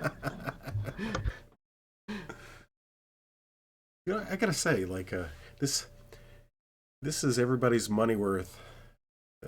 Definitely what they came to see. This kind of exchange, tight play. Well,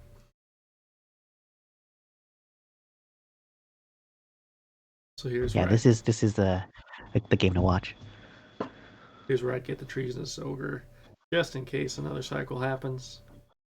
ah, Yeah. But and those sandbags from Finland, actually more salt bags filled with your opponent's tears.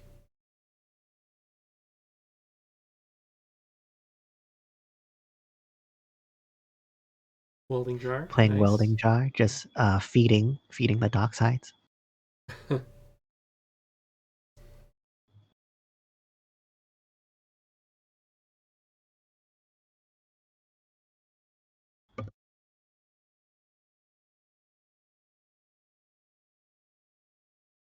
Oh, this is actually kind of important that there's no more cage. So if Chri plays a dockside here, he gets 1, 2, 3, 4, 5 treasures. So land drop is 6 mana. Did I just?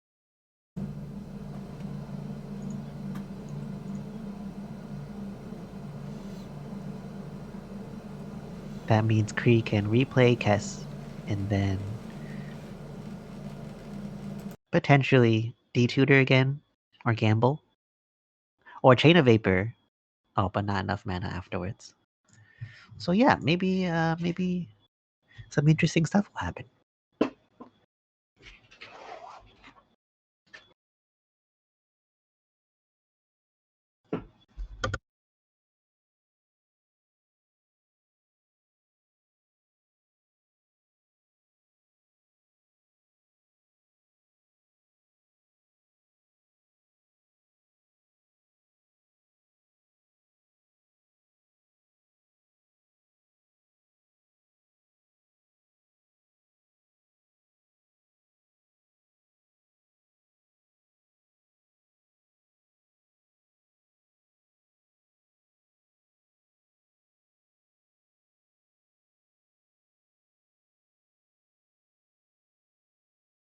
Hey guys, got back. What did I miss? Oh, we're still in game 4. You saw, there's a psych rift. Everything's bounced back to hand. The important part is Grafdigger's cage is no longer here. Oh, there's a Oh. judge. Interesting. So while we're waiting, again, just an interesting thing with Grafdigger's cage being in the graveyard, and knowing Chri has a dock side means that Chri can replay cast and cast something from the graveyard. So actually, like, potentially a lot of stuff could happen on Chri's turn. So I've been checking on part 4, the Michael Levine one. It seems that Deco is on the verge of getting murdered by Levine's board, since he's at 3 life. And Michael Levine, if he passes, then he dies to Monroe's Chrome, because he's at 20 damage from Chrome. That's actually pretty interesting. So I think in this situation, Michael, he might have an answer for the Crom, or maybe he's tactically deciding that he doesn't want Deco to win in this series, because knowing that the Crom's gonna kill him anyways, killing Deco might be just an interesting play. So curious to see what else he's gonna follow up on this. Well, Deco is out, and we're in main 2.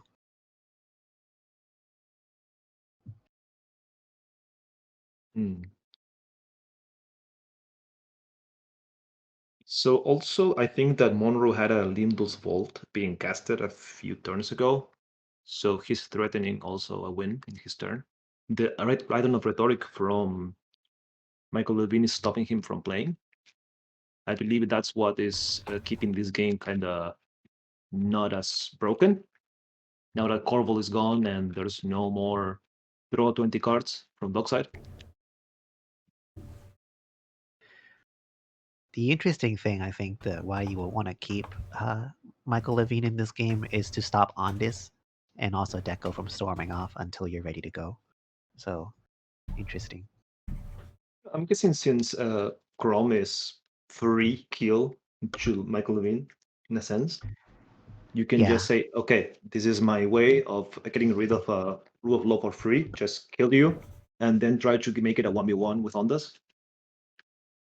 Since you have an Oppo agent and a Chrome, well, you both have Chrome, but it's not a bad option, I would say, to take that fight.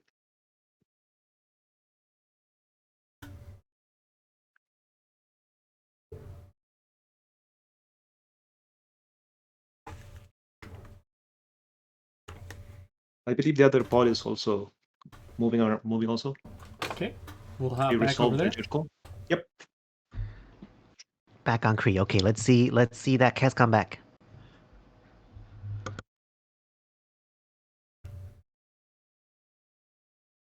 Ooh. Here's the dock side. 5. Oh.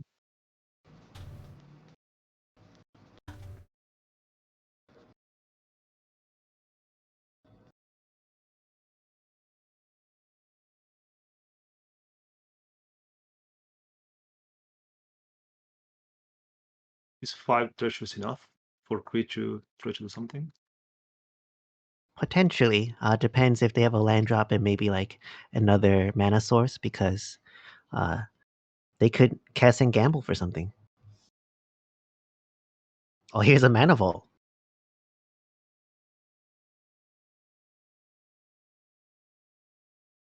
So with the mana vault, So that's Kessin the mana Intuition, vault, right? yeah. So just a quick review. Pod 1 was won by Coco. Pod 2 was won by Killstars. And we're waiting on these 2 pods, pod 3 and pod 4. Yeah, we keep saying pod 3 is gonna be over soon, but every single turn has been like, is it? No, not yet. We're about to hit turns. We're about to hit turns on this though. So Yep. I'm not sure how the ending is imminent. Yeah, the judge call affected the turns if we're in it or not.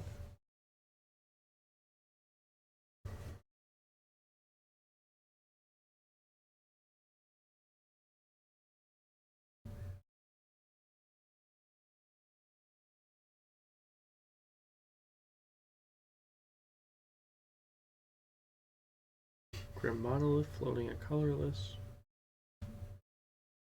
So just a ritual for one extra colorless. Mm-hmm. And also getting a treasure, though, off of the Crom. Ooh, Important. So almost a ritual for 2. it's hot tech. Free Grim Monolith? Oof, sign me up.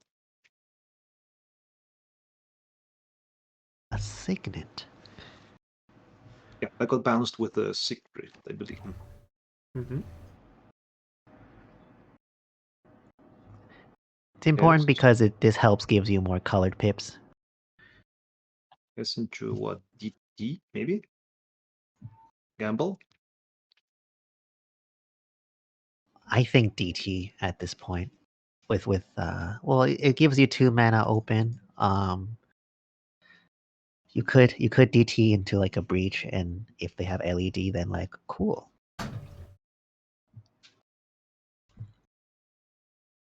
Hmm. They could also chain a vapor the dockside for more mana if they happen to have like a PETA or like a you don't really want to maybe you don't want to Nas at 20. We'll see. We've seen crazier things. Yeah.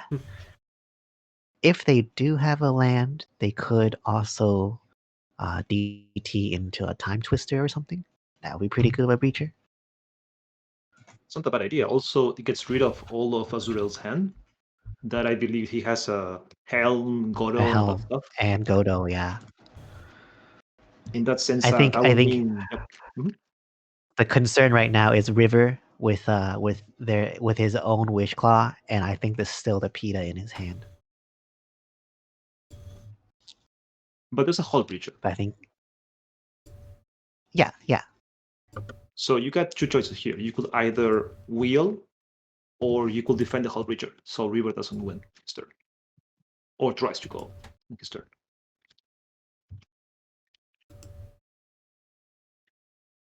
Here's a gamble. Ooh. With 2 cards in hand. 1 in 3 chance. We'll see.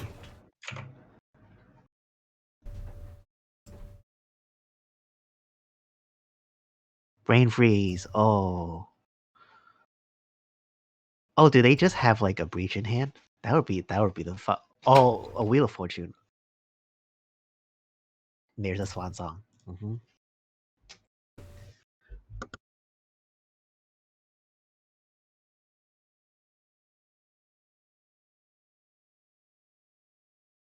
So quick update on pot 4. Michael got murdered by Monroe's crone. And now he's trying to do Underworld Beach things. And Ondas is playing a console. Probably for interaction, since he has 11 Yep. treasures.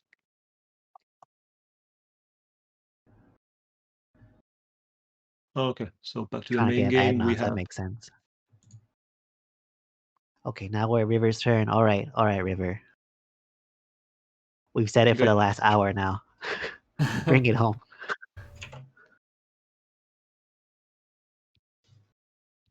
You probably give it to Ian, the Wish Claw, or Azurel. I think you give it to Azurel. Oh, looks like you gave Well, it no, to Azurel. Chri. Yeah, Azurel has the ogre, but he's just going for the win, so I don't think it super matters here. Yeah. When It it's on depends if turns. Ian is still sandbagging interaction, which is possible.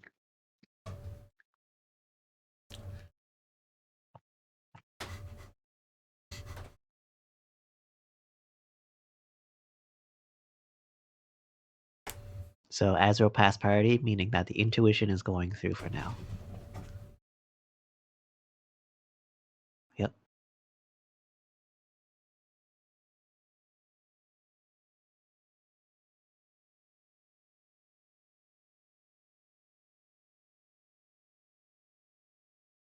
We know Ian has a Notion Thief in hand. And a dock. No, he ate the dock side to the intent. So he still has the 2 cards from before. So yeah, I think all we know is the Notion Thief.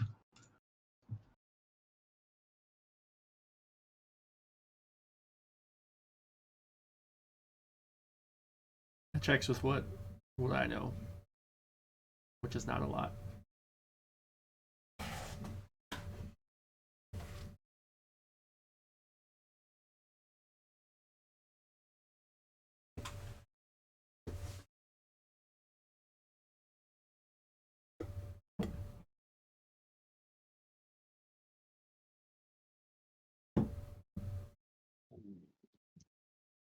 The other game is actually spicy. There's an Adnos on the stack, and in response, there's a brain freeze in response to himself. Oh no. Monroe just murdered Ondas with a brain freeze.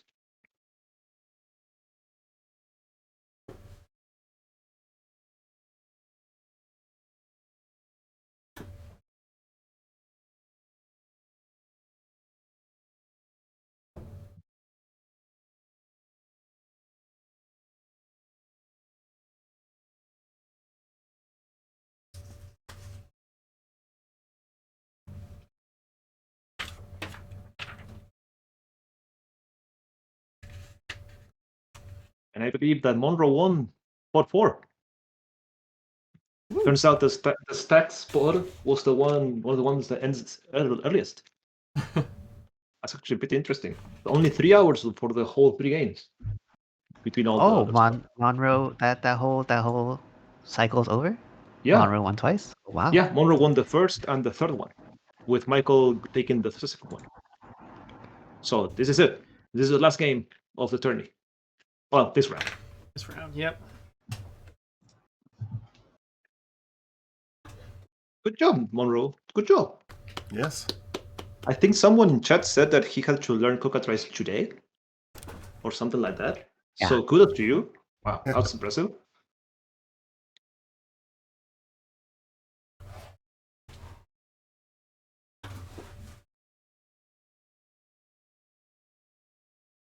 And here's a Spell Pierce. On the LED.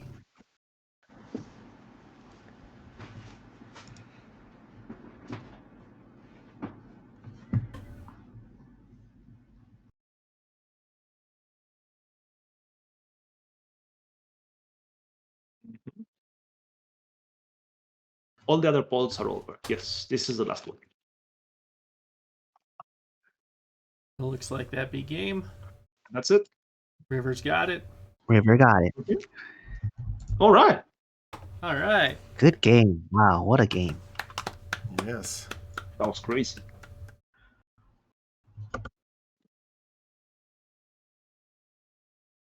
Okay, so congrats to River. That was a very cool win. Sandbagging the Sig Rift.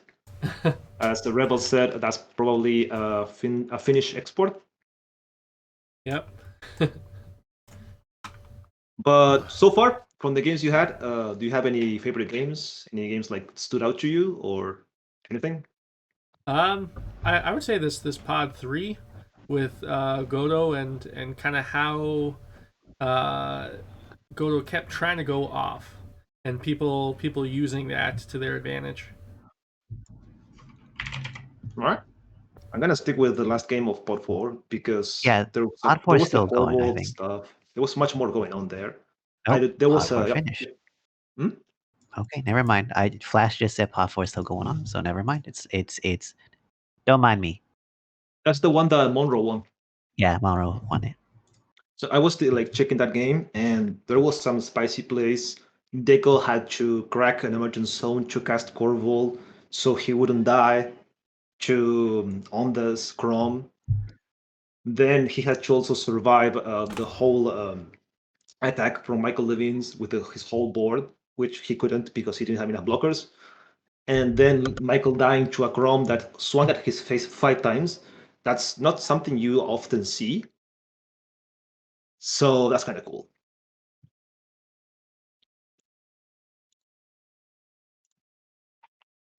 Yeah, my favorite is definitely that last game. I think, um, yeah, it's just like I think the Spleen game was very good, the one we casted earlier. But I think this one is my favorite because it uh it really shows like how differently like people play these, how well they play these Grixis lists or like these Sans Green like Turbo Adnaz Breach lists, because I think a lot of other players might have like tried to jam through a PETA or an Adnaz earlier, and you saw from like each one of them how patient they were and how safe they were trying to play around everything, while there's like a Godo like kind of putting a clock on the game. So it's like Yep. super interesting to watch. Yeah, this was probably one of the more balanced bots. Also, we went 4 games, and I believe that was the only one. Oh wait, never mind. Also, pot 2 went 4 games, but there was a lot of back and forth between the games, not just this one. So that makes for a really good dynamic on pods and interaction between the decks, and I like that. At least when I try to look at CDH, I like to go like back and forth plays, clean tight plays. I like that. I hope to see more of this when this tourney moves along. How about you, Tryhards? So my regret is because I was gone for a little while. I didn't get to see Heliod play, so I was looking forward to that deck coming into this. That said, the games that I did observe, I do concur with the tight play aspect of it. There's been a lot of talk in the community about what cEDH is, and I think we're really timely with that with this tournament, because it gives us, the community, an opportunity to actually show what that's supposed to look like. So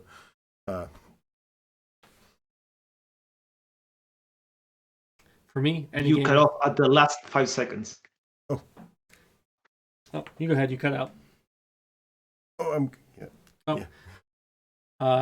So me as a Godo player, I just enjoyed all the Godo games for sure, because I can only count to 11, and that's where I end. I feel you. I'm an Agila player, and there's no Agila. So why?